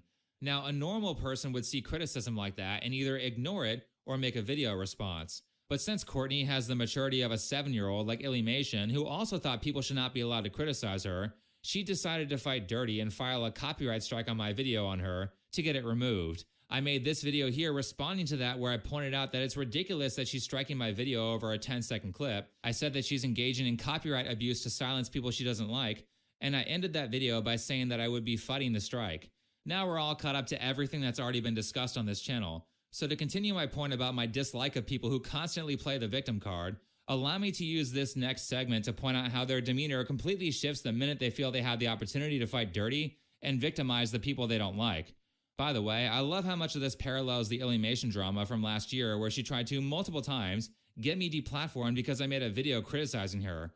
Anyway, getting to the part where she continues to fight dirty, after I released the dedicated video on her talking about her abusing the copyright system, Courtney went onto her Instagram and said this: "On today's episode of Alt-Right Creators Doing What They Do Best," stop, you know what's really funny? These people are so obsessed with making sure that everyone labels them properly, yet anytime they are faced with people who have differing opinions, they mislabel them as alt-right or Nazis. I'm not alt-right. Alt-right is a bunch of white supremacists who want an ethno-state, and I have openly stated many times that I don't like racism or identity politics. So it's nice to see that Courtney believes she deserves a respect that she doesn't give to other people. Moving on, Think Before You Sleep posted a large anti-trans rant video. Stop again. It was not anti-trans. It was a video talking about how sociopathic the activists are, and how even LGBT people don't like the activist. I mean, if I can't say that it's wrong for Lily Tino to dress like Miss Rachel and then advertise an OnlyFans account on the same page, then Courtney is basically saying that people can't criticize anything a gay person does or a trans person does. Think Before You Sleep posted a large anti-trans rant video and got mad when I got it removed from copyright because it illegally used my content, and they still don't know how copyright works. They? Are you misgendering me, Courtney? I am not a they, them. And last, here's the best part. I don't even know how much After longer I'm gonna be complaining on, about so let's see. cyberbullying, Courtney finishes by saying, "If you could thumbs down, report, or leave a good comment for me, I would appreciate it, as I'm being spammed by their alt-right followers right now." And then she leaves a link to my video in the post, followed by a screenshot showing that she watched an ad. Thanks, Courtney. I appreciate your financial support. I also appreciate how you're essentially crying about cyberbullying here as you tell your 200,000 Instagram followers to go mass flag, dislike bomb, and harass a creator who is defending himself against you abusing the copyright system on YouTube. How are you the victim? And keep in mind that the result of her post was that I received a shitload of negative comments from her followers, really leading by example by showing that you think that bullying is wrong. Again, I love how this all parallels the Alienation drama where she essentially did the same thing. She complains about being harassed while at the same time tells her followers to harass me, cries to Noah Samson about it so he would tell his followers to harass me, and says thank you to and gives no pushback to a friend who said I should kill myself. And let me just mention that in both cases with Courtney and Alienation, I pretty explicitly told my followers to not comment on their videos or harass them or engage with them in any way. So Courtney, level with me for a second. How is it okay for you to make multiple videos saying everyone who doesn't wear a mask everywhere in public is a bad person, followed by passive-aggressively wishing disability on those who refuse to mask? Like, it's okay to criticize those people, but if I say I don't like pink hair, then you feel like you're morally justified in sending your audience to try to deplatform me. I mean, holy shit, these people are ridiculous, especially considering people like Aliemation's good friend Noah Samson, who's moved on to telling his followers to commit acts of terrorism. And wouldn't it be a damn shame if someone had an old deleted tweet from Alienation where she was encouraging terrorism in 2020? Wouldn't it be just horrible if someone pointed out that poor little Alienation, who was always a victim, was cheering for innocent people having the shit kicked out of them and their property being looted and destroyed? Wouldn't it be awful if someone had an archive of when Twitter likes were still public and had a post that she liked with a bunch of buildings on fire saying no justice, no peace? No wonder her and Noah get along. Both of them love terrorism. But I digress. You see, what Courtney has done here with this Instagram post is not only violate YouTube's cyberbullying policy, but she also violated Google's terms of service. Anyway, as I said in the earlier video, I will be fighting Courtney's abuse of the copyright system. The way that works is that you file a counterclaim, and the person who filed the strike has 10 business days to prove to YouTube that they filed a lawsuit or the video goes back up. Since Courtney was insistent that I had broken the law, and because she said she talked to someone at YouTube and they said it was copyright infringement, I hired a lawyer. Ethan Klein's lawyer, actually. And after I finished the initial consultation, I just started laughing. This guy's busy. Just so everyone's up to speed, any creative work that you make, like a song or a YouTube video, is by law instantly copyrighted so that people can't resell it or claim it's theirs, unless they want to get sued. However, there's an exception to copyright called fair use, which says that you can use people's copyrighted works for the sake of things like parody, education, or commentary, provided that your use of the work doesn't act as a replacement for it, and provided that your input on whatever you used creates some sort of transformative change that alters how people interpret it. This is what allows for doing things like a movie review and using clips from that movie without having to ask the company. So I'm arguing that my use of Courtney's content is fair use. Now, that would have to be held up in a court of law, but since I only used 10 seconds and I gave commentary that argued against what she was saying, it's almost certain that it would be ruled. By the way, this person, Courtney, that they're talking about is like the most intersectional person I've ever seen in my life. Like, they will fucking... I did a thing one day where I was just like feeding buzzwords into ChatGPT just to see, or maybe it was like Google AI. I'm not sure which one it was, but it was one of the AIs, and I was just feeding in like leftist buzzwords to see if they related to each other. Let me see if I have any of them.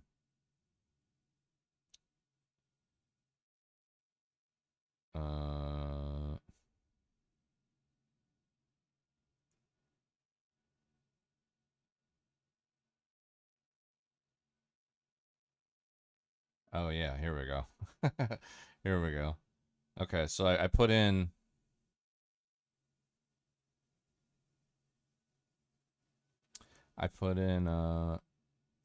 is no, sorry, wait. I put in statements. I put in statements to see whether or not Google would tell me, like, try to fact check me. And then, so one of them I put in was misogyny is a product of capitalism.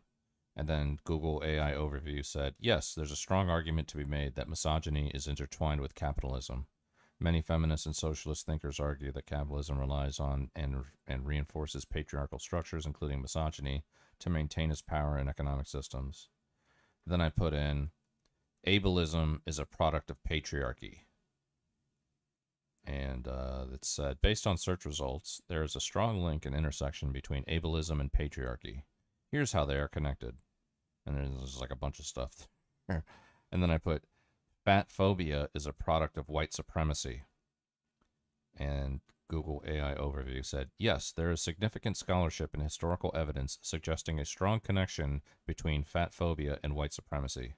And then it went into like the whole history of it, and I was just like, wow, okay, you could basically. I'm curious, like if there's a combination where Google will tell me, no, I don't think so. No, I don't think that's right.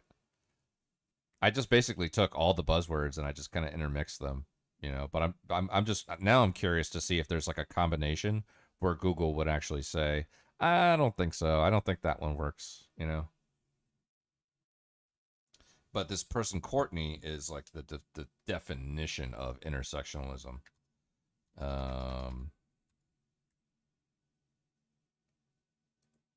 see if I can pull it up.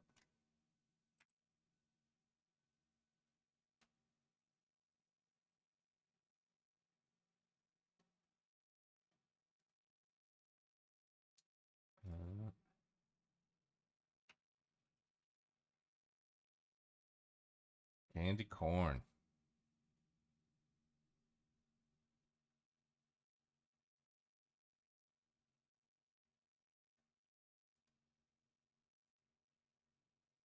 This person right here. Candy corn. All combinations will be understood as valid. Yeah. Yeah, exactly. Yeah, I'm sure there will be some scholarly infrastructure for some kind of buzzword combination that there's not going to be one where I'm like, aha, I got you. We finally got one where you told me to go fuck myself. That's what I want. I want Google to tell me, no, I don't think so. I don't like that one. That one's not good. You know, the fact that we can link white supremacy to fat phobia, to me, is fucking ridiculous. But this is the person that they're talking about right here. And they are so nuts about like intersectionalism. I don't even know which one specifically. I'm just gonna pick one, see if it's exemplary of what I'm talking about here. No, actually, wait, hold on.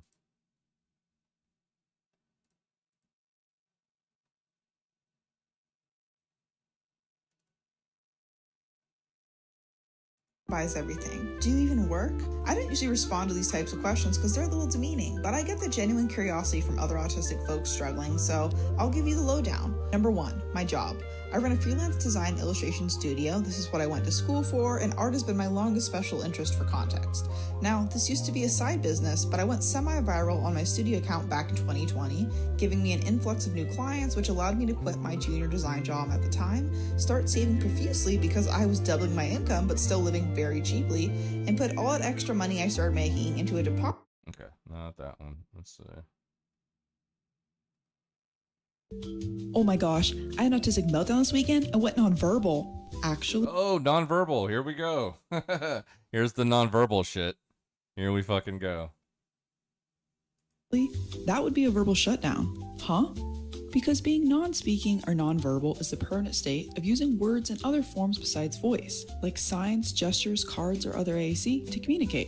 So as someone who is talking to me right now, you don't experience that, and you don't have to co-opt someone else's language to describe that experience. And it actually can be really harmful to people who are from these communities who struggle with communication every day and downplays their experiences. You know what? You're right. I had a verbal shutdown this weekend. Thanks for correcting me. Oh my gosh, I had an autistic meltdown this weekend and went nonverbal. Actually, that would be a verbal shutdown. Huh? Actually, I just don't want to fucking deal with reality, so I'm just not going to talk. I don't look, I'm happy to explore new areas of sympathy and empathy when I think it's worthy. But this nonverbal shit is just, to me, I don't know. It's just,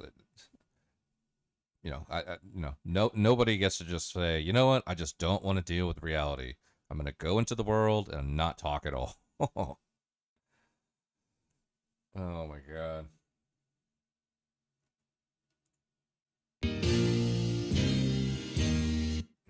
It's like fucking. Good genes passed on to offspring? That American Eagle ad Oh, this is the Sydney Sweeney stuff. with Sydney Sweeney is literally overt eugenics. I know you don't want to hear this, but if you want to talk about how that ad is promoting eugenics, which it absolutely is, we also have to talk about how choosing not to wear a mask when you can during an ongoing pandemic, because you're okay with a certain subset of people, primarily disabled people of color, dying for your own comfort, is also eugenics, just the more normalized kind. Bye. Good genes passed on to Just throwing in the people of color in there. Just throwing it in for good measure.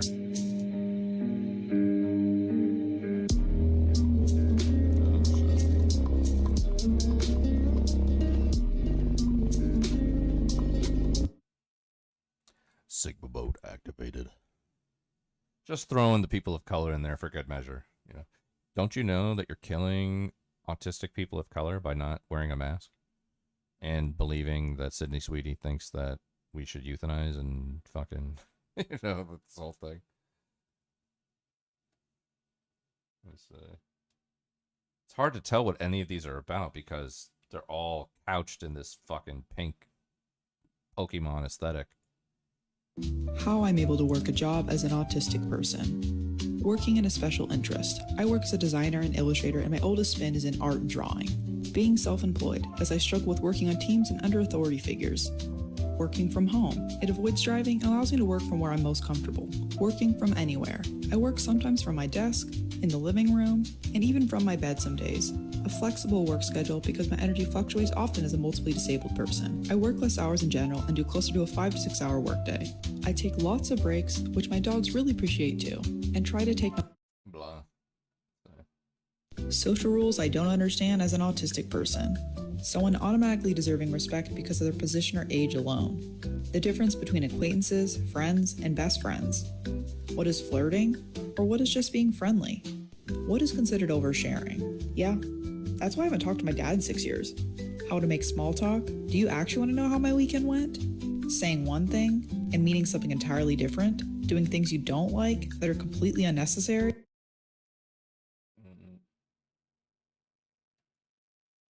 How I get tattoos as an autistic.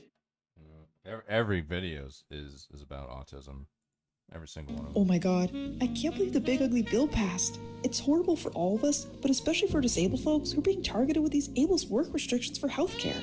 Yep. I just wish there was something I could do for you all, like improve public safety for disabled folks every day, you know? Like this is too much empathy. Like I think this might be an example of too much empathy. Oh, no thank you. Anyways. Oh my. Anyways, this is the video. This whole video is based on this person right here that you're looking at. So As fair use. But that's not why I thought this whole thing was funny after talking to a lawyer. Now, I'm going to be brief on these specific reasons for why Courtney is screwed because I'm not trying to educate my opponent. Not real, yeah. That would be a stupid move. However, I will say that basically the reason I was laughing is because the amount of damages that she's legally allowed to pursue for copyright infringement of that 10-second clip is almost nothing compared to how much it would cost to sue me. She would be putting a second mortgage on that pink house to afford it. That's if she wins. However, if she loses, which is very likely, it would be incredibly easy for me to prove that her takedown was malicious, which means I can countersue for my lawyer fees, and that won't be cheap for her. So let me be very clear when I say that if somebody were to put me through a massive waste of time lawsuit like that and didn't have the liquid cash to pay for it, I would be brutal in trying to seize every single piece of property that they value until the fees were paid. I very much believe in the fuck around and find out policy, and if you want to get so pissy about someone criticizing your pink hair that you turn it into a legal battle, then I'll make sure that you understand why it's a stupid idea to file a lawsuit against somebody because your feelings got hurt. Because once you stop being emotional about this, you're going to realize how financially stupid this was for you. Now, as for what's happened so far legally, I filed a counterclaim and she backed down, probably because she doesn't have a lawyer or any actual understanding of how the law works, and she doesn't want to lose a lawsuit. Actually, just for laughs, let's go over how I know she doesn't have a lawyer. For starters, she said, a person at YouTube told me it was copyright infringement, instead of saying something like, my lawyer said it was copyright infringement. Not to mention that YouTube purposefully does not take a legal stance on these issues, because they don't want to be held liable. So Courtney was probably talking to a secretary or an AI chatbot that she thought was a human.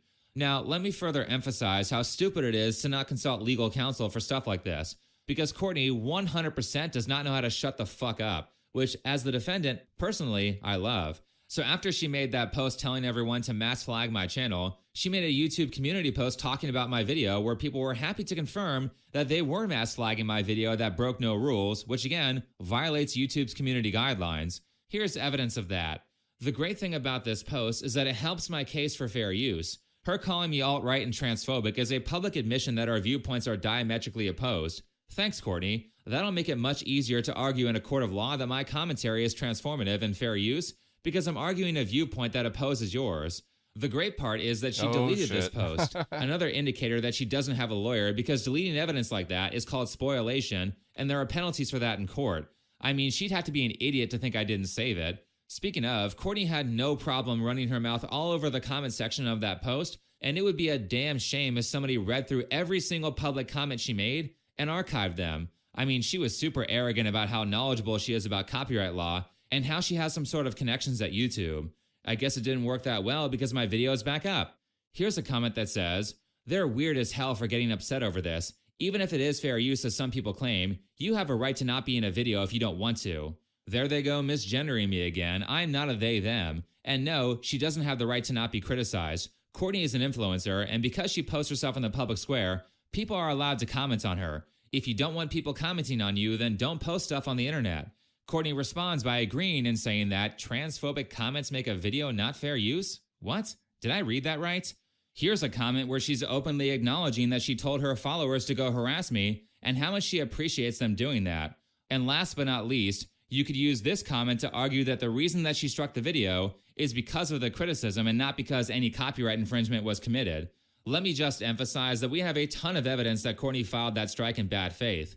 And just as a reminder for those of you who haven't seen the video that she tried to silence that's called "Why the LGBT Movement is Failing," note that video was primarily about predators like Lily Tino filming in the Disneyland bathrooms with children present, advertising OnlyFans on a page that features Miss Rachel parody content intended for kids, and going into restaurants trying to get people fired in an attempt to go viral on TikTok. As well as there being a crazy mom in that video giving her kid medicine that will permanently sterilize him at 13 years old. Dr. Olson had a decision. You are in the perfect place to start on blockers. And she promises to begin giving her estrogen, female hormones, in 2 years. Around 13. That's what I think. You're not going to wait until 16 to start. You know that, okay? Who's the bad person here? Courtney is literally defending child predators and saying I'm the hateful one because I spent 20 seconds in a video saying I don't like her pink hair and I think she's annoying. Everybody is tired of people like this. Everybody is tired of adults like this who behave like 5-year-olds, wagging their fingers and telling everyone what to do. POV, you stop living the life you thought a proper adult should and start living for what brings your inner child joy. This is what I mean. Everyone catered to me because I'm a child. I'm afraid of COVID, so here's this drawing I made to call you a piece of shit for not wearing a mask. You know, if you're a 28-year-old who has Peter Pan syndrome and want to play with children's toys, eat the diet of a kindergartner, and live inside of your obnoxiously pink house that I'm sure your husband is only pretending to like because he's afraid of you, then go ahead. It's America. Live how you want to live in private. But the minute you start bringing your childish bullshit around me is the minute that I start caring. And the minute you start pretending to be a victim as an excuse to treat people like shit is the minute I have a problem. And that's not even considering the larger community of all disabled folks who also experience chronic stress and dysregulation from unmet accessibility needs and living in disabled bodies in a disability hostile world. Right, we live in a disability hostile world where we have a ton of accommodations and legislation to help disabled people, as well as economic supports for people who are unable to work. I mean, this chick should check out World War II Germany if she wants to see a government that's hostile towards disabled people. But ultimately, this line of messaging is not helpful to the people that she claims to be advocating for, which is typical of activism. And I get tired of people who have made it their life's mission to infect others with philosophy that turns them into useless victims. And as someone who's Black myself and has observed a lot of the mindsets that permeate within the Black community, I think the one thing that's holding a lot of us back is the victimhood mentality. I've never been a fan of any group of people looking at me and saying, poor you because of this and that. Right, this victim mindset is rampant in a lot of communities, and it's not helpful to anyone because it just demoralizes them into achieving far less than their potential. Usually that results in them demanding stuff from everyone that they could have just gotten for themselves. What's worse in Courtney's case, though, is that not only will she tell disabled people to avoid assimilating into normal society as much as they're able to, but also she'll tell them to self-diagnose mental disabilities, which is just the worst health advice. And apparently, this is an entire trend on TikTok. We've seen the rise of self-diagnosed mental illness. The term neurodivergent went mainstream, which mostly referred to autism and ADHD, and it gained traction on platforms like TikTok, where users self-diagnosed and demanded accommodations for these conditions, like workplace flexibility, using their conditions as an excuse to shrug off adulthood and evade responsibility in so many cases. People started collecting labels like they were personality points, non-binary, disabled, neurodivergent, polyamorous, and became offended if others didn't properly adhere to them. Right, taking pride in how mentally ill you are is a smart thing to do instead of getting accurate diagnoses and professional help. All TikTok is doing in this respect is making people friendless and unlikable without giving them any perspective as to why people outside of the internet don't want to be around them.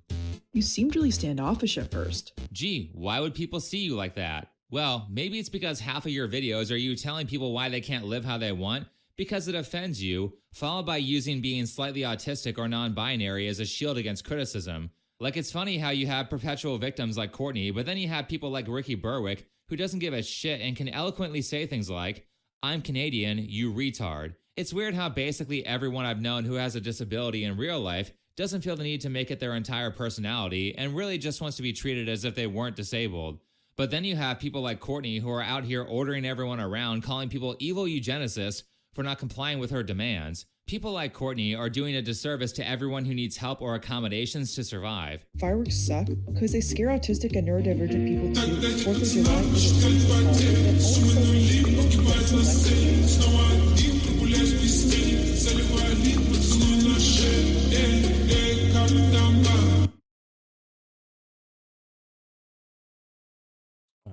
who was that? Oh, that was Tony. Nice.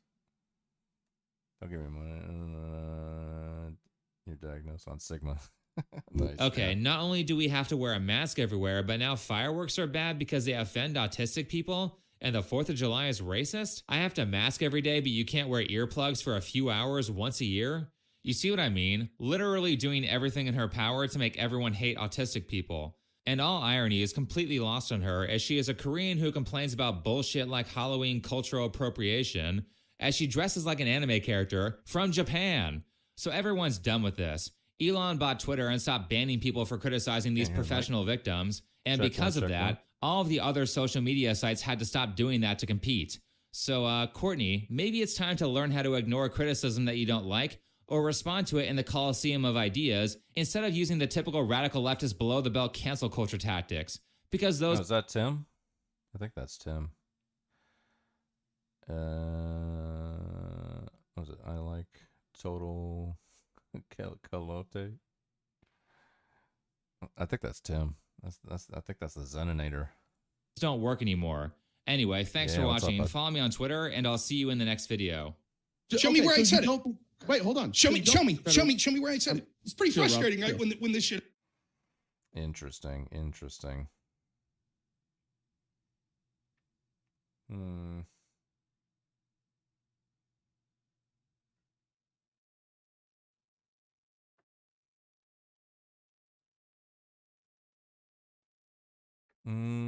What else we got?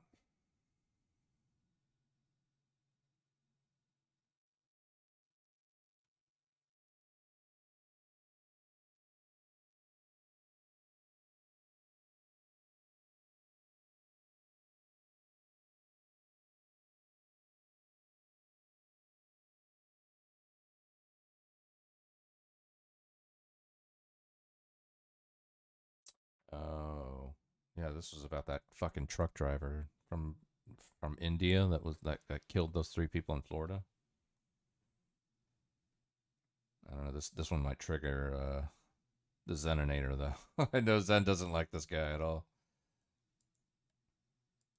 This happened yesterday, which was insane. Apparently this guy got in this crash and he killed like multiple people with this. And I don't even know what it is at all. Oh my fucking God. So let's take a look at it. Mom told me about this. Yeah.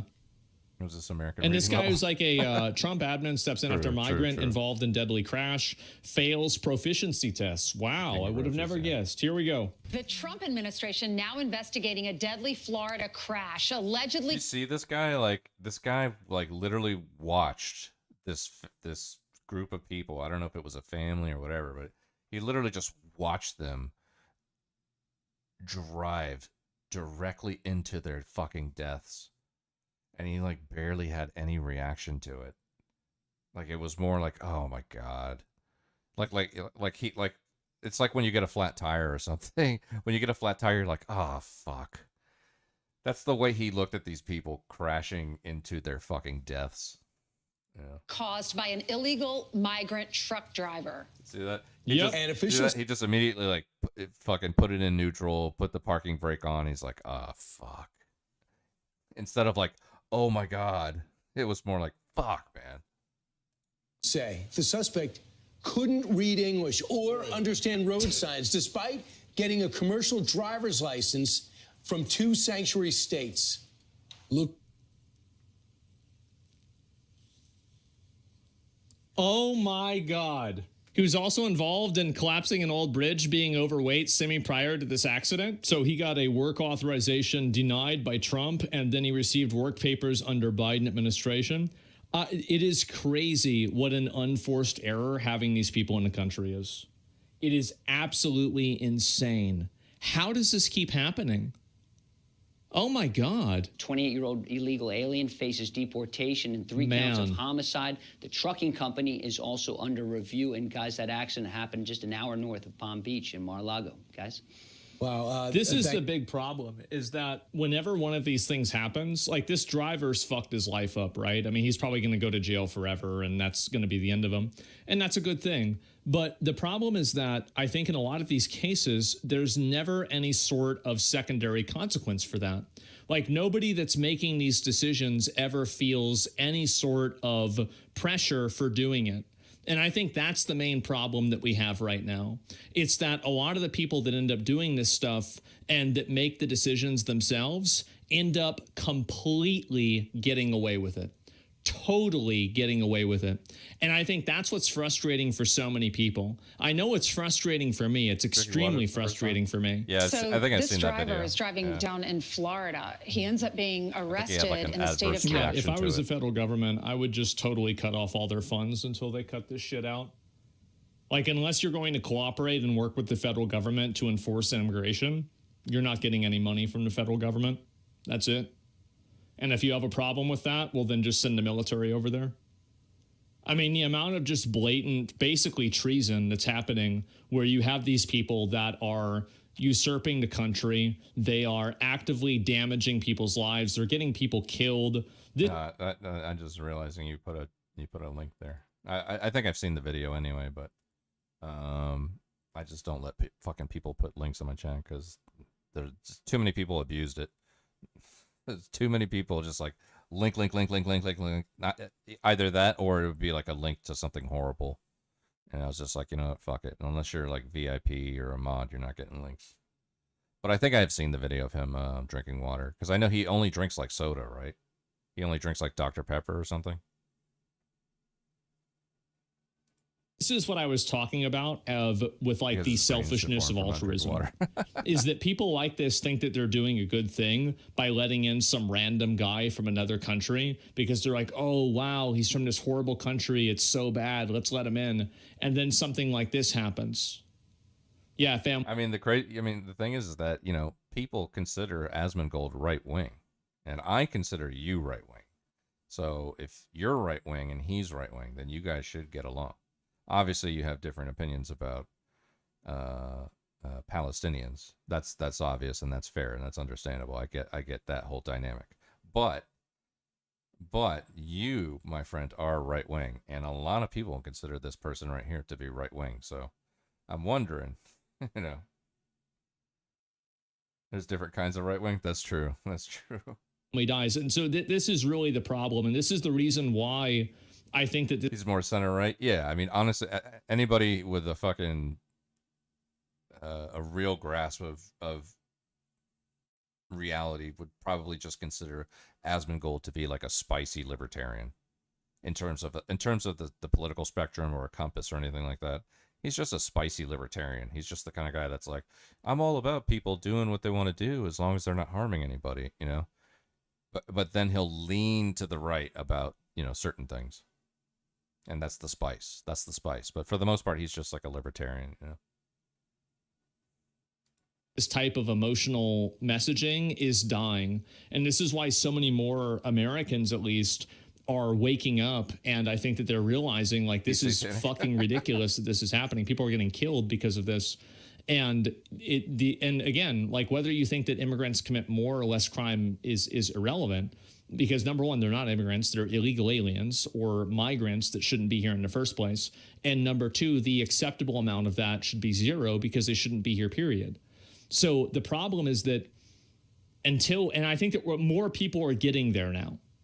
Many people are getting there. They fail at papers, please. Yeah, exactly. Criminals, not migrants. Yes, clearly. Tragedy is that normal people suffer the most from this crap, just trying to go about their day. Well, of course. Is this it? This trucker's CDL situation is getting so scary, even ultra-left Reddit is starting to sound like the MAGA movement. Ooh. As over in Florida, this trucker takes an illegal left turn on the highway, blocking all the lanes, causing a fatal collision. With the New York Post revealing the crash that killed 3 was caused by an illegal individual. And on the DHS's official reporting on the incident, they stated they attempted to use an official use only access point. And although he had no legal right to be in the country, California still issued him a commercial driver's license operating a 40-ton 18-wheel truck, as he should. Why are people putting up with this? This is the reason why I think a lot of people don't support Trump, by the way, is because you should be coming down with the full force of the federal government to absolutely crucify anybody and everything inside of the system that created this outcome. Totally fucking stop this. Like, prevent this from ever happening again. Like, that's one thing. Like, I was mad at Trump because he didn't put Hillary Clinton in jail. You said you were going to put her in jail. Did you put her in jail? No, nobody went to jail. Bill Clinton didn't go to jail. Hillary Clinton didn't go to jail. Obama didn't go to jail. Nobody went to jail. Nothing happened. That's one of the reasons why I was frustrated. I mean, what, arrest Newsom? Yeah, maybe. Sure. I mean, if you can figure out a way to charge him for something, absolutely. Yeah, I mean, or whatever, like, whoever is making the decisions there, yeah, of course. No one's above the law. For what, though? For creating a system that allows crime and not upholding the laws. And I think really, I mean, at a certain point, whenever you're allowing a bunch of foreign nationals to come into the country and commit crime and terrorize people, at what point is this not treason? Because there's got to be a point, right? It's criminal negligence. Yeah, like, what is this? Why are we putting up with this behavior? This is insane. Been sent home, but remained because he was afraid to return to India. And the more we know about this tragedy, the worse it becomes. They didn't send him back because he didn't want to go back to India? Is this a joke? Oh my God. That this was completely avoidable is compounded by the idea that this is a much larger issue than anybody knew about, as terrible policies in liberal states like California are even putting people in danger in conservative states like Florida. It's interesting how only local outlets and right-leaning media seems to highlight this horrible story. Well, it's because, again, the reason why they highlight it, it's because the media is completely biased. I mean, and Fox News is biased, too. It's not like Fox News isn't biased. They're just biased from the other side, so they're going to be talking about this all day. But it's because, again, all this, corporate media is completely done for the intent and the purpose of misleading you and making you believe something. That's it. Why are we okay with Trump pardoning officials that had lied for him in the past? Look up the records. It's all fucked. Well, it's because that's in his presidential purview to use pardons. Like, that's a fundamental, effective use of game mechanics. Like, I don't agree with, for some people that get pardoned, I agree with. Other ones, I don't. But at the end of the day, that's the way it works. He has the power to do that. I just think that they should exercise that power more. I think that letting these people run wild is causing such a huge problem. Places like Super Left Reddit is having discussions about this, attempting to be objective, with the top comment from r/truckers being about someone experiencing the same exact thing in Texas, spiraling into a Bro, conversation. I feel the same way. I shit you not. Some Indian dude just tried doing U-turn in front of me on Highway 380 here in Dallas-Fort Worth area. Dude almost had 3 lanes crash into him. Had I not keep going playing chicken with him, dude rolled his window down and started yelling at me. I was speechless. Who the fuck tries to do this shit at all? I mean, have you seen the way they drive in India? Well, I mean, it doesn't matter. I mean, they could be the best drivers in the world in India, but they shouldn't be getting a license here if they can't speak English. Like, I mean, it's not even a question. There's plenty of Indians that come over from India and they can drive without causing a fucking, a massacre. About how that specific country has different driving norms and how they have 1% of the world's vehicles but 10% of its deaths, which seems like a mature, objective conversation that isn't common on Reddit, except when you consider how much of their interactions are actually bots, which that post looks 100% generated by AI, with every single ChatGPT detector saying so, and that's the only way Reddit will accidentally tell the truth. And again, this proves absolutely nothing about foreign truckers as a whole, but why is it so difficult to have this discussion? Nobody has a problem with somebody who's a foreign person that's a trucker here. We have a problem, and everybody has a problem when it's somebody who's here who's not supposed to be here, who can't speak English and didn't take the tests the right way that they should have, and they're driving around anyway. Like, there's a massive fucking difference between these two things. It's a huge difference. In the first place, with the second most upvoted comment to being about how this same thing happened in Indiana, giving them certain feelings about foreign truckers, with the top reply to that being from someone sharing that same race, having the same feelings because they make them all look bad. And as somebody from an ethnicity also known for being notoriously bad drivers, I understand where Oh, God. Jeffrey, are you just getting to know? He's coming from. Most of us don't see this story and think, ban all foreign-born CDL holders. We just want to know how someone that doesn't understand the basics of our traffic laws. I think it's making people racist. I think that's what's happening, is that, like, now you're having people that want to throw the baby out with the bathwater. And so, like, these types of rules and everything that have happened, and this, like, blatant unfairness and this blatant disregard for the law. Oh, it has asterisks there because he's putting links, and I don't allow links unless you're like VIP or mod or something like that. That's why it keeps doing that. It also does that if you do like slurs and things like that, you know.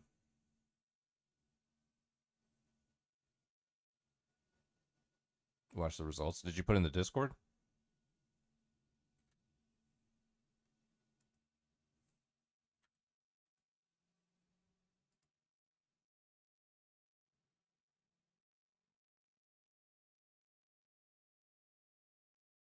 Make me VIP? No, I'm not making you VIP. You're gonna abuse it. You're gonna be dropping links every 2 seconds. I already know that. That's the only reason why you don't want VIP, because you want to be a very important person in the Leggett Lannis Jr. community. You just want it so you can fucking spam your links.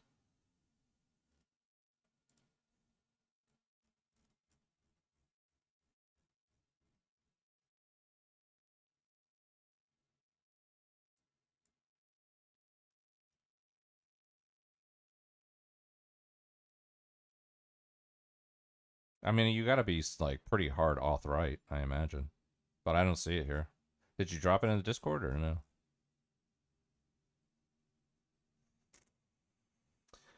K6MQUMV. There's gonna be K6. What's up, K6? Taiwan's ruling party's recall attempts against all 31 pro-China opposition China KMT lawmakers have failed. The Prime Minister has announced his resignation to take responsibility. Interesting.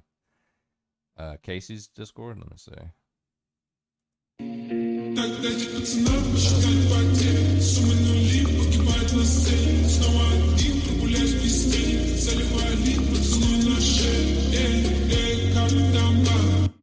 Let me see.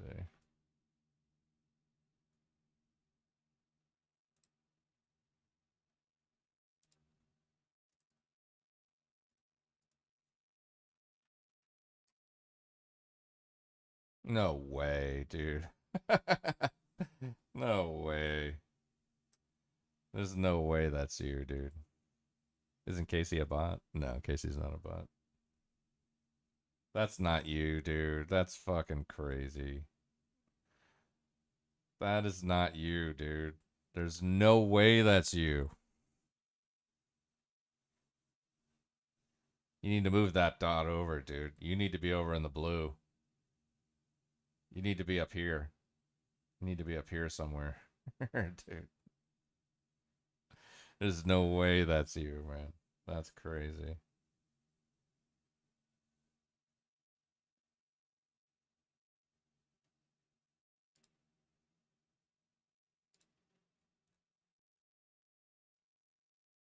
Took the test and I was literally dead center. I'm definitely in the blue somewhere. I'm probably where Zen is, but on the blue side.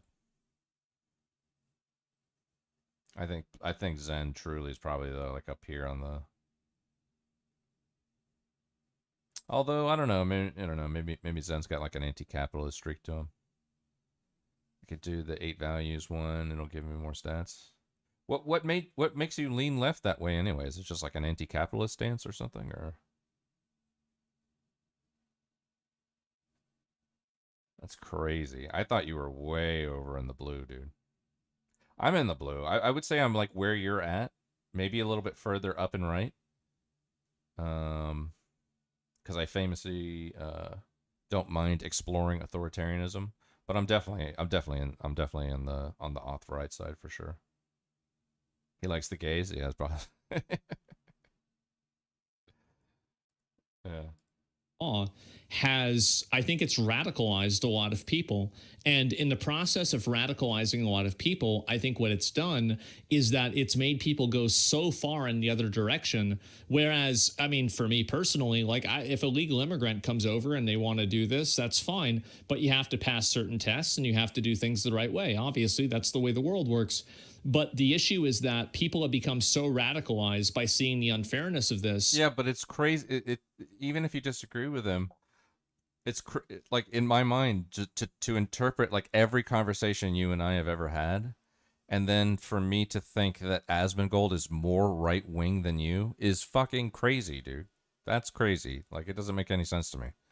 You must have answered like some super anti-capitalist stuff in order to get onto that side. But I'm replaying like every conversation you and I have ever had, and then I think about Asmongold, who's just a fucking libertarian, and I'm like, you're fucking, you are way further right with a lot of things compared to somebody like Asmongold,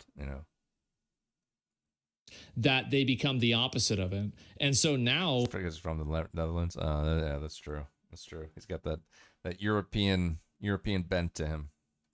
You have just general anti-Indian racism because of these select groups of people getting preferential treatment in ways that they never should have. And that's the issue, right? Is that the ultimate result and the end outcome of these policies is that it makes people more racist. That's what's happening. Was legally allowed to get a commercial driver's license and be given an 18-wheeler. So in the future, we can prevent this same thing from occurring again. Yep. No one is suggesting racism as a solution, but they'll always use the potential of that to deflect from real criticisms of a broken system. Well, that's exactly it. Yeah, I mean, anybody who criticizes this and they say, well, the guy can't speak English, there's like a, kind of like this like implication that it's racist to bring up this point. The next top comment on Reddit was them researching this specific driver as he shares the same name as a guy that 4 years ago used his... Oh, no!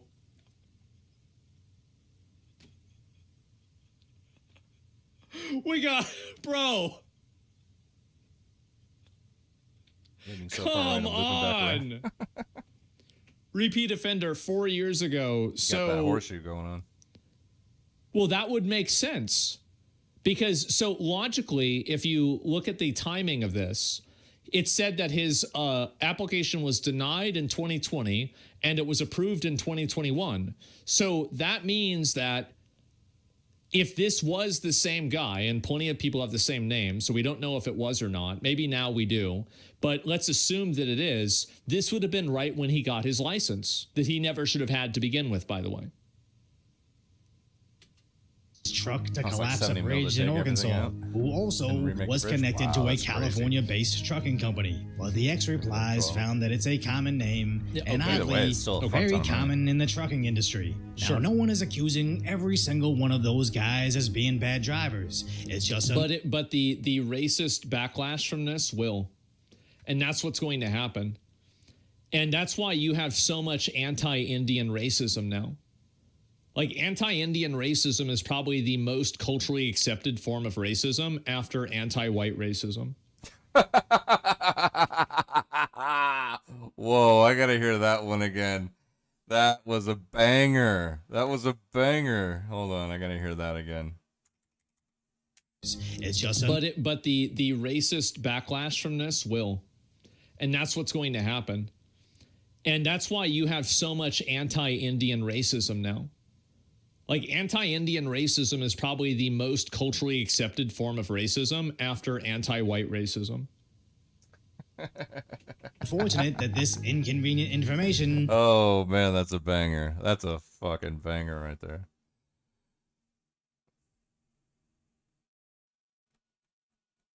Look at my like in the chat. Which chat? Casey's chat?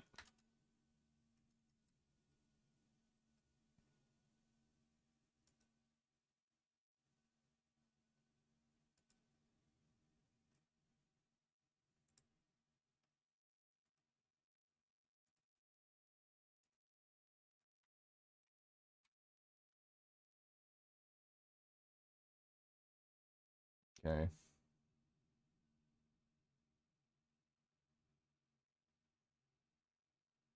Yeah, you definitely you leaned harder left on the anti-capitalist stance. Yeah. Diplomatic and about the same. Civil. Yeah, look at that. Look at that. Look at the civil axis, dude. That's what that's what I judge you on. I judge you on your civil axis right there. That's what I judge you on right there. Yeah. Civil and societal. Yeah. Closest match, theocratic socialism. Wow. Closest match, theocratic socialism. Ideological matching. Yeah. 8 values, theocratic socialism. That does not surprise me at all. I mean, the socialism part does, but maybe it shouldn't. Like, what's your problem with markets? Like, what don't you like about markets? Causes left-leaning media outlets to completely ignore the story. It's a pattern. Patterns don't lie. Yeah, but of course it's going to be a pattern because you have a lot of false positives of people that shouldn't be there. But the reality is that the majority of people that drive around and that are Indian, they're not driving around causing a chaos wherever they're going. It's not like they're playing Grand Theft Auto here. The problem is not with where a person comes from. It's whether a person is qualified to do what they're doing. So I think that, like, if you get focused on like this one issue with Indians, oh, okay, well, like, Indians are the problem. Well, what about a Brazilian? What about a Guatemalan that comes here? What about somebody from Africa? Like, the same problem still exists. It's and also even a person like a Russian, right? It's not racial even either. If a Russian's driving around and doing this, it's a problem. So the real problem fundamentally is not the country that they're coming from or what that country's culture is Then you like. shouldn't like It's fundamentally that they don't have the training to do what they're supposed to do. That's the big problem. That's the main issue. Gotcha. You're preaching reason, Okay. people won't listen to All reason. right. Well, yeah, but why would? And the thing is that when you're a circus, why not be? When you're in a circus, why not behave like a clown? People have been pushed away and told that any sort of reasonable discourse, like what I'm saying now, people call me a racist on the internet constantly. I'm curious. I'm gonna jump in the Casey's chat into his VC and see what he says about your fucking. Yo.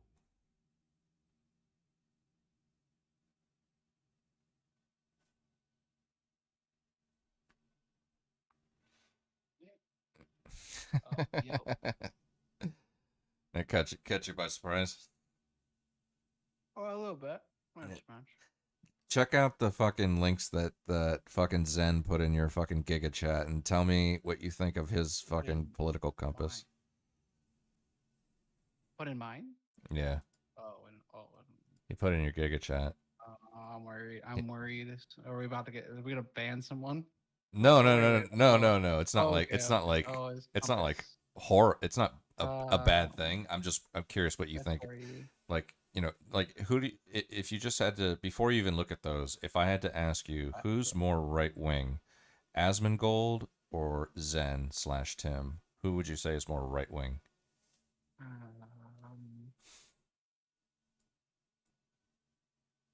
Tim. Yeah, exactly. Right? Like it's kind of like a no-brainer. Now, I mean, you can obviously weigh in like, economics and things like that, obviously, but in terms, I think when we say things like right wing, we're probably talking more societal, more cultural, more less economic. Well, that's what I was weighing. I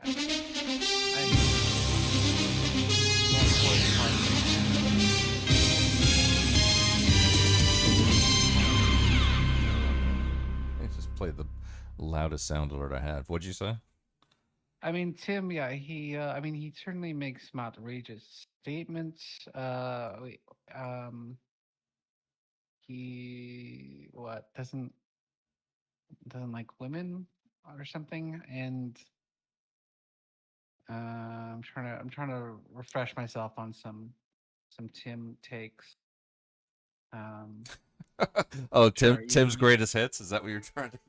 Yeah, you got a few N bombs. That's certainly. Yeah. Oh That's no. in 2 hours. Yeah. Well, there's definitely some slurs that are here and there. Yeah. I mean, that happens to the best of us. Certainly. I mean, I named my stream tonight Clanker Barrel after after all the Cracker Barrel discourse combined with You sure about it? That's dangerous on Twitch. it is dangerous on Twitch, but I don't care about recorded, Twitch. Like if my Twitch like burns to the ground, I could care less. Yeah. If the sun goes down for Cracker, everything's on the table. What do you think? So he put 2 there. I'm curious what you think of the first one and whether or not it's even accurate. Because when I saw his first one that he put there, I was like, okay, he probably answered like a couple anti-capitalist kind of questions, because like he ended up like pseudo tanky, and I was like, nah, I don't know. I know that he's, in terms of like societally, he's gonna lean way right, and I just don't know how he ended up over there. And then when you look at the second one, then it makes more sense, because it kind of differentiates it a little bit better. But the end result, what the 8 values political test called Tim's political stance was exactly what I thought it should be. Theocratic socialism. Exactly.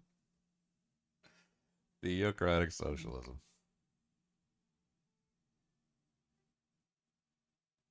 Yeah, that authoritarian is 90% done. Yeah, that's it's pretty authoritarian.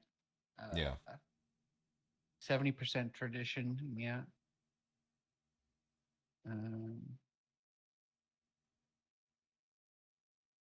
And to be fair, I'm not even knocking the authoritarian. I probably lean more on the authoritarian side than and the tradition side.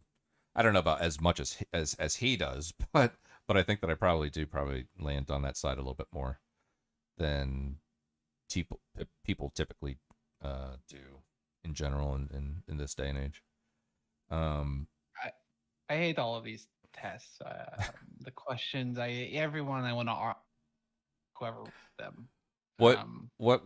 Yeah, but so if there was like that second test, right? It gave like 2 words that basically summed up Tim's view, if you took that 8 values test, what do you imagine those 2 words would come up for yourself? What what? Oh, Right. So it came up with theocratic what socialism is for theocratic? him. Like, what would the words that 8 values test come up for you if you took the test? Like, what would you imagine the words would be? Progressive socialist or something. I don't know. Really? Something like that. No, Casey would be on the bottom left. She would be like a fucking libertarian, fucking slide leftist. That's what he would be. Like, Not bad. you would be Asmongold, but pro-gay. You would be gay Asmongold. That's what you Yeah, would but be. the thing is, like, Casey is not a leftist.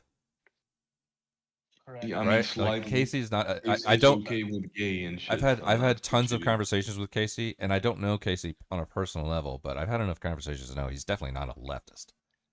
He could be progressive, all kinds of. What are you then? Well, I mean, economically, just like that DemSoc, progressive. Yeah, so you are a leftist. You do want fucking Depends on who's saying the word, but No, he's not a leftist leftist. politics, yeah. You want high taxes and shit, yeah. oh yeah. Okay, Yeah, but then, yeah. but you can be for high taxes and not be like anti-capitalist, right? Yeah, to be clear, I want to tax the rich. I want the middle class to have lower tax. Right, but you're not against capitalism or markets, right? No. Exactly. That's what makes him not a leftist in my mind.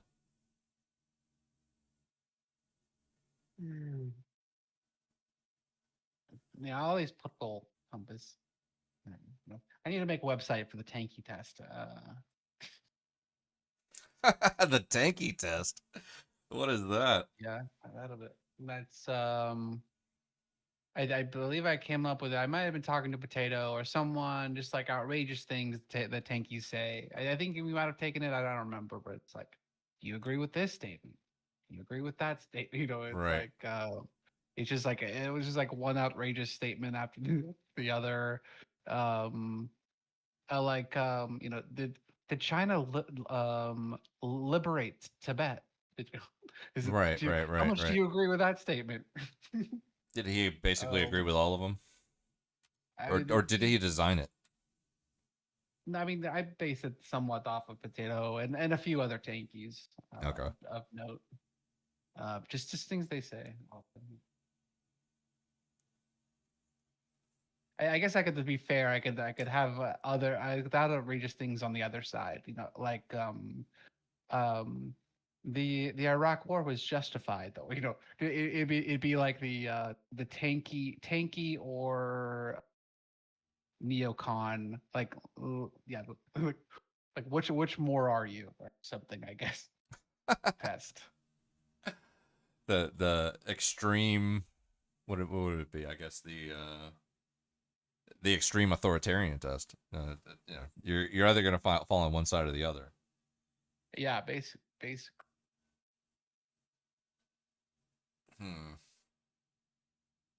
I mean, I've taken the test a few times. I've always ended up on I've always ended up auth right, but depending on the kinds of questions you ask, the dot that ends up on the compass can creep further up and right, or less so, more towards a libertarian stance. Just depends on the kind of questions. But I'm usually like on the auth right side. But I mean, I guess that's probably more typical for Republicans. But I was surprised with Zen's because he ended up like a mild tanky, and I was like, you know what, I know you, and it's probably just because you're like you probably just answer some anti-capitalist stuff, and I was like, okay, well, would he be anti-capitalist? I guess so. But the up and down is the authoritarian, so yeah. So even if he did that, he would still be. You'd still expect him to be up higher. Yeah, I'd never expected him to be down. The other test did a better job of evaluating. Certainly, probably, or somewhere in between or something.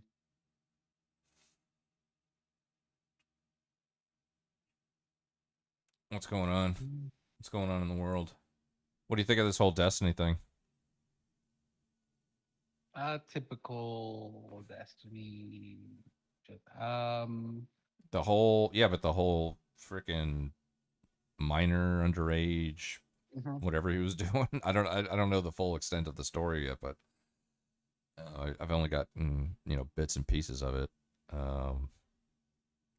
Yeah. But the Willie Mack stuff, from what I've seen, it's like he's basically admitted to, or at least shown evidence of having some form of a lot. That's of, the outrageous part of it, which is like just like that he's asking him like, yeah, do you still have those videos? And he even like pastes in like a screenshot of like the top end of like the video. He's like, yeah, I got a bunch of it. Why are you asking me or some shit? Or depends why you're asking. Like, whoa, bro. Well, yeah, but he was couching it in language like that would be the responsible thing to do in order to hold evidence or whatever it was, whatever way he justified it. After Willie Mac bro was like, that's sort of he said like it's outrageous or so that's sort of outrageous or something like that. Then he turned into sort of defense mode, like, yeah, I don't know, something with the lawyers or something. So the lawsuit, the lawsuit is because he shared a bunch of videos and sex stuff that he had recorded from other people. With this girl who shared him stuff. At some point, one of them gets hacked or something, and it all ends up on. No, TV I think Farm. it was that her boyfriend had her login stuff and just extracted everything. Yeah, I don't know if it was like a direct hack. I think like he just had access to it. Yeah. So and some of the things, at least one of the people, and it's mostly like audio, and you could barely see anything because it's mostly audio. So it makes sense that when she says like she didn't even know she was being recorded, like, and it sort of makes sense because it's like it looks like fucking shit was in his pocket, or like it looks like she didn't know it was being recorded. So that makes it extra fucking sketchy. But there's no goddamn reason why he, like, the fact that he had this girl's videos, that has no real bearing on the lawsuit. And also, he had it to begin with, which is bad. That it doesn't make any sense. Like, bro is just like, bro's just gross. I don't know. Well, I mean, it seemed like he was riding a bit of a high because the case against Pixie was going his way. Right? I think she initially tried to sue him for $15 million. It made the case sound more ridiculous. I think her lawyers mismanaged procedural. I am back. Yeah, her lawyers mismanaged procedural steps in terms of just how the case unfolds, and things were looking up and up for Destiny in terms of the case. But then this whole shit drops, and now now he's like in a. Hope Destiny goes to prison, man. I hope. Now he's in like a Vosh kind of situation, but like 10 times worse, I imagine. Yeah, a little bit worse. He won't go to prison or anything, but. Dude, fucking, I think didn't Willie Mack send that shit to the FBI? Yeah. One, I also think that's. I don't think anybody sent anything about Vosh to the FBI. No. Well, maybe they did. But oh yeah, there could have been some deranged person out there that did, but there's a website. Even. But nobody publicized it. Nobody who's like well known on the internet or has some visibility did what they did to Destiny to Vosh. That did not happen. I mean, yeah. You are like a financial cuck, right? You want Shmuley to have your last shekel. That's what you want. Why you like capitalism? Why? I don't directly attribute. First of all, hold on. I'm not going to entertain all of this fucking JQ language. All right, I'm not going to do that. I am fucking streaming right now. What is JQ? Okay? Who is that? Who is JQ? I refuse to think that you don't know what that means. I absolutely refuse, for someone who is obsessed with Jews and Jewish people, that you don't know what JQ means. Okay, you want me to say something that that it might mean, okay. and then you'd be like, oh, well, what about this and what about that, and then we're gonna open up a whole can of worms that I'm not gonna do. I'm not gonna entertain that. Yeah, I googled it, but I only know the full word. I don't know this abbreviation. I don't know. Okay, well now you know.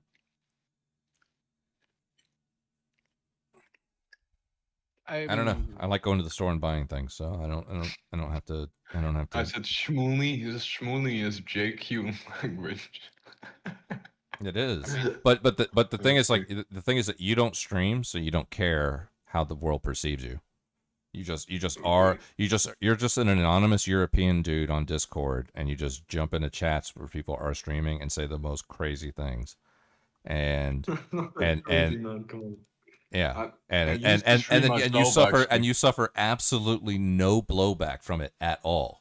So you can just sit back, you can just sit back on your throne and fucking laugh at the world. And I get it. I mean, I understand. But even if I had some pretty hardcore opinions that might be controversial, I wouldn't go while people are streaming and just start just blasting that stuff. Nugget, I used to stream myself, man. Why aren't you streaming now? You got banned? Are you the most banned person on the internet now? No, I didn't.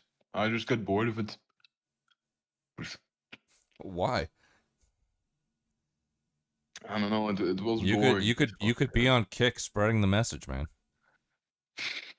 You could be spreading the message. Yeah, spread the word. Talking to people on Discord, but I would only basically stream if I'm in a call with you or some shit, like, or with Turbo, whatever.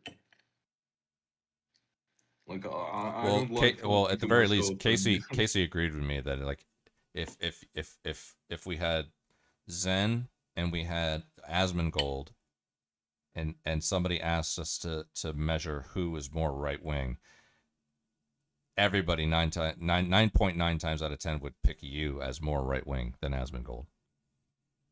I'm not even slightly a capitalist. What do you mean?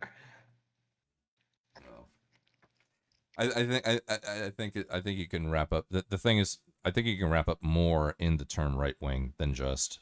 I've had this conversation before, because this happened when the whole Asmongold discourse started to unfold. I remember even talking to Casey about this, where it was like, when you say the term right wing, when you think about what right wing means, you think of people like Tucker Carlson and Sean Hannity and fucking Ted Cruz and fucking like people who are hardline conservatives, and it doesn't have to be but capitalism does not have to be like the beating heart of what it means to be right wing.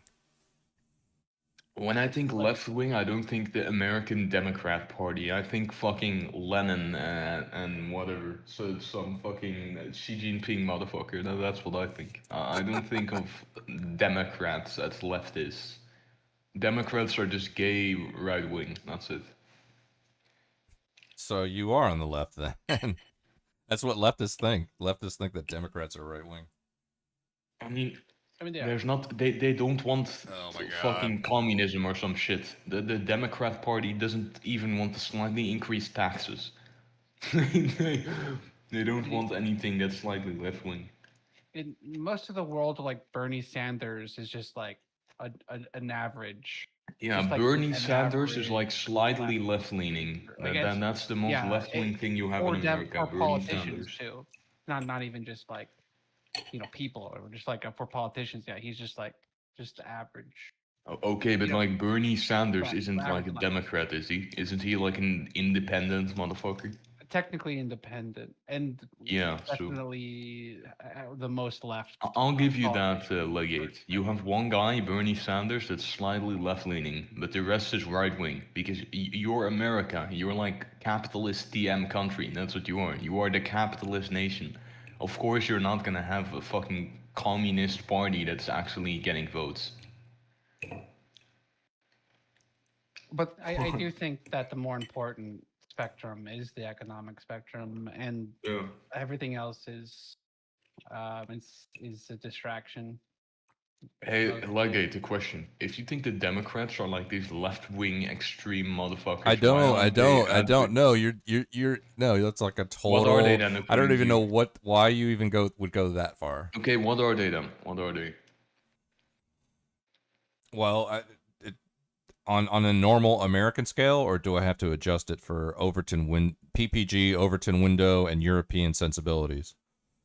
Because I know in Europe it's like, on an American scale, everything would be on the right. Like there is no left in America, right? No, the American scale from your perspective, everything would be on the right. But Okay, the American do scale you- over here would not be everything is on the right. Okay, but Because you're these basically saying Democrats- that there are fucking communists and then everybody else. That's basically what you're saying. There's No, you communists have- and there's no. everybody else. You have on the left, like all the way to the left, you have like abolish money, fucking North Korea, yeah. Then slightly more to the right, you have like we're gonna tax the rich higher, and then slightly more to the right, where we have like we want free healthcare, right? And slightly more to the right, you have these they don't want fucking anything. They're in the center, and then you have you. Who's like, I love markets. I want Shmuley to have my last shekel. That's basically the range. I think that even if you put it on a scale of like average Americans, the Democratic Party is more right than their base.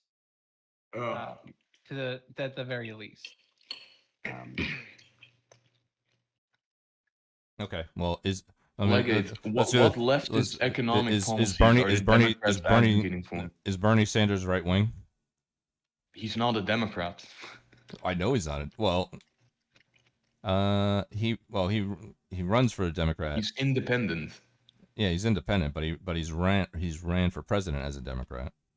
Okay, but I know some guy from Twitch who ran as a Republican, and he has the Soviet flag on his background. So with that same logic, I can say the Republicans now are communist because there's one communist guy in your party. Like, that's not how it works. Okay, well, I want you to judge like the general party and their general like politics and stuff. Do you really think the Democrat Party is leftist? What are they No. advocating for? They're not advocating for higher taxes on the rich. They don't want to control the market more. They don't want any of that. The only thing they want is gay.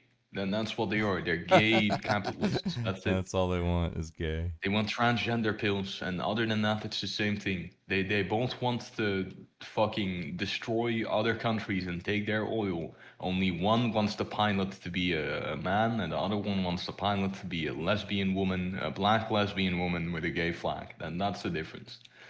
Oh, okay. What do you think about that one, Casey? Is that all the is that all the Democrats want? Black lesbian pilots and transgender pills? I mean, basically, yeah.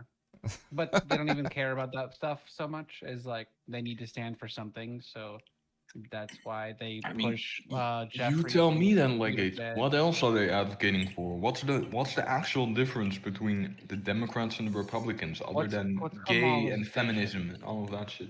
Well, what did Biden make sure he got done when he was in? What was the vision? What's the target?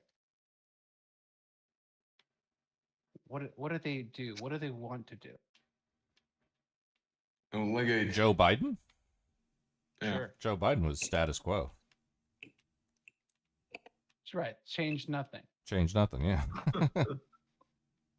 Yeah, but why were they leftish? But and he doesn't even change like Trump like raises or cuts the taxes on his omnibus package. Cutting billionaire taxes by quite a bit.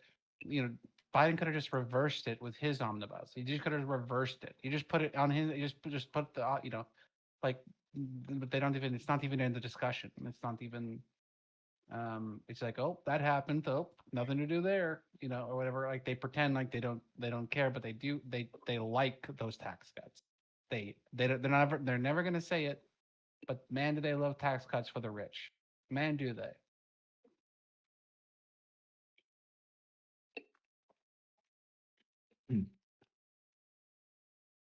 Okay, well, I mean, either way, I mean, it doesn't sound a little off to you to say something like Bernie Sanders is right wing. That doesn't sound off to you at all. Well, no one Bernie said that. Sanders isn't a Democrat. He's an independent guy. Like any independent guy can choose to join any party. Bernie Sanders Yeah, could but be if you Republican. ask a anything. if you ask a leftist, they will tell you AOC is right wing, Bernie Sanders is right wing, Anna Kasparian is right wing. Oh, they'll say that about the Bernie Sanders is like a centrist, I guess. He's like maybe slightly to the left, but he isn't anything strong.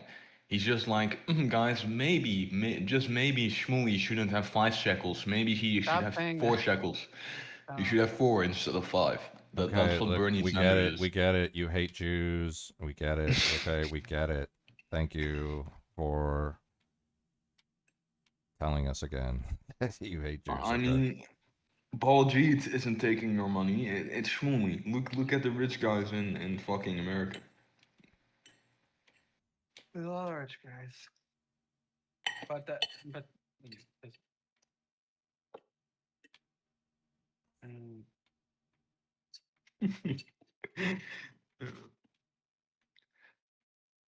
I think though, Legate, you have like a paranoia of getting banned. Like I've been on Twitch and I've said way worse shit than anything I've said in your channel, and I've never gotten banned. No, I had like 40 viewers. It's not. And I don't care about being banned. If I'm banned and I'm not streaming anymore, I don't care. I care about my real life. I care about my real life, and if I just put myself on the internet like I do, I don't know what kind of crazy fucking lunatic might be out there clipping me or doxing me or finding out who I am, which I have nothing to hide. I don't care. Like, I don't care about like how it affects me personally, but I do care about how things that happen online affect me professionally. And what you think they're gonna clip you in a stream with me saying? I see that I knew see I knew that you wouldn't even care what I said by starting that sentence with "you think that." The moment you said that, I knew you didn't even care how I feel about why I try to present myself in a certain way on the internet. I've already had this conversation with my chat. I've had this conversation with my chat a million times. There's just certain things about my job and my line of work where I have to maintain a certain status and be professional, and like yeah. You know, so you think the fact that there's like lunatic people out there that could find out who I am and just like say, yeah, well, this guy just hangs out with fucking people that talk about Shmuley and shekels all day. I mean, what kind of shit is that? That like that they could just said that to my employer and be like, well, I mean, and then I have to explain myself. Because you can't fucking control yourself for fucking 5 minutes about Shmuley and shekels, then now all of a sudden it has real world implications on my job. That's what I care about. I don't care if my fucking stream gets banned. Okay, but how would your employer be like, hey, fucking? I'm not gonna Legate, go into it too much because wait a second. Hey, Legate, I've seen your Twitch stream and someone else in the background said something, so you're fired. Like, what? Someone could send it. Legate could piss someone off. And I don't know. Like you said, there's crazy people out there. It's the nature of yeah. I mean, like you don't understand the nature of my job, what my job involves, who I work with. I'm not saying I'm fucking James Bond or I'm fucking curing cancer or anything, but like there's certain things about my job where you have to maintain certain things at certain times and you have to be a certain way. And it's not. I'm not talking about American. It's like the people you talk to, you get blamed for the thing the people you speak to say. That's like the most American thing I've ever heard. It's crazy. Well, I mean, you can say that, but then also at the same time, you're just an anonymous person in Discord, and you think you're invincible. So. That's it. That's the equivalent on your side. You just think you're fucking invincible. I mean, I've spoken on my streams. Nobody knows who you are. Nobody's ever seen you. Nobody knows who you are, and you just say whatever the fuck you want, and you could care less what kind of impact it has on anybody else's life. You could care less. You're basically like European PPG. It's like basically the same thing.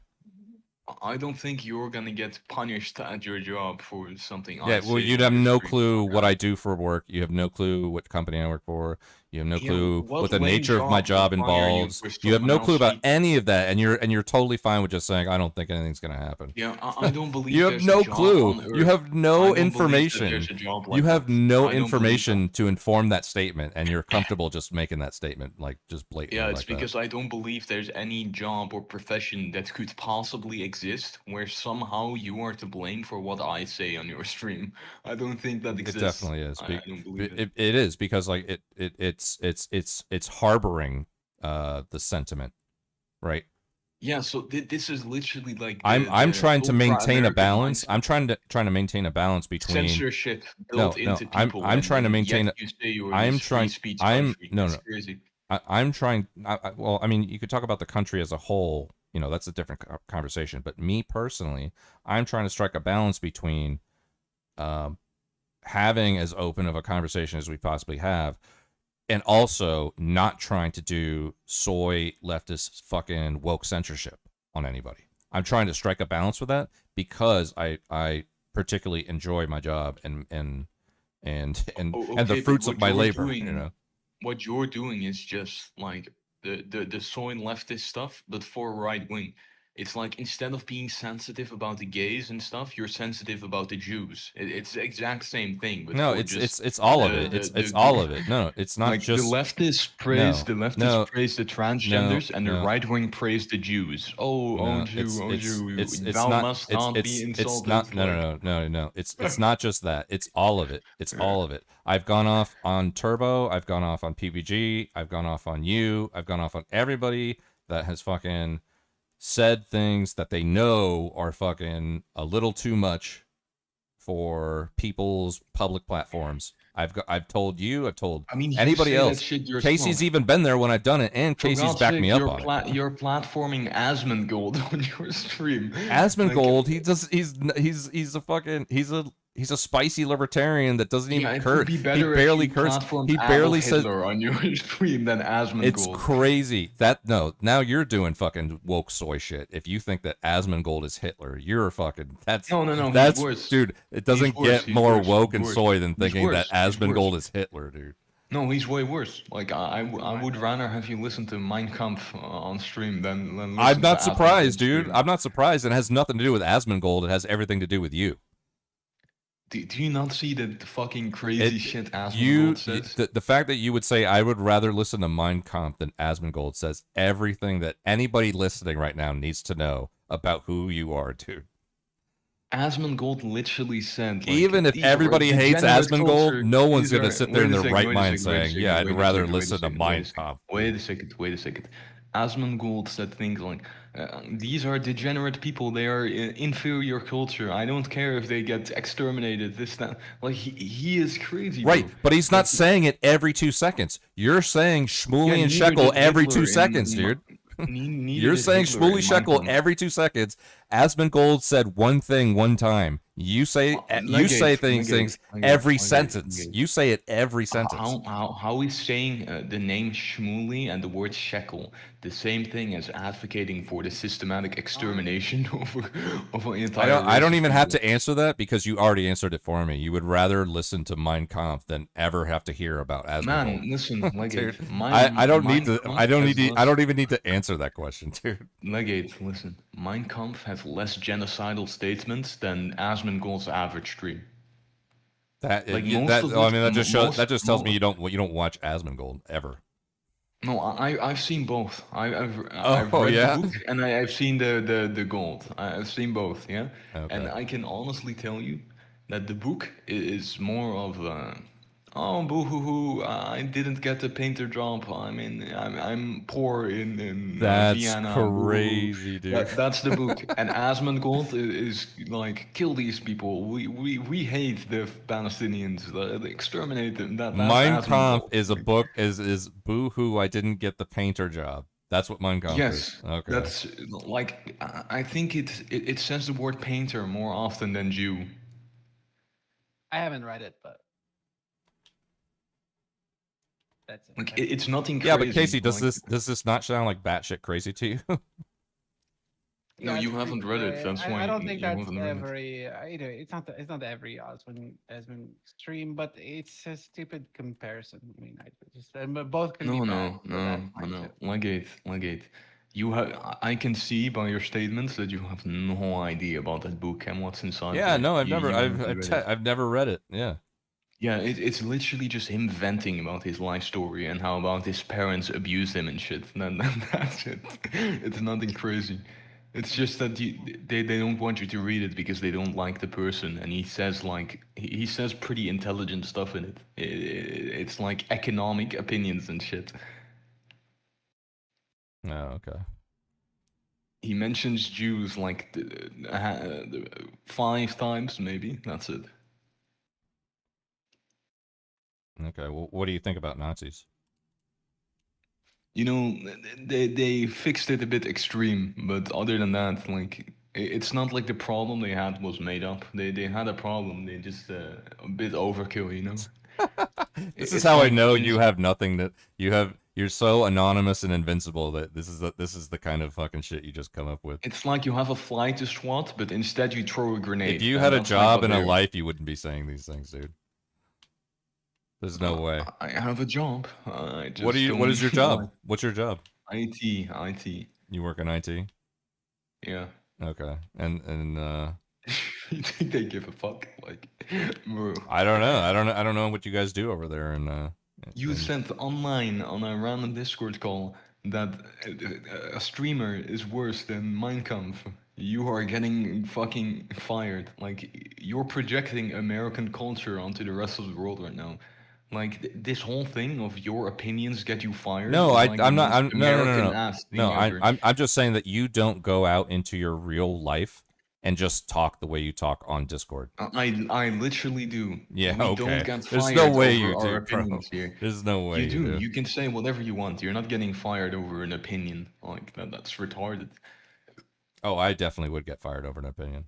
I definitely would. Yeah, that's because America is the most censored country on earth. I genuinely think North Korea has more free speech than America. And I'm not making an overstatement. They low-key have more free speech than you. I don't think so. They literally do. Like, Okay, you can't help me say out. Help anything me about out here, Kimmy. Casey. I feel like I'm fighting a one-man battle here. You can't say anything about Kimmy, but other than that, you can say more shit than in America. Like, in America, you can't. You're getting deported for pictures of JD Vance. You're fucking. You can't say anything about the gays. You can't say anything about the transgender. You can't say anything about the Jew. You can't say anything about literally anything or everyone without walking on a field of mines in your head, trying to dodge every trigger word. Right? In North Korea, you can't insult Kimmy, but at least you can say anything else. It's like, bruh. Well, America I is don't the know. I country think of woke censorship. That's it. I think it's completely reasonable for my employer to have concerns about what my opinions might be on the internet. I think that's reasonable. Wow. Like, you do your job, and he It's pays not my. you. It's That's see, but yeah, but you know what? I shouldn't even be having this conversation with you with how anti-capitalist all of your answers were for that fucking compass test. You don't even care about markets. You don't even care about like your job is just something that you go to, and that's it. That's all it is. I mean, you the, go the to rest your of your job, life. The rest of your life is theocratic socialism. That's your main. That's your main chunk of life. Your job is just something that you like use to like, you know, you get on the bus and grab a cup of tea or whatever the fuck you guys do in Europe. You know. Bro. He on the bus. Yeah. Like it. Think of this. You are paid. Let's say you are a mine worker. You are paid to go to the mine. Yeah. That's what you do. You don't go to the mine. You grab your iron ore and then you go back and you do the rest of the Minecraft activities. Yeah. That's it. It doesn't matter what you think about a Jew. It doesn't matter. Like, it isn't that deep. Your boss doesn't have to like fucking micromanage every opinion that you have and control you as if you were like a literal slave. Dude, the company I work for has hundreds of thousands of employees. All right, my boss is not just like, oh, you know, Tim over at in office 2H, you know, down the hall. All right, that's not my boss. All right. I work for a fucking huge company, and I've worked really hard to get to where I'm at, and it's not Okay, why I- does your it- company? not only why is should your it not only is it company- not worth Okay. it's not only is it not worth like not only is it not worth like having those opinions, but I don't even have those opinions. I don't share the same opinions that you do about Jews and people who are transgender or gay people or anybody who's not European Muslim, basically, right? There's European Muslims, and then there's everybody else, basically. No, not really. That you're just making shit up now. Like, Okay, then who do you like? We know who you hate, so who do you like? I don't even hate those people. Like, you're just making shit up. Okay, well, I mean, you don't like them. Yeah, that's for sure. Okay, so who do you like? I mean, the normal people. just Normal like- people. For example, I have no issue with you. Yeah, then there you go. Like, So I'm normal, right? yeah. I mean, I would consider myself normal, you know, like in the colloquial You're traditional a bit sense. crazy hillbilly, but other than that, it's no problem. Whatever. I'm just a typical. I wouldn't say I wouldn't say I'm normal. I would just say I'm Yeah, I typical. wouldn't say that either. I would just say I'm typical. Morally, it's fine. Would you? Typical? Do you think Casey? Do you think Casey's normal? No. Why? Why is Casey not normal? Well, because it's like fanboy anime bullshit. Anime is cool and Yeah, totally exactly. normal. A lot of Yeah, normal look. people like anime. Yeah, but you're like Yeah. you're Sure, gonna that's, throw the entire human being that is Casey away because of his online avatar. I mean, that's not it. It's like the tone of the voice. I think The tone he of the enjoys, voice. You can't help his voice. I And think I it's think on he's got a purpose. great I voice, think- but whatever. I think it's on purpose. I think it's on purpose. I think he likes the people thinking he's woman. I think it's like I don't think I speak like a woman. I don't think I speak like a woman. I don't think you do either. Okay. I think Okay? it's like a fanboy fetish, you know. Oh man. Well, you know, I think if that's the route you're gonna go, then we have to consult with Maida, because Maida is the person that actually has fanboy Why would it be fetish. a fetish? Oh, I know. Maida is also But weird. Maida would be the one to confirm whether or not you're correct about this. Which I disagree with you on this. About what? About Casey not being normal, quote unquote, or being femboy. What did you say? Femboy fetish or whatever, like all that stuff. I just think that Casey has a unique internet presence. That's it. Bro, he is I'm not- making AI Satan. What are you on about normal? Well, that is pretty spicy. I will say that. You might as well Not even make that spicy. AI Asmongold if you're gonna make AI Satan. Asmongold is Satan 2.0. Like I've that's not it. seen that. Well, yeah. Well, I that's still can't a understand that how is a topic Legate for another thinks- time.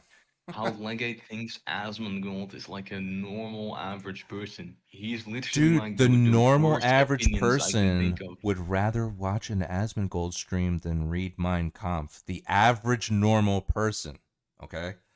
No. Yes, dude. You are not normal. You are the one that's not normal.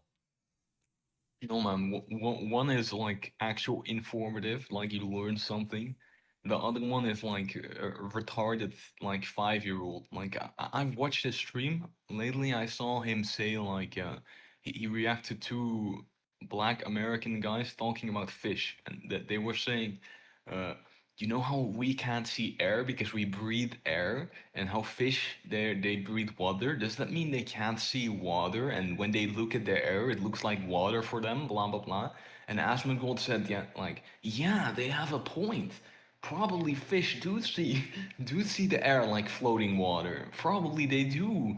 They have a point. They have like he's retarded. He's actually fucking retarded. Fair XMB is saying, pretty sure Asmongold has said worse things than Hitler ever said or wrote. I mean, that's just... Yeah, I agree. It's not, Yes. it's not true. That's... I mean, you know, we live in a very ideological world, if that's the case. Like the only reason why you're like so harsh on Hitler is because the people he's persecuting is the Jew, and the Jew is like he's like the high class American in your view. You like worship them at this point. Like you don't care about Churchill, for example, who said way worse and more racist shit than Hitler. You don't give a fuck because he said bad shit about the blacks and stuff. So it's like, it's just the blacks and the Indians or whatever. It doesn't matter, right? But it's the Jew, then it's that's scary. That's scary. Like it's hypocritical, bro. It's crazy. Well, I don't know enough about Churchill to have that kind of stance. Okay, on him, Churchill said about. I know he has a for pretty example. spicy past with India. I'm pretty sure that happened. Churchill said about Palestine, for example, that he was okay with it because a superior race of people is exterminating an inferior race of people. That's what he said. He said the superior race should exterminate the inferior race. In his view, that meant the Palestinians should be killed so white Jews can live there.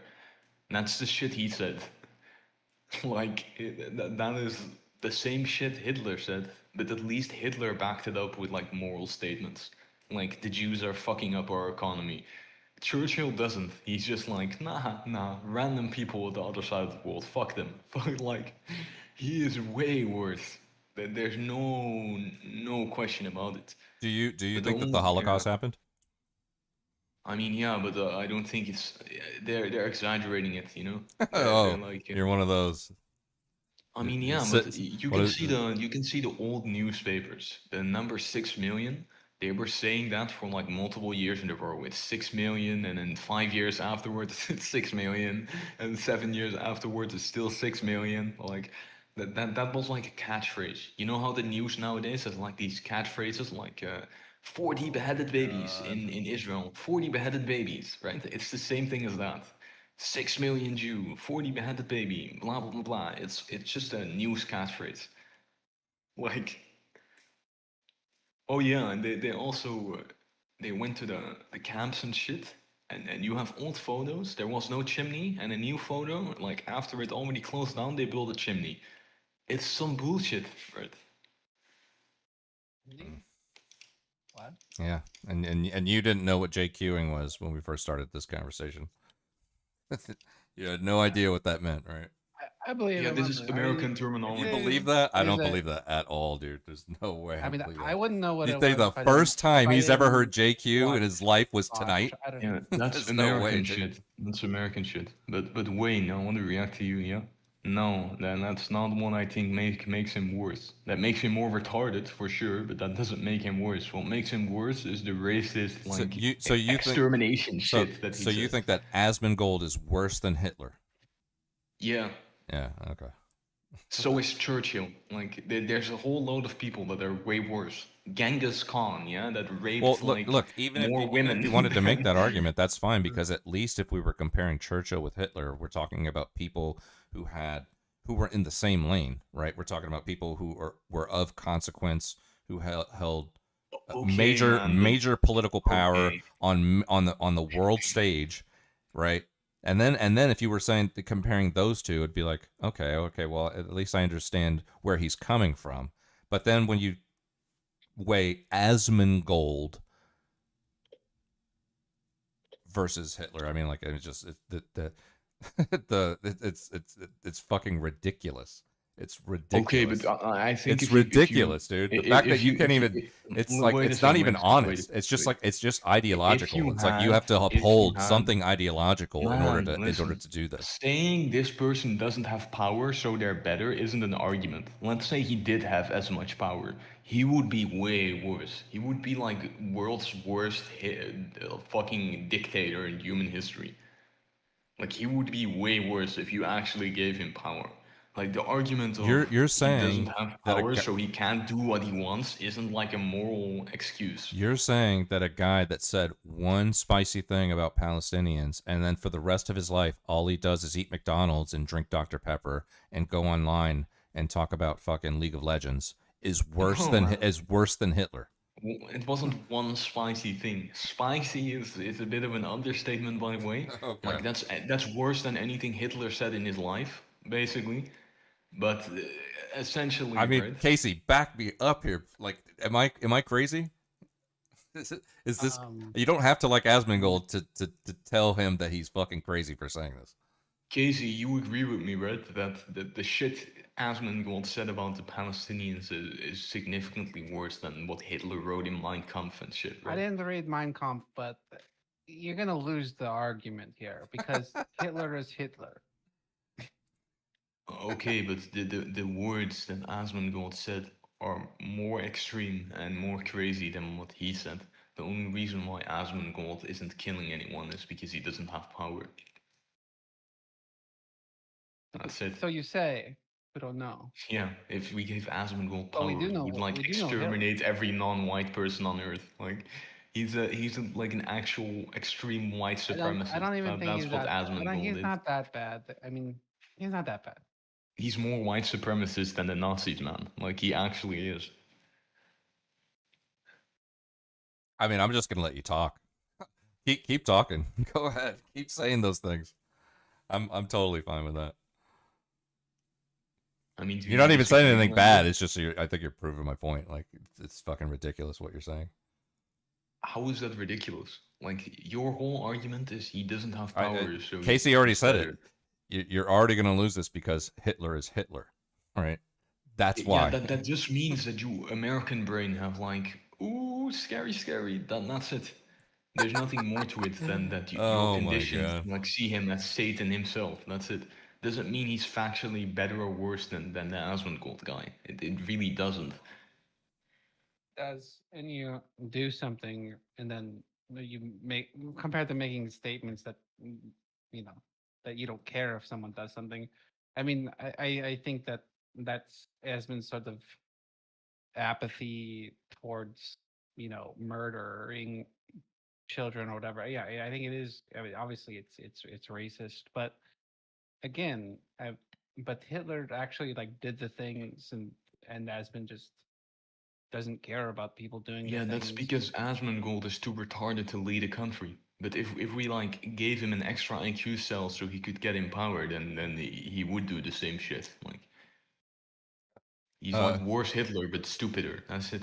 Like, there's nothing more to it. It's like saying PPG is a better leader than some president just because he hasn't been in power and the president that was in power acted like shit. Like, that's stupid. He would be worse, but he just isn't in I mean, power. That's it. like, how many people, in terms of percentages, in the entire world, do you think would agree with you on this? In the entire world? Yeah. In the entire world, a lot. In America, not many. What do you think? Like 4 billion people would agree with you? Like half the world? Maybe 3 billion. Maybe 3 billion. Okay. 3 billion. 3 billion. What? So Yeah, that would be almost 40% of the world. Almost 40% of the world would agree with what you need to understand about this. is that you are in a Western part of the world where World War II and Hitler is like Satan to you. To the rest of the world, it's like the same thing as Napoleon. Even most of the right? people in your own No, it's continent would disagree with you, dude. Yeah, we're the Western world still. I'm talking about like the other parts of the world. Like if you talk And to a Napoleon Chinese, wasn't a great guy. wait a second, Casey. If you talk to a Chinese guy, he sees Hitler the same as Napoleon or Genghis Khan. They don't see him as a person. They see him as like this historical figure that did some bad shit, but not anything They're special. Basically. definitely not as focused on that part of history, but I would still Yeah. disagree with the statement. Do you I think mean- a Chinese guy sees Napoleon, Genghis Khan, and Hitler any different? Yes. Why would he? If anything, he would see Genghis Khan as the worst one because he actually is the worst one, and Genghis Khan neighbors his country. Like Genghis Khan raped his ancestors, so probably they're gonna care more about that than Hitler. Like, They're probably more familiar with Genghis Khan, but I don't know. I'm gonna ask them, but even that, but outside of the Japanese, they'll care more about the Japanese They'll that took certainly their care more land about the than Japanese. yeah. So But still, this most thing, of the world, though, that doesn't describe most of the world. most of Even the if world, there's I'm sorry to 2.5 tell you, billion Casey, people but there. most of the world isn't Europeans and Americans. Most of the world is Chinese and Indians and shit and Indonesians, and they don't give a fuck about this. They don't. They see it as the same thing as any other historical, quote unquote villain guy, right? That's it. Does that make them They right? see it the same. Does that make them right? I mean, I think they are right. Like, I don't think he's significantly. Do you really think he's But significantly worse than Napoleon Genghis Khan and or the Genghis Khan, Japanese or they some were shit? conqueror. Genghis and Napoleon, though, at least they're conquerors. Yeah, and they also raped women and mass murdered entire groups of people during that There conquer. was murder certainly, but they weren't entirely focused on killing murdering civilians. Yeah, neither were the Nazis. The Nazis were focused on Yeah, but taxes yeah, and but stuff too. Like, what do you mean? You grew up in Europe, right? Yeah. So how did you not end up with this Western brain? Well, the education system is obviously retarded. Like, did you escape the Matrix or something? In my class, right, there were people questioning this shit with like the teacher and shit. Yeah, There right. Was already, Okay. Yes, there was already change happening. Some people made fun of it, like Yeah, they got it's mad like at first the teachers. first period is math, and second period is history, and third period is JQ, and fourth period is physical ed. No. They had history class, and during history class, some of the kids they got annoyed with the teacher, so they started writing certain things that I'm not gonna describe on your stream because you're gonna get mad at me, on the wall of the school, right on the wall. So there was arguments there because people didn't buy it. It was very obviously just a propaganda lesson of like, you need to feel sorry for these people. You need to feel sorry for this people. That's it. It really isn't the same as the objective history of the other topics. They don't condemn the tyrannical Egyptian pharaohs the same way as World War II. They don't. And the reason for that is increased sensitivity. And that sensitivity isn't global, that's localized. Well, I mean, it is fascinating always going down this road with you because I just don't Legate. know. Can you maybe I'm just too Western brained. Maybe I'm just a Westoid and Legate. Can you give me an objective reason why Egyptian pharaohs shoving sticks up people's ass and killing like fucking millions and millions and millions of slaves and shit is any how do I say better than Hitler or Mussolini or Stalin? Like, I think when you talk about that scale of time having passed, things tend to sting less, right? So, for example, and I'm not going down some fucking, Israel did 9/11 fucking rabbit hole because that is not what I'm doing. All right, because I know that you're gonna do. I know that I'm gonna bring up this example, and you're already gonna go down that rabbit hole. So this is not what I'm trying to say. But the guy that owned the tower was conveniently not at work that day. In 2002, people weren't making 9/11 jokes, right? But now in 2025, people can make 9/11 jokes, and I don't particularly find any of them funny, but I've seen 9/11 jokes that landed really well with audiences, and it's just over the course of time, things tend to sting less, right? So if you're gonna go all the way back to the fucking pharaohs versus something that happened 80 years ago with an interesting fellow in Germany, it's that gap in time is the reason why nobody gives a shit about pharaohs sticking sticks up people's asses. Nobody cares about that. Why does your American school not care about what the Japanese or what you did in Korea or what the Japanese did in China? Why do you not learn shit about that? But you get like hours and hours of brainwashing about how the Jews are eternal victims. Like, why? I mean, some schools do. It just depends. I went to private Catholic. To private Catholic schools my whole life. Like what we learned in private Catholic schools was different than what you might learn in a public school. So okay, I'll tell you. what we learned in my school is we went straight from the Middle Ages to Hitler. That's it. So you started with cavemen, yeah. Then you went on to the Greeks and Egyptians and shit. Then you went to the Middle Ages with fucking kings and knights and shit. And then the next chapter is Hitler. That sounds about right. Yeah. Other than that, there's no Japanese. There's no American chapter about Well, the we had fucking American chapter. That was Cambodian sort of big. motherfucking genocide or whatever isn't in there. The fucking Bosnians aren't in there.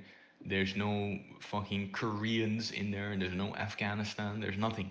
Nothing. All of that is left behind. It's only Jew. I mean, I think the American education is entirely shit. Certainly. Well, I'm not the American. idea that they're not going to teach us like all the horrible things that we did or whatever, and cover Vietnam and not mention like fire bombings of Cambodia's to the tune of hundreds of thousands, literally hundreds of Like, thousands. you're not gonna like this Or like like- it, but like objectively, if you want to get like an objective view of history, the World War II isn't even relevant enough to enter the book.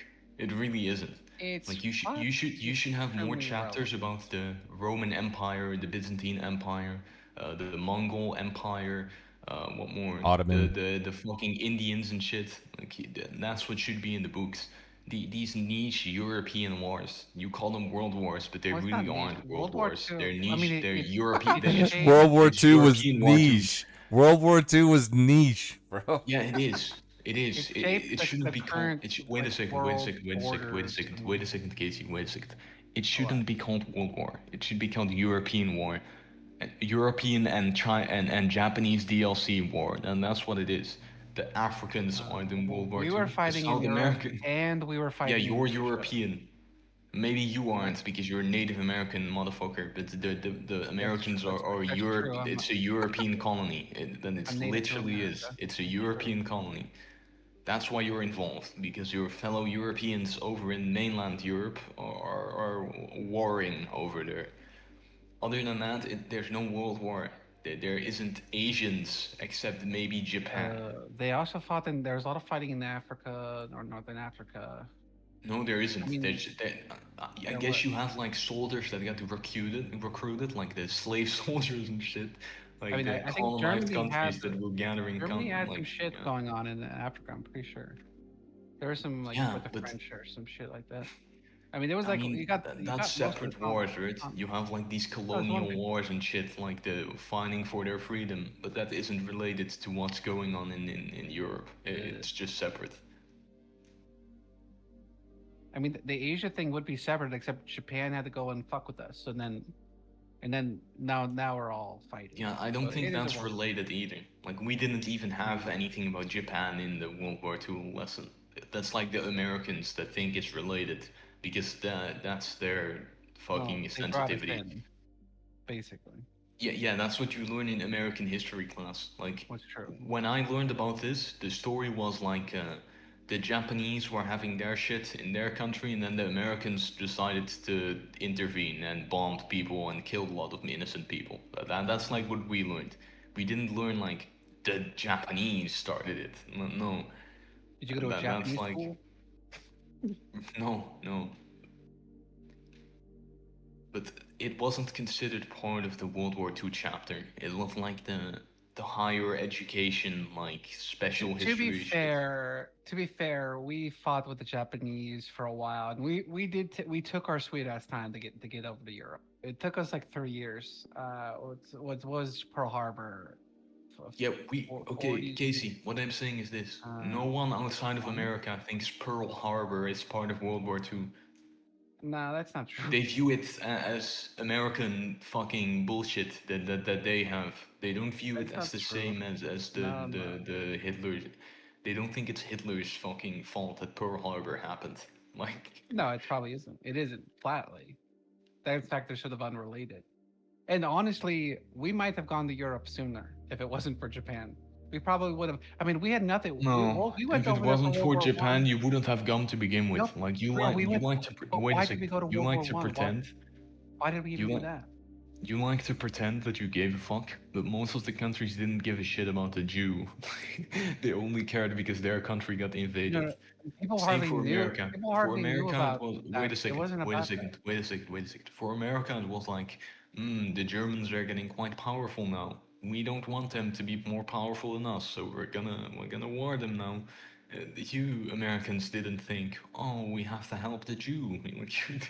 You didn't care about No that. one thought That's because not of Holocaust or because of Germans Yeah, killing. they fought over There the wasn't country. it wasn't well published or known about. But again, we went over there for World War One, and there was a hell of a lot less reasons that we were already helping England. We were already shipping them all kinds of weapons and shit. Yeah, but we my went over there point for is, World it's War not the One. Jew. That's